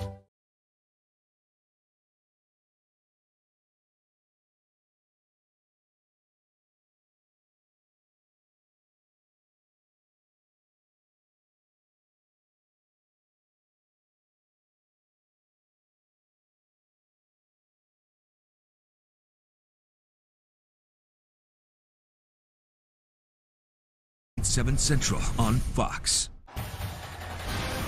Rocket Mortgage, built for success. For the playbook on home loans, Rocket can. 12 takeaways now for the Nevada defense. They have a +9 turnover margin, including that one. And how about this takeaway trident device? Where's the nautical theme that goes along with the Nevada Wolfpack? I have the answer. I'll give it to you in a second, if you want to see if you can guess it. No? I asked a question. All right, so Ken Wilson and several of the team's leaders, they visited the Naval Air Warfighting Department Center in Fallon, Nevada in late August. It's a tribute to the USS Nevada, the takeaway trident. Nevada's landlocked, right? It is, All yes. right. I just want to make sure. They're close. They're close to Geography, Lake Tahoe. Not my strength. But I'm pretty sure they're landlocked. Now, that play right there, getting Toa involved, that's really what they need to do more. They want to run the ball more. The 3rd and long situation they got in with Cox trying to throw for it is not where they're comfortable yet within the development of this offense. After a 2-yard gain, it's 2nd down at 8 from their own 20. And this pass is picked off. It's going to be a pick 6. Aiden Hector. And for the first time this season, Colorado State has the lead in a game. Starting at nickel tonight because of a transfer. Aiden Hector in for Robert Floyd. Comes in, reads that ball beautifully. Not thrown on a line enough by Cox. Picks it and takes it to the house and shushes the Wolfpack crowd. This guy's a transfer, but from Washington State, not from Nevada. Yeah, he's a former walk-on with the Cougars. Didn't play at all last season. He's been dealing with long-term injury trouble, but his second career interception is a pick six. 5-yard penalty. Well, Alex, you talked about them taking a lead for the first time in a game. The Rams weren't even ready for it. They couldn't get the PAT team out there in time to kick the extra point. They had to get a delay of game shock on the Nevada sideline, and finally some good feelings for the Rams, who have been through the ringer the first month plus of this season. Everything that can go wrong for them has. Injuries, defections. But how about this start? Quieting the crowd. And an electrifying start for the Rams in this grudge match in Reno. 7-zip, Colorado State.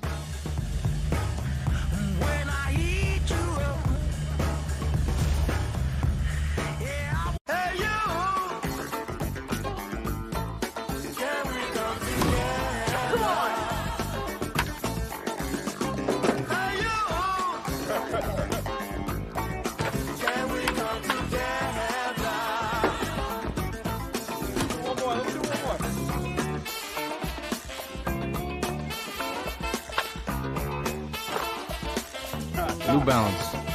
We got now. In my world, numbers are everything. But my most important stat, my sleep quality. It is vital to my mental, emotional, and physical performance. The new Climate 360 Smart Bed actively cools, warms, then effortlessly responds to me. Smart sleepers get 28 minutes more restful sleep a night. And that means I'm at my best for me, my team, and you. And all I have to do is get game-changing sleep, only from Sleep Number. What these kids learn on the field stays with them forever. Our coaches are helping them win, and not just in the game. Join the only national service program for sports in America. Dude, this thing is awesome. I bought it using the cash rewards card from Navy Federal Credit Union. I can't imagine where I'd be without them. Reeling in fish. Fish in the sea? Movie. Navy Federal Credit Union. Our members are the mission. So sweet, so crispy. Nobody makes breakfast as good as Wendy's new home-style French toast sticks. Nobody. Nope. Keep talking. I can't hear you. I should probably stop. Choose wisely. Choose Wendy's new home-style French toast sticks. Listen, I need y'all to download the AMP app so you can call in my show. Or you can call in someone else's show. Or you can start a show and people can call into your show. But either way it goes, it's all on the AMP app, so come on. This LA team is star after star. And now the stars come into LA and they're going to have to play. The NFL, Sunday on Fox.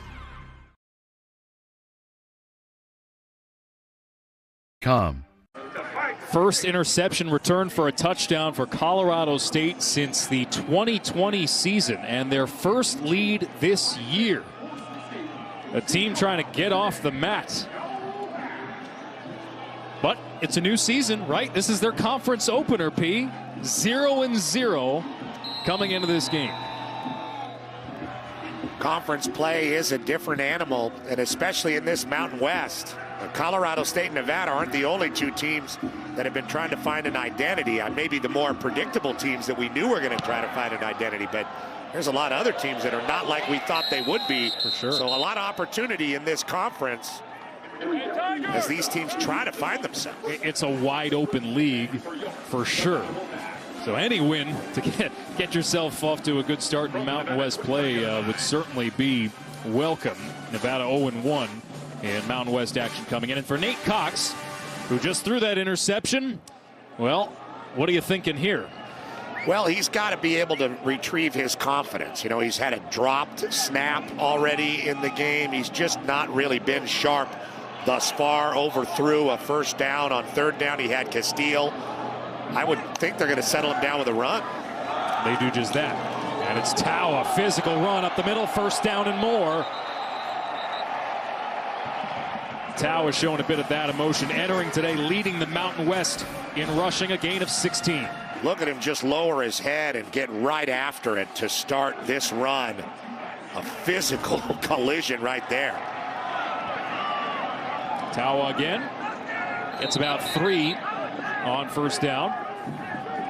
Toa week 4 at Air Force. 73 yards, a couple of touchdowns on 7 carries.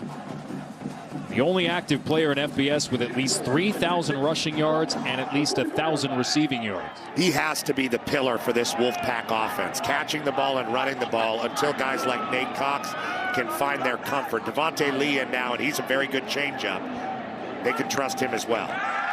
From the Nevada 44, Cox facing a pass rush. Incomplete pass. Overthrows his man along the far sideline. Dale Von Campbell, the Illinois transfer. And he's been the one guy that's kind of shown that he can go up and get the ball. Everybody else is under about 6 feet tall in this Wolfpack receiving core, Alex. And he had him, but overthrew him, kind of like the third down that we saw earlier in the game. Well, they're missing a guy like Cole Turner. Of course, they're missing basically their entire receiving core from last year. Romeo Dubs, Torrey Horton, who transferred to Colorado State. Stovall, who went to Colorado State and now left. Right. Lockhart, Cooks, they're all gone, and Nate Cox gets swallowed up here. Second sack of the night for the Rams defense, and it's 4th down. That's Angel King, one of the top returning players in the Mountain West. There was like a party at Cox right there in the backfield.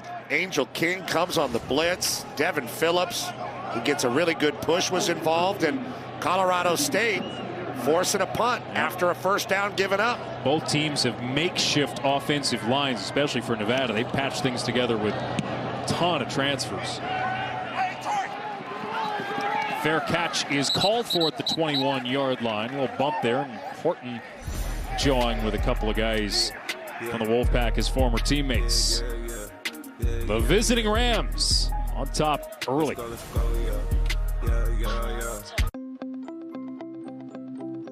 Savings on gas shouldn't be complicated, which is why ExxonMobil Rewards Plus keeps things simple. Earn points for every dollar spent at the pump and in store. Then redeem your points on fuel, snacks, car washes, and more. And when you download the Rewards app, you'll earn points automatically every time you fill up. Earn, redeem, repeat. It doesn't get any easier. Simplicity really is the key to happiness. Download the app and become a member today. Terms and conditions apply. More truck owners are switching to Ram, which means more people behind the grill are switching to Ram. Can you flip that? And more people behind the grill. More first leg of the road trips. More uncles who take Thanksgiving football games too seriously. And more people who can't resist telling you that the leaves are changing. Leaves are changing. Are switching to Ram. Now get 1.9% financing for 60 months, plus $1,000 bonus cash on the 2022 Ram 1500 Bighorn Crew Cab. I told you, I'm betting us. Have you seen that defense? All right, bye. Hey, I'm just trying to buy these. I think you may need one of these, too. Really? Yeah, I'm just messing with you. That was good. Enjoy the game.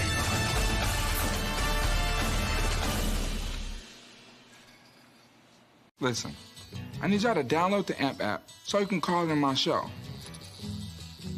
Or you can call in someone else's show.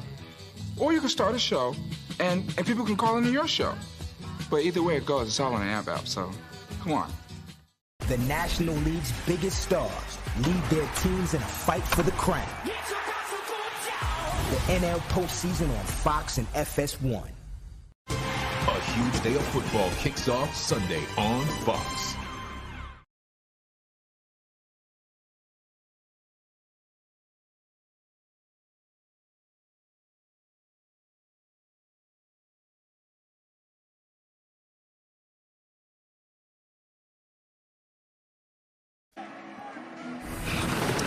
This month, October, means playoff baseball. The National League's biggest stars battle it out on the road to the Fall Classic. The NLDS begins Tuesday, only on Fox and FS1. Will the Mets even make it to the division series? They're going to blitz today. A lot of road teams winning game ones across the wild card series. Colorado State ball. Saw those Cardinal fans leaving early. I didn't think they did. That's not the Cardinal way. Times change, I guess. There's Avery Morrow busting out a big run out to the 35-yard line. These Nevada transfers have made an impact early in this game. Morrow is one of the two. Nice run by Morrow. I've always liked his length, you know, very good in the hole. A little bit wild with the ball security there, but explosive through the contact zone, and another good run for Morrow, the junior. Again, Colorado State, a team that only averages 46 rushing yards per game. That is second worst in FBS football. Good protection for Fowler Nicolosi, and his pass falls incomplete. Intended for Horton. It's second down.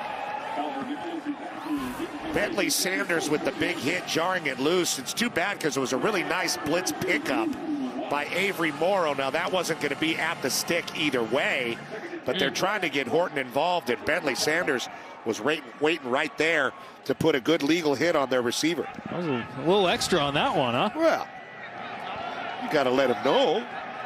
Can't come across the middle without paying your dues. I mean, former teammates, just saying. There's a lot of that.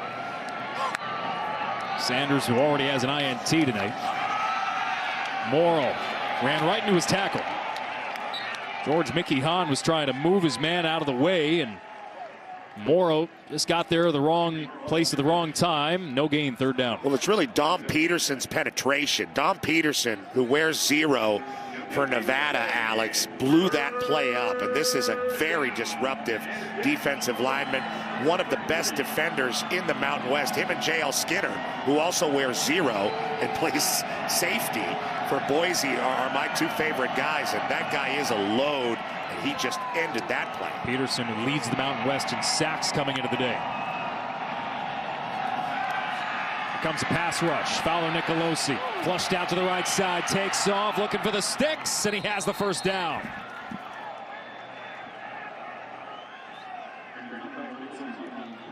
Well, maybe he's short here. Thought he had it. They're going to give him 9. And Jay Norvell wants them to get to the line quickly. They're going to keep him on the field. Dom Peterson flushed him out there. They are moving the sticks. They are going to give him the first down. All right. Thought that he had it, but there's a little hesitation by the side judge. But they got it straightened out. He's a live-bodied guy, and showing that he will take off and run the ball, especially out on the perimeter, is going to help Colorado State kind of move sideline to sideline. And Jay Norvell and Matt Mumme call plays. Fowler Nicolosi hit as he throws, wobbling ball, intercepted for the second time tonight. And Nevada comes away with another takeaway. So the Wolfpack defense, which has certainly been the better unit of the two, this time it's Tyreek Mack. And Fowler Nicolosi is shaken up. He's only starting tonight because Clay Millen injured his throwing shoulder week 4 against Sacramento State. Well, the throw was contested. You see the late blitz, and Mack just goes up and gets the ball because it's hanging up there. Jordan Williams, the tight end, was trying to corral it, but Nevada with the sudden change. They'll start from their own 31. Tawa spins away, looks for the edge, gets a nice hole, and has a first down out across the 41. What a flag great late, sorry, Pete. No, all good. What a great cut in front of Aiden Hector there by Toa Tawa as the Trident is back out. Hold it. Offense number 70. 10-yard penalty. Replay first down. About to negate the 11-yard run for Tawa. Isaiah World, redshirt freshman, with the hold. That's the second on him. I think he had a procedure penalty. Here he is. And just hanging on, and that is why Towel was not corralled there. Mohamed Kamara was trying to get free. So it's a first down and 20, backed up all the way to the 21. They send Jamal Bell in motion. Up the middle. This will get about 4 or 5 for Devontae Lee. First time he's carried the ball tonight, on pace to break a single-season career high in rushing yards this year. And if Nevada wants to run the ball, and obviously that's what Ken Wilson wants to do with these two backs are the two most dynamic players they have on offense. They just can't afford to have penalties to put them behind the sticks. Now it's 2nd and 13. Makes it really hard on the quarterback, who's not been that sharp so far, Nate Cox. They've had to rebuild this roster. 29 transfers in all. Cox floats this one perfectly to midfield. First down for the Wolfpack on the plus side of midfield. The first catch for Jacob Monroe tonight, who's broken into the starting lineup of late. Yeah, they need to get these tight ends going to create more dimensions of the offense. A good fake. Monroe does a good job getting his head around, and Cox really concentrates to throw a catchable ball. Hopefully that'll gain some confidence for him if you're a Wolfpack fan. Angel King with a physical hit along the sideline. On the 48, pitch to Lee, and he's bottled up in the backfield. Great tackle by Hector, and the ball came free, and Colorado State has it. Some blocking downfield, and this is going to be a touchdown, a scoop and score. Mukendi Wakalanji, the redshirt freshman from Aurora, Colorado, and 2 defensive touchdowns for Colorado State. They have stunned them in Reno. It's a 50-yard score for the redshirt freshman, and Colorado State is up 13-zip. If you can't get that air raid going, try to get your defense going and score some points for you. Lee blown up in the backfield by Hector, and did he try to pitch it? It looked like he tried to pitch it to Nate Cox, who did not expect that and should not have. What an ill-advised play from a veteran player, Devontae Lee. And Wakalanji just scoops it up and looks very, very, look at that, very athletic. Wakalanji, 6'4", 240 pounds, running down the field like Travis Kelce or something. I mean, just beautiful play, scoop and score. He didn't even scoop it, he caught it out of the air. But what was Devontae Lee doing? They're just going to double check, I'd imagine here, Pete, to see if he was down first, but based on the angles we've seen, I don't think so. This would be, if this stands, the first time since 2012 that Colorado State has scored 2 defensive touchdowns in a single game. And if you're a Nevada fan, and you're shocked by this. We have Dean Blandino with us as they take a look at this play. Maybe his knee was down here. After review, the ruling on the field is confirmed. Yeah. Touchdown, Colorado State. What did you see, Dean, if you're with us? Yeah, it looked like I had to do a double take because I was like, did he fumble that? No, he actually pitched it. And they were looking at 2 things. Was the knee down before he pitched it, or did it go forward? It clearly went backward. That's a live ball. Either way, it was caught out of the air. So again, weird play, Colorado State touchdown, and they take advantage. If it was a forward pass, Dean, it would have been an interception. It would have been an interception. So the statistics would have been a little bit different, but either way, it's a live ball. Wow. Thank you, Dean. And for Colorado State, who entered today having not led in a single game this year, they have jumped out to a 14-0 lead over Nevada on the road in a hostile environment at Mackey Stadium. Well, the play starts with a great play by Aiden Hector, who had the pick 6 earlier. He comes down and really closes the door on Devontae Lee, makes the play, and Lee, instead of just eating the ball, and you know, when you're in an emotional game and you want to win and there's some bad blood, sometimes you can do a little extra something to try to make a play. that is really detrimental or the opposite of making the play. And it seems that might have been what happened there with Devontae Lee. And I haven't seen this many smiles on this side of the Colorado State field for a long since Joey Porter was there. I mean, they're having the time of their lives here in Reno. Stunning stuff. You know, we were talking to a couple of the Colorado State players earlier in the week, Petros, and they were expecting an emotional game. But the thought process was, okay, we'll pick our spots. And it seems like it's Nevada, the team that's a little bit rattled at the moment. Well, sometimes, you know, if you play with a lot of emotion and you're right on that edge, you can make mistakes. And that's certainly what's happened so far with the pick 6 from Cox and then the ill-advised pitch from Devontae Lee. Well, this was an unexpected start. And Nate Cox, I mean, there have been a couple, I think you called it earlier, that drop snap, he's thrown an interception.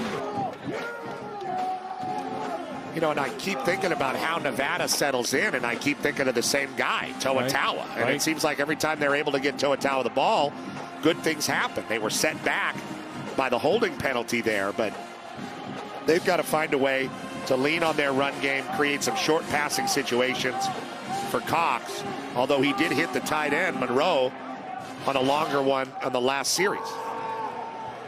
The Wolfpack offense back to work. How about the pursuit there? Henry Blackburn coming way back from the safety position to make the tackle on B.J. Castile. No gain. Starting to see some emotions now and a lot of talking. These are two very proud programs, both in a state of transition. Blackburn with a good stop there. See if Nevada can create a situation for themselves to be in 3rd and short. Cox steps up and will have the first down, lowering his shoulder, and he fumbled the football. It's up for grabs. Is this the 3rd turnover? No. It stays with Nevada, barely. We've seen some signals from the officials. Yeah, there it is. Looks like Nate Cox went and got it back, but you know, we're talking about just doing a little bit too much, just trying a little bit too hard. Cox already has the first down or a 3rd and short situation, and instead of sliding, he leans in here, and right there the ball comes out.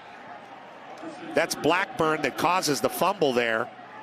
Almost 3 turnovers in the first quarter for Colorado State. What a way to start.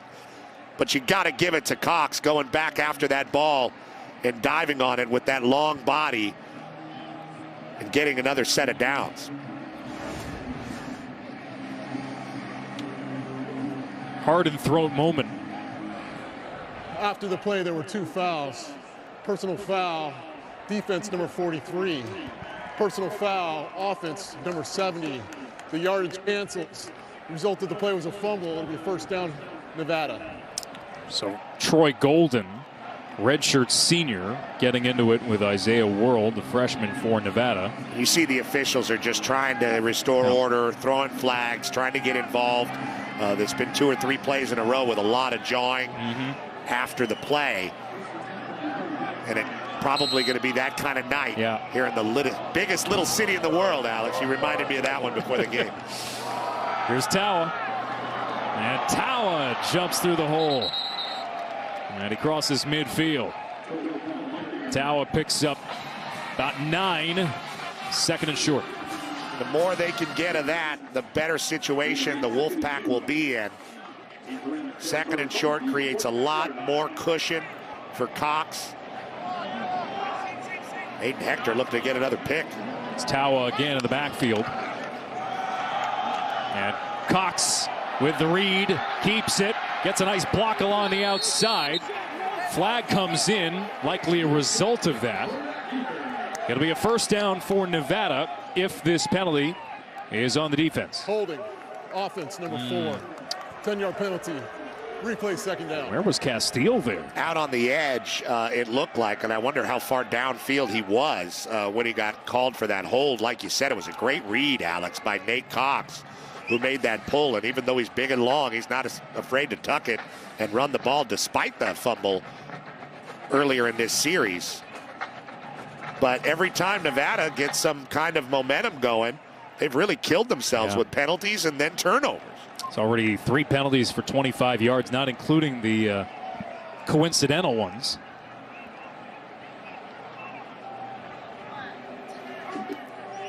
So it'll be second down. And I think they're just sorting out here where exactly the spot should be.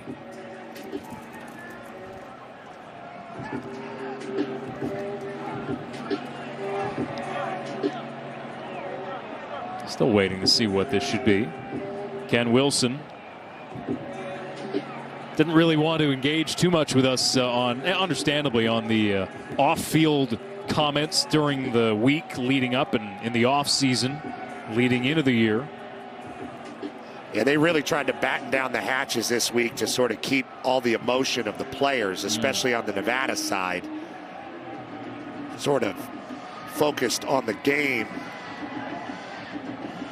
But it's an obvious, uncomfortable situation and a fiery situation for a lot of guys in this one. And Wilson had a couple of comments, essentially, saying it's rare that you get a coach to move to a different school in the same league and then take as many players as he took with him. And there was a whole grumble about what happened last year leading into the bowl game that Nevada was eligible to play in. Off the sweep. It's Devontae Lee. Beg your pardon. It's Castile. Comes around to get the handoff, and it's a first down for Nevada. Yeah, it was only 2nd and 2 because the spot of the foul was so far down the field with the holding call. So kind of a short yardage situation for the Pack, and they run an end around to Castile, who's been involved early. Perfectly placed ball to the tight end, Monroe. Wrapped up with an ankle tackle by Chicozy Anusium, the Cal transfer, 3 seasons with the Golden Bears for the redshirt senior. And this is a good dimension to the Nevada offense that we've seen early in this game. Try to get it to the tight end, 2 tight ends in the area, Schultz and Monroe. First down for the Wolfpack. Good run on first down. Penalty flag comes in. Well behind the line of scrimmage. Offense number 71. 10-yard penalty. Replay first down. And again, a penalty disrupting this drive for Nevada. They've been getting the right tackle a whole bunch. Isaiah World. That time they get the left. And Stark. And that hurts you when you're trying to run the ball consistently.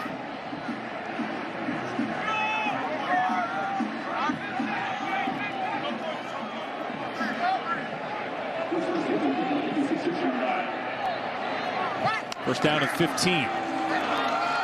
Taua met immediately. Kamara with the penetration and the tackle. 1-yard loss. Muhammad Kamara's been really good, a hard worker for these guys. They've had a lot of adversity, and guys that keep coming to work every day and setting an example are a huge deal for a program in transition, and that's what Kamara has been. Live hands, too. Straight out of Newark.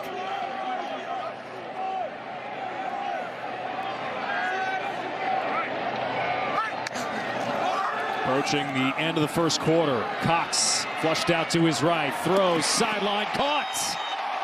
First catch of the day for Jamal Bell. Inside the 6-yard line. It is a first down and goal for Nevada. A 23-yard grab for Bell, and he's fired up. And that's Nate Cox's best throw by far of the night, as he's flushed out and then just running alongside with Bell. And they're setting up quickly here. Cox off the read option, dives ahead, no gain on the play, and that takes us to the end of the quarter. Daquan Jackson, one of the captains for Colorado State, making the tackle. Well, it's been an interesting start. Not what we expected, but Colorado State, a couple of defensive touchdowns. They had the lead.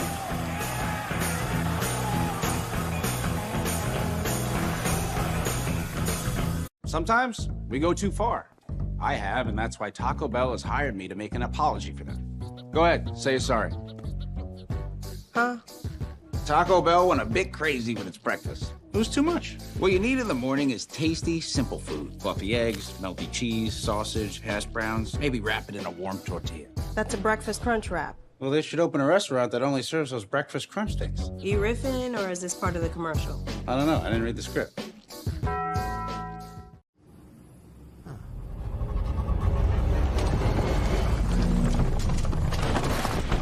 Congratulations, you're having an out-of-apartment experience because these cramped confines aren't going to fit your rapidly expanding family. But with more rental listings than anybody else, Apartments.com can help you trade this love nest for an actual nest. Baby names. For a boy, Brad. For a girl, Brad. Apartments.com, the place to find a place. Phil and his cave twin over there, both very into their new tools. Merrill can rebalance Phil's portfolio for him. Sweet. That's just a rock. Your money never stops working for you with Merrill, a Bank of America company. The National League's biggest stars lead their teams in a fight for the crown. The NLDS begins Tuesday on Fox and FS1.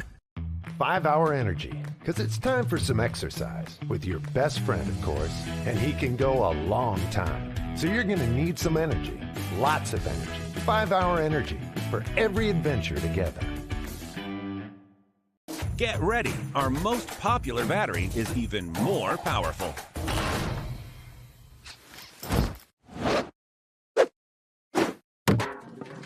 The stronger, lasts longer Energizer Max.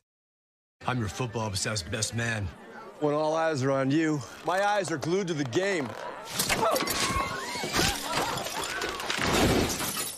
And if you didn't bundle your home and auto insurance, well, all of this could be tough to tackle. So get Allstate. May today be a day for golf, or at least for getting outside. May your choice of club be redeemed by your choice of hard seltzer. And may one round for the ages lead to another. High noon, sun's up.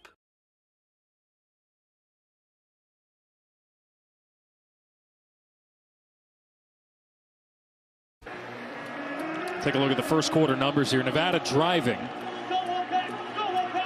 Second down and goal upcoming here for the Wolfpack. 129 total yards of offense, but they have yet to hit the scoreboard. Nate Cox asking for quiet. It's a really intimate environment down there. Second down and goal. Look how close the students are.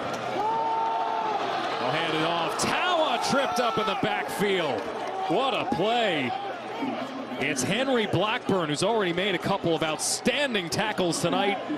Another tackle for loss, and it's a third down. It's been Henry Blackburn and Aiden Hector who've made some really sure tackles on the edge for Colorado State, forcing Nevada to stay on the field and run more plays, and that's where the turnovers have come. Third and goal, and you know they want a touchdown here after marching down, overcoming penalties and some of their own adversity. Likely going to have to throw to get it, though. Back at the 10-yard line after the tackle for loss. And Cox facing the rush, throws, end zone, incomplete. Boy, it looked like he had Jamal Bell there, but never got him to turn around and locate the ball. It's fourth down. Yeah, he could not locate the ball exactly. It's Aiden Hector in coverage, who already has a pick six, and nobody's head gets around. Wow. I mean, the ball's right there. He just never saw it, and you see Dale Von Campbell in the background pointing. Yeah. So just some confusion there. Nobody's head ever gets around to locate the ball, and the field goal is forced by the Rams. Here's a mainstay for Nevada, Brandon Talton, senior, Lou Grasso Award watch list, and he missed the field goal by a mile.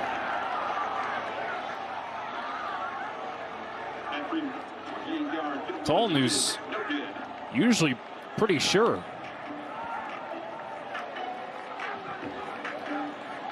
We'll step aside after a missed field goal. Talton was actually holding this one. New kicker in for Nevada.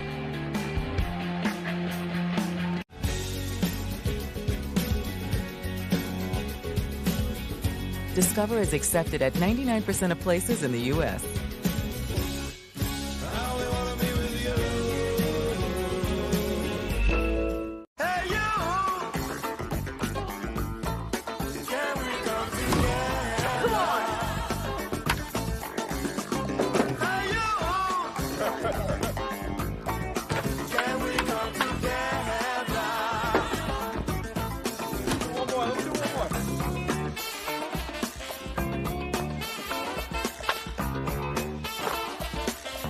New Balance.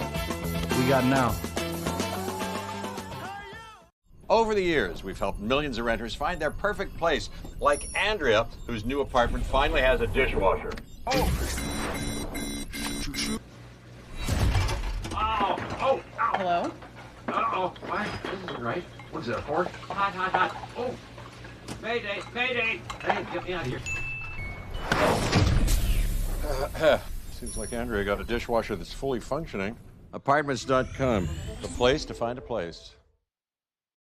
5 Hour Energy, because it's time for some exercise with your best friend, of course, and he can go a long time. So you're going to need some energy, lots of energy. 5 Hour Energy for every adventure together.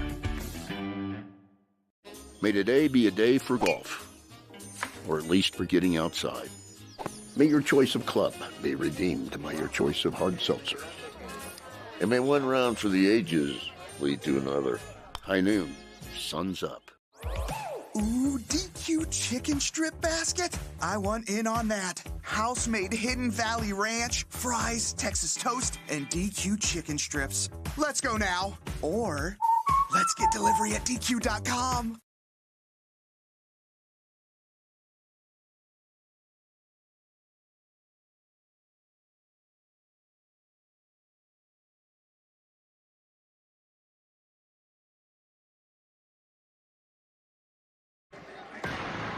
Just to give you an idea of the animosity that's been building here. This is Ken Wilson on Jay Norvell leaving Nevada.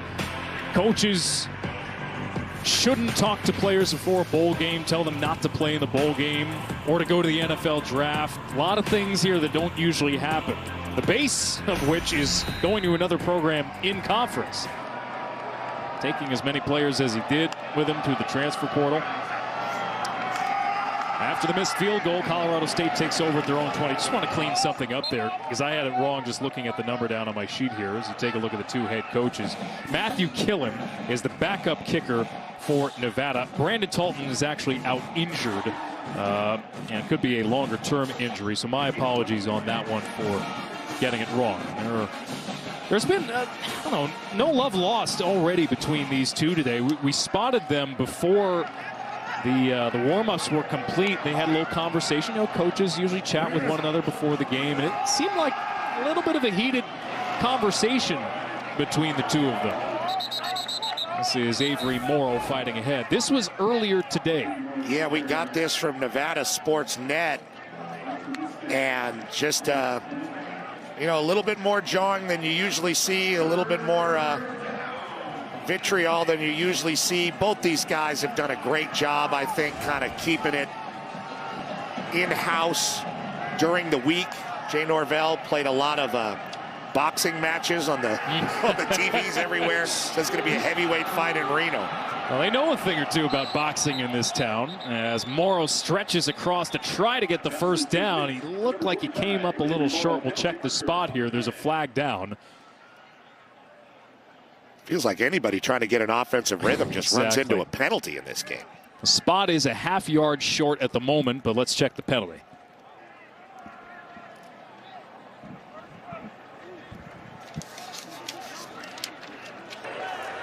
Holding, offense, number 89. 10-yard penalty, replay third down. It's Tanner Arkin, the redshirt freshman tight end, preseason all-conference selection. Another young guy. Tight ends can't have success in Coach Norvell's air raid. We've seen that. Guys like Cooks. Well, they lost a good tight end at Colorado State. Trey McBride, Mackey Award winner last year. 3rd down and 11. As this throw along the sideline is incomplete. Looking for Horton. Tight coverage along the boundary. Isaiah Isisima is there. But you got to give the freshman quarterback some credit. Braden Fowler Nicolosi puts that in a great place for Torrey Horton. He had both hands on the ball, and it looked like the left foot was going to come down inbounds. Both these offenses have really struggled, but it's been Nevada's offense that's moved the ball probably better than the Rams. They just have run into the turnover problem. So they'll punt it here. Patty Turner, one of the team captains for Colorado State. And this ball will take a Nevada bounce. It was an ambitious idea to try to return that one, but tackle immediately made. It'll still be a short field for Nevada. Colorado State, though, they have come up with a couple of first-half takeaways that have led to points. Aiden Hector shocking everybody, starting the game out and just stunning the people of Reno. And then maybe even a bigger stunner was that decision by Devontae Lee trying to flip it to Nate Cox, and it's snatched out of the sky by Mukendi Wa-Kolanji. And he makes an athletic run for the end zone. And that's where we stand now. You look at the yards. It's been an adventure. We knew it was going to be a wild night, but I didn't see that as the first quarter. This game has defied expectations, but not the way we thought. Cox throws off the hands of Bell. Incomplete. He had him. That's the second time today that what could have been a sure catch winds up being an incomplete one. Cox just firing that ball, and it goes right off his face. Oh, man. That can happen. What you don't want is for it to get stuck. Actually, has that happened to you? No. It only happens with Elway throwing the ball at you. A handoff on 2nd down. There's Tawa powering ahead. Great run, and I believe he has the first down. Yeah, going with the two guys that caused that turnover. Both the turnovers, Aiden Hector and Mukendi Wa-Kolanji, and just finishes strong, and then the really mean stiff arm with the left on Aiden Hector. And I mean, Tawa can carry them offensively in this game, but they need to get him the ball without penalties so they can keep the clock moving. Tawa again. And he'll reach midfield. Entering today, he was 119 yards from breaking into the top 10 all-time in rushing yards in the Mountain West Conference, Tawa. His brother Vi was a prolific running back at Nevada. Now a running back coach of the team. 2nd down and 7. I have a feeling they're going to need another 100-yard game for Tawa today. It's based on the way things have gone to begin the night. He has a couple of them already this season.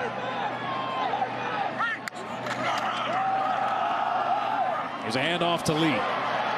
And Lee trying to get away from the imposing Colorado State defense. A lot of new names over there. Chase Wilson wearing number 30, big boy. Tried to wrap him up initially, and Lee was just trying to scamper away. Yeah, Lee's got pretty good balance. He stops his feet a lot and then tries to push forward again. Chase Wilson from Arvada, Colorado. As we always like to say, that is the hometown of Fox College football royalty, Joel Klatt. Be a 3rd down and 2 here after a 5-yard run. Had it not been for Wilson, may have been more. Keep it on the ground. And this will come up a yard short with Lee. Kamara on the tackle. And it's 4th down, and if you're Nevada and Ken Wilson, you've got an interesting decision to make here. Yeah, they're going to try to stay on the field. They want to be able to prove that they can run the football and get a yard. I think that's the attitude of this Wolfpack team. They need to start imposing themselves offensively in this game and try to erase the 14-point deficit they caused with the turnovers. Tawa checks back in behind Cox.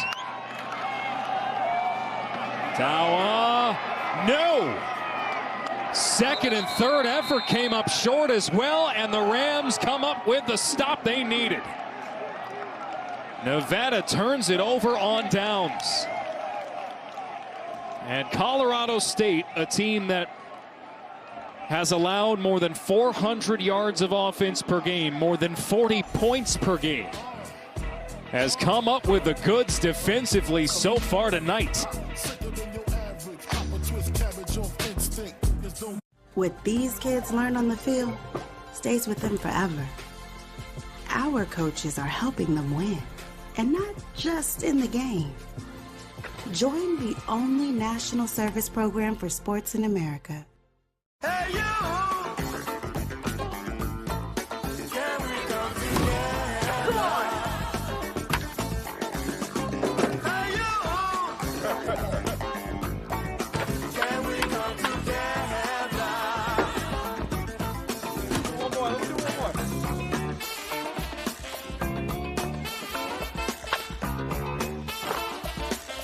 New Balance. We got now. Rates may be rising, but with Rocket, you have an advantage. You can lock your rate for 90 days while you search for a home and refinance to a lower rate later with exclusive savings. That's the Rocket advantage. Call 8336-ROCKET today. Ooh, the DQ chicken strip basket? Yes, please. I want in on that. Oh, that house-made Hidden Valley Ranch is for all the dips. Plus fries, Texas toast, and, you guessed it, DQ chicken strips. Mmm, so good. Let's go, right now. Or let's get delivery at DQ.com. DQ, happy tastes good.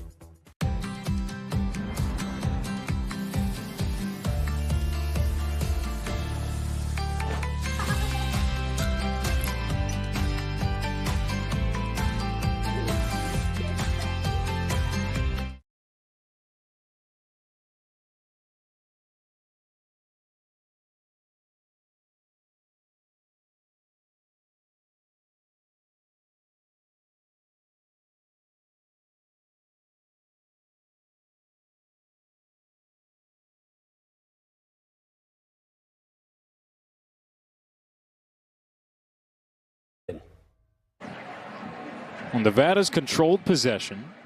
They've outgained Colorado State by over 100 in this first half. Nearly doubled up the number of plays. And yet they trail 14-0.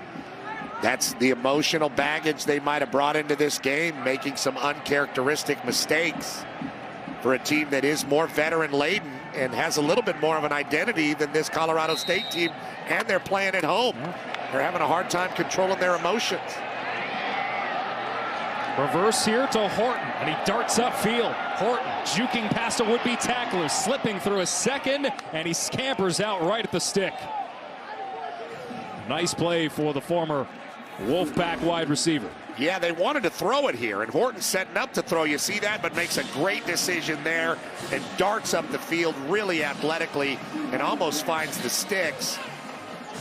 That's a great job of making something out of nothing when the original play broke down. Coach Norvell trying to get a quick strike and catch him off guard with a reverse pass. Horton, who came in today averaging 44% of Colorado State's offense. Here's Morrow busting through the Nevada secondary with a big run. Avery Morrow, that might be the longest run of the season from scrimmage for Colorado State, and they are on the move again. Indeed, it is a 23-yard run. And the Rams are in business again. Morrow does a great job getting behind Dante Bivens there, who has the turn block to set him free, and he's been really explosive running the ball in this game. His first of the game. 15-yard penalty, first down. Another unsportsmanlike. They gave it to Morrow. Getting up and talking after the run. Must have said something untoward. I hate to imagine what it was. There's some words you can't say on TV and some words you can't say to referees, and that'll get you in trouble pretty quick. So a 23-yard run, season long prior to that was 18. There's things you can say in front of another guy in front of the referee that'll get you that'll get you flagged. But this is the same situation. Both teams trying to get something going offensively, setting themselves back emotionally and with mistakes. Right. And it sets them back all the way to the 39-yard line. There's Ajon Vivens. First time we've called his name tonight. Redshirt senior. Missed a game this year with injury. Picks up 1, and it's 2nd down. He's the team captain and kind of the leader of the team. A redshirt senior has been here through a lot of different changes. Colorado. Sorry, B. No, a great opportunity wasted with the unsportsmanlike for the Rams. Colorado State is on their 4th head coach in the last 9 seasons. And a lot of turnover here. Vivens searching for the edge, wrapped up in the backfield. Beautiful tackle from Marcel Walker. Sophomore defensive end, and it's 3rd down. They try to get him to the edge. Great pursuit and holding that edge by Marcel Walker. 3rd TFL of the year for him. And what do you do if you're Colorado State on 3rd down? They've had some success moving Braden Fowler, Nicolosi, and having him throw on the run. Maybe even tucking it and running if he doesn't see anything downfield he likes. Play clock winding down. Timeout, Colorado State. And Jay Norvell calls a timeout. 30 seconds. What a disjointed game this has been. Right when both teams seemed like they were about to get things going offensively. Penalties have been the story. The only scores of the game have come defensively for Colorado State. The Rams, who enter today having only won 4 games in their last 16. They haven't had a winning season since 2017. Almost a year ago was their last victory, October 16th, 2021. But especially on the defensive side of the ball, they have really made a statement tonight. They have. They've come out and taken advantage of mistakes that the Wolfpack have made. And Coach Wilson knows that this is an air raid offense that's having trouble moving the ball. Are they going to be able to protect this lead? He's got to find a way to settle his team down and let them know they still have a great opportunity in this game to do what they wanted to accomplish. But it starts with getting a stop here. 3rd down and long. Braden Fowler, Nicolosi at quarterback, the true freshman. What does he dial up here? He's already taken some shots tonight. Took another one there as he overthrows his intended target, Jordan Williams, the tall tight end, 6'5" freshman from Riverside, California, and it's 4th down. He's another one of the young freshmen they want to get involved in this game, get him the ball down the field. You saw they gave it a shot there.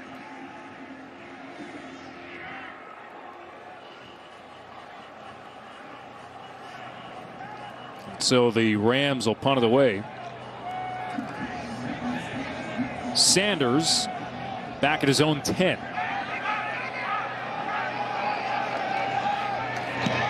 Turner, short kick. Sanders will let it bounce, and it'll roll all the way back down to the Nevada 1-yard line. Aiden Hector has already made a big play here tonight with the pick 6. Downs it at the Nevada 1. What these kids learn on the field stays with them forever. Our coaches are helping them win, and not just in the game. Join the only national service program for sports in America. Take a deep breath. Set your mind free. Think about what matters to you. Imagine a path that can help guide you. A plan that's free from Fidelity. A plan that helps you see the big picture, find balance, and shift with life's changes. This is clarity. This is freedom. This is the planning effect from Fidelity. I was happy with my skin, and then all of a sudden, it was just boom, breakout after breakout. Then Riley got Proactive. Proactive is America's #1 acne routine, with a routine for every type of skin that keeps skin clear. After sticking with it, I actually noticed a difference. It just feels great being able to look at yourself in the mirror and be happy with the face you see. Get proactive and get clear skin that stays clear. Go to proactive.com now and for a limited time, get this free pore cleansing brush. I'm the captain of the Pee Wee football team. We are mighty! Annoying. Go, go. Thanks, Mom.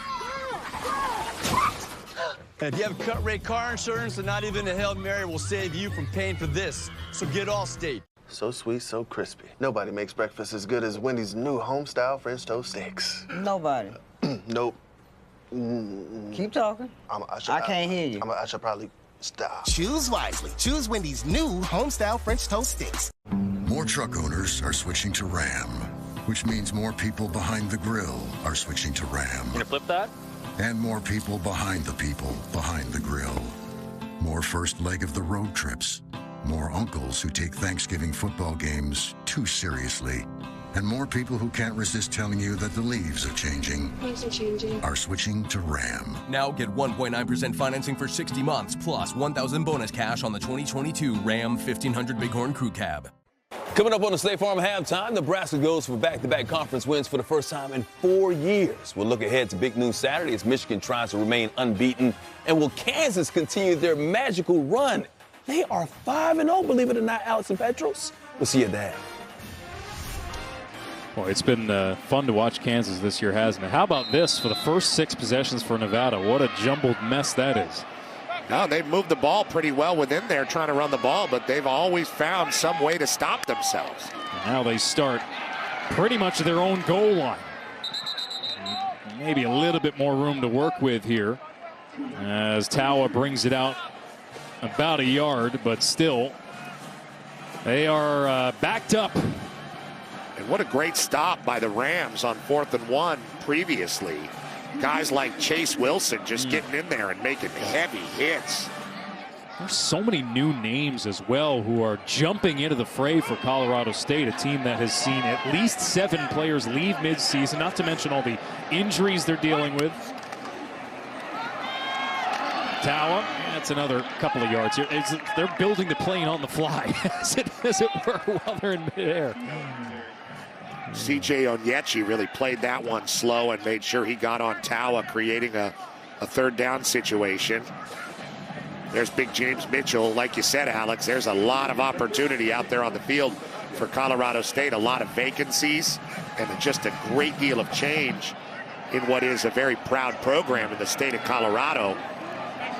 They're looking for guys that want to play and want to have opportunities playing in conference. Jay Norvell with a real reclamation project. Nevada 0 for 4 on 3rd down tonight. Cox going to try to run this one out. Gets by the initial tackle, but he'll come up short of the line to gain, and it will be another 3 and out for the Wolfpack. The Rutgers transfer again, C.J. Onyechi. They're going to give him the first down here. He really stretched out for that one. Onyechi holding on and then gets back up again. He needed to get to about the 10.5-yard line. Watching it live, I didn't think he had it, but I'll give him the benefit of the doubt. Spotting him at the 11. That's true. Stretch out that long body. What'd you call him earlier this year? Daddy long legs. Look at those things. Jump stop for Lee, and it'll be wrapped up in the backfield. A loss of 1. Daquan Jackson in on the tackle for Colorado State as we approach 5 minutes to play in the half. Flag down. End up in the neutral zone. 5-yard penalty. Remains first down. So it'll be a 1st down and 5.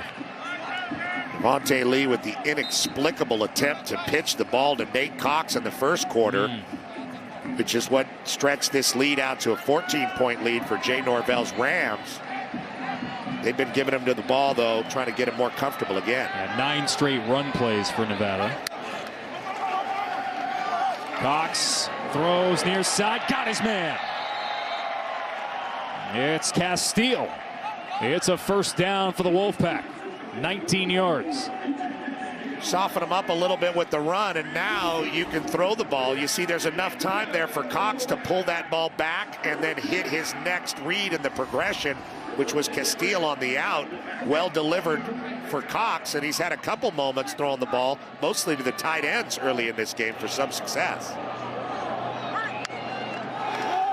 Cox drops back, looking to pass. He's surrounded and is sacked. Back at the 29-yard line. And Colorado State again getting to the quarterback. This time it's Troy Golden. Senior out of Orlando with the dance. They bring the blitz right into the A-gap with Drew Kullick. And that causes the chaos and allows Troy Golden to get on the back of the big, long quarterback and make another play to force a very adverse situation for Nevada. Colorado State's Rams defense came to play tonight. Best performance of the year for Colorado State by far. Tawa scampers out here, being wrapped up along the sideline. And look at all the taunting going on. And the jawing in response from Tawa. There is a flag here. The refs are trying hard to keep everything copacetic here, but it is not an easy task. And I still feel like something's going to come to a head here. I don't think this is boiled over yet. It's simmering.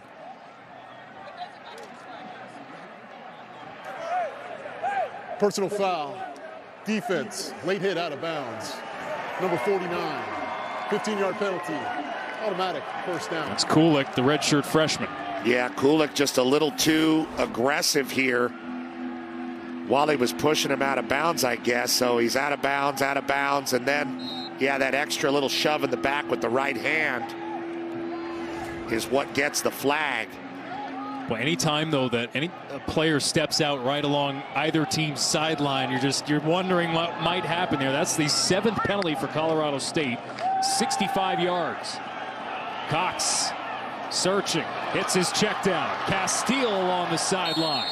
And he has a first down and more out across the 40 in Colorado State territory. And you just see how damaging that penalty was. Now at midfield, Cox is working and able to spread the field. Good job avoiding that tackle by Grady Kelly, and then hits the outlet, like you said, to Castile, who's done a good job exploding down the field after catching the ball tonight. Tawa set a nice block on the perimeter as well. 14 yards to the Colorado State 38. Tawa inside handoff, and he has 4 on first down. And that's what you said, first down, 4 yards. That's who they need to be. Now you create a 2nd and 6. The problem is the next play they've usually got a penalty or worse, a turnover for the other way. Can they finish a drive consistently offensively? They haven't been able to do it so far in this whole half. Nevada themselves, 4 penalties for 45 yards this evening. And you got to give credit to this Ram defense. Freddie Banks, defensive coordinator, filling a lot of holes with guys who want to get out there and make plays. Cox, play action, bootleg, throws, incomplete. Let's try to get rid of it. Onyekchi brought the heat, and it's 3rd down. He's been fun to watch. In this game, he plays with a great motor, and just when you think the Rams are in trouble, they stop the rhythm of this Wolfpack offense and create an opportunity for them to get off the field. CJ's a transfer from Rutgers, plays with a great motor, plays with a high level, and one of the only guys that has really been a consistent presence for this D. Cox floats this ball into double coverage, incomplete. Brandon Guzman was streaking across. 4th down. He's trying to get it to Dale Von Campbell starting out, and then Bell down the field in the corner, and man, he was open, but the sophomore able to get to that ball at the last second and bat it away, and it's 4th down, and they're going to go for it. Trailing 14-0, they will have the ball to begin the second half. Nevada clock moving, or clock stopped, to beg your pardon, at 2:02 left in the half. 4th down and 6. Whistles timeout. and a timeout. Colorado State, their second of the half. It'll be 30 seconds. Something Freddie Banks did not like lined up there. So while we have a moment, a reminder of what's coming up tomorrow. We kick things off with Big Noon Saturday from Bloomington, Michigan, and Indiana. Then big game out west, Utah and UCLA. Bruins undefeated at 5-0 on the season, as are the USC Trojans, who take on Washington State. A triple header of action tomorrow on Fox. Michigan looking for its third 5-0 start under Jim Harbaugh. IU is always a tricky out, but they have not beaten a top 5 team since 1967. Were you born? What year were you born? 77. Okay. You missed me by a decade. Okay. I'm sorry. It's okay. I look pretty beat up in the face. It's been a long week for you. It's 4th down here. And Ken Wilson, I venture to say he's trying to get points on the board here before the end of the half. Already a missed field goal with their backup kicker. Trying to find offensive consistency. Yeah. And they've gotten it to the tight end in these situations so far. That's Monroe right there. Oh boy. Timeout again. Timeout, Nevada. They're first. It'll be 30 seconds. So Wilson wanted to get a look at what they were going to do, lining up, and then calls another timeout. Interesting chess match going on between the two head coaches here, Jay Norvell and Ken Wilson, and there's been a lot of talk this week about both those guys, and it hasn't really been X's and O's, has it? No, it's all been about the off-field stuff. And all going back to when these two teams last met last year. Jay Norvell walking off the field in Fort Collins, and then just 9 days later winds up being hired as the head man. And Norvell mentioned the resources he would have at his disposal. That was one of the first things he brought up at the press conference. And he's heard from a lot of alumni at Colorado State who are excited to see this program with new direction. 4th down and 6. Cox dropping back, gives it a look and connects. Jamal Bell out at the 13-yard line as he stares down a Colorado State defender in front of the sideline. That's Brandon Hickerson Rooks, one of the backup linebackers that he beat, and Nevada set up with a 1st down. Well, both head coaches call a timeout, and it leads to this. Cox hangs in there and throws the ball. What a job coming back to it by Jamal Bell and running away from Aiden Hector and Angel King at the end of it. And there's Coach saying, finally. Not there yet, though. Nope. Play clock winding down. Cox floats it. Back shoulder, little contact. No flag. 2nd down. Anusium, the transfer from Cal. There was a time where Chingy Anusium was the man in waiting at Cal to be the next lockdown corner into Pac-12. A lot of flailing arms there. There's some hand fighting there. He's holding on. They both are a little bit. Looked a lot worse live. It did. Remember, this drive started at the 1-yard line, looking to cap it off. Tawa up the middle. And it's 3rd down after a gain of 4. They bowed up because of that guy, Chase Wilson. I mean, I expected Toa Tau to be able to run through this defense. But that guy, Chase Wilson, the sophomore, made some physical stops at the point of attack to force some 3rd down situations. They've played a lot better than I thought they would defensively tonight. The Rams have under Freddie Banks. You look at all the numbers coming in. All of them point in the wrong direction for Colorado State, but they have really stepped up. Nevada trying to scratch something together at the end of the half. Cox dumps it off short. It's Lee. Will he get the 1st down? He's awfully close to the stick. It would be a 1st and goal for Nevada. Lee was right there. They'll give him the spot, and it's first down and goal for Nevada in the final minute of the half. Great individual effort by Lee. They did a good job dropping everybody and forcing the check down. Nevada was trying to work quickly, but I think somebody moved. 97 yards they've marched downfield on this drive. Feels like whenever Nevada tries to work quickly, False start. Offense, number 56. It backfires. 5-yard penalty, remains first down. That was Zach Welch.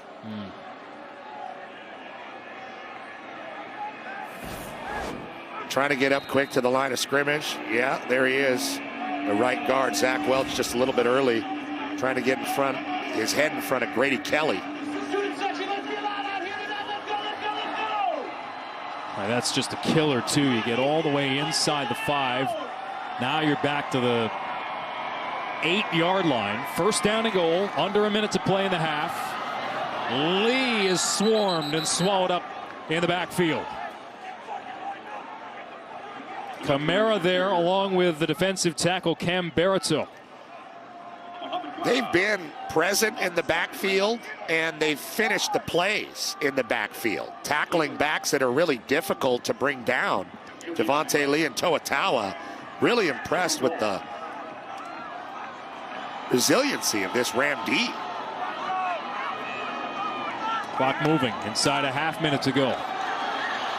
Here's Castile, shoved out of bounds. Clock will stop with 18 seconds to go. He's back where that initial first down and goal was. It's a gain of 4, and now what do you do on third down? Well, here's the quick pitch on the end around by Castile. And on third down in this situation, I mean, I think Cox and his legs, maybe a two-way out, a fake, and let Cox create on the outside with a two-way go, throw it or run it in. 17th play of the drive coming. Timeout call. Timeout, Colorado State. Their final timeout of the half. And Colorado State will talk it over defensively. Nevada knocking on the door for their first score of the night. Today, let's paint with Bear Dynasty so that you can be proud of your walls. Where's your furniture? Oh, we thought it distracted from the new Bear Dynasty paint color. Let me take your coats. Because Bear Dynasty only takes one coat. Bear Dynasty. Go ahead, throw your wine on it. What? Stain repellent. It's also scuff resistant. You're paying for that. Bear Dynasty, the best of Bear. Exclusively at the Home Depot. Medium latte, half calf, no foam. Thanks. Quite the personalized order. I know what I like. I've been meaning to ask you, Carl, does your firm offer personalized index investing? So I can remove a stock that doesn't align with my goals. I'm a broker, not a barista. What about managing gains and losses to be more tax efficient? Not a wizard either. Looks like Schwab personalized indexing can.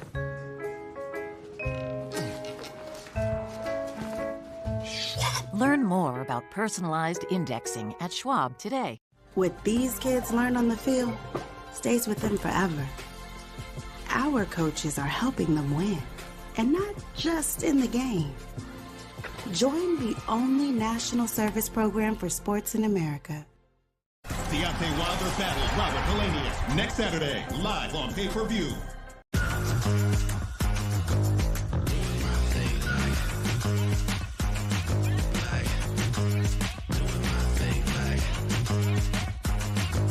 Step onto the scene, just doing my thing like. A huge day of football kicks off Sunday on Fox.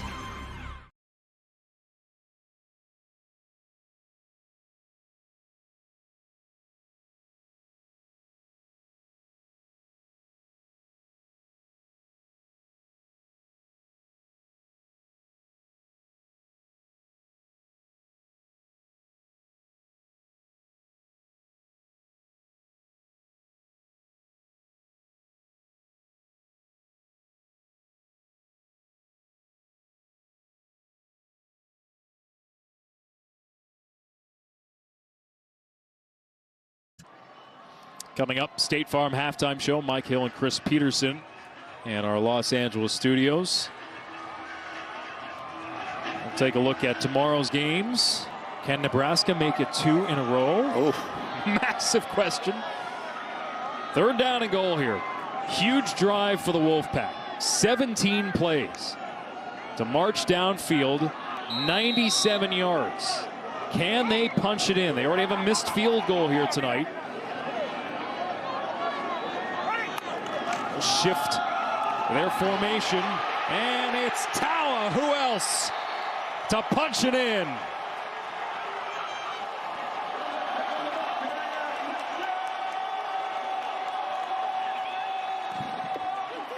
Nevada is on the board. 17 plays, 99 yards to get it done. You see the emotion from Tawa running right over to Quan Jackson, the Mike linebacker, on his way to the end zone. And finally, something to cheer about for the Wolfpack faithful. They wanted to come over here and dance all over Colorado State, and that hasn't happened. I think they thought that would have happened, but Colorado State's defense came to play. Another look. Look at him versus number 5, one-on-one. Ooh. Tough way to end up in the end zone if you're Jackson. And a good push, and that's what Tawa has been trying to do all night, but just set back a great deal with penalties, and they've been unable to get that offense in a rhythm. That face mask to the face when you're not wearing a helmet, I don't care how pumped up you are, not comfortable. Can we just call that a face wash? I don't wash my face with metal. A steel wool. Great finish to a run there by Tawa, and hopefully for the Wolfpack, trying to create some inspiration for the rest of the game. They have not played well so far. You see them all huddled up there on the far sideline. They'll have the ball to begin the second half. And keep in mind, Colorado State does not have an offensive touchdown tonight. Colorado State and Nevada entering tonight with the 2 longest losing streaks in the Mountain West. Something has to give. 14 seconds left in the half. Colorado State has used all their timeouts, so we'll see if they take this into the halftime break. And look at the Nevada players sprinting down to try to fire up the student section. Big blackout night here in Reno. Everybody excited about this. A very proud program with a great history. Chris Alt still has his fingerprints all over this program. Ken Wilson is his guy. Jay Norvell created something very different here and very successful and moved on abruptly. And tonight is kind of a product of all that movement in the offseason, Alex. Chris Alt, who has his name on this field, and was very adamant that this game meant a lot emotionally to this program coming into the week. Well, we mentioned it was going to be a Friday night fight in Reno, and the Wolfpack, well, they're off the mat. And they're back in this game. 14-7 as we hit the halftime break. Ken Wilson's team engineering a 99-yard drive to cap the first half. And they will have the ball to begin the second. Blackout night for the Nevada Wolfpack. A lot of emotion coming into this game. A little bit rattled to start the night, but they end the half on a positive note. The Colorado State Rams, who hadn't led a game coming into tonight, finished the first half with a couple of defensive touchdowns. They lead 14-7 at the halftime break. Coming up next, we'll get you to the State Farm halftime show in Los Angeles.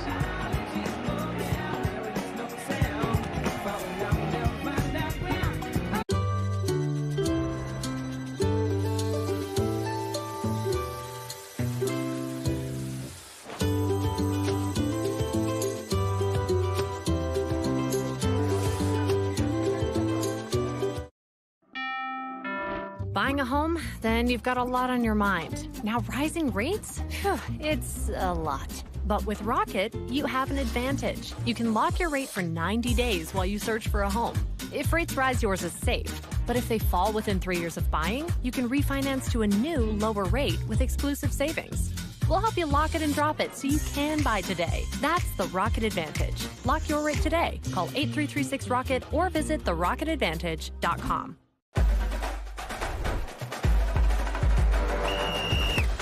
When it comes to a winning snack lineup, our roster of flavors can't be beat. Enter the Snack Like a Pro sweepstakes for a chance to win tickets to the big game and weekly prizes all month long. This LA team is star after star. And now the stars come into LA, and they're going to have to play. The NFL, Sunday on Fox.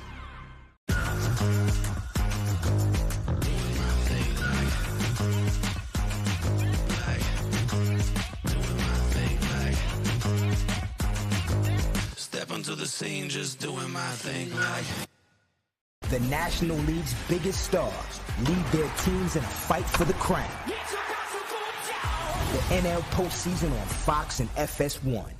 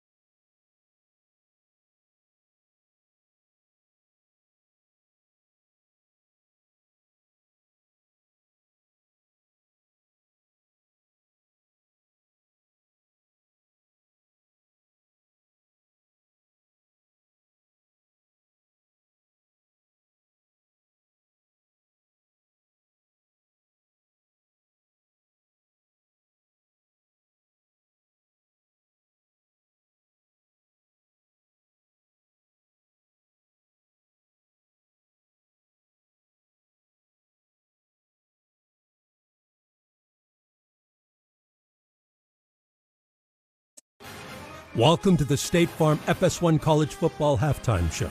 Like a good neighbor, State Farm is there.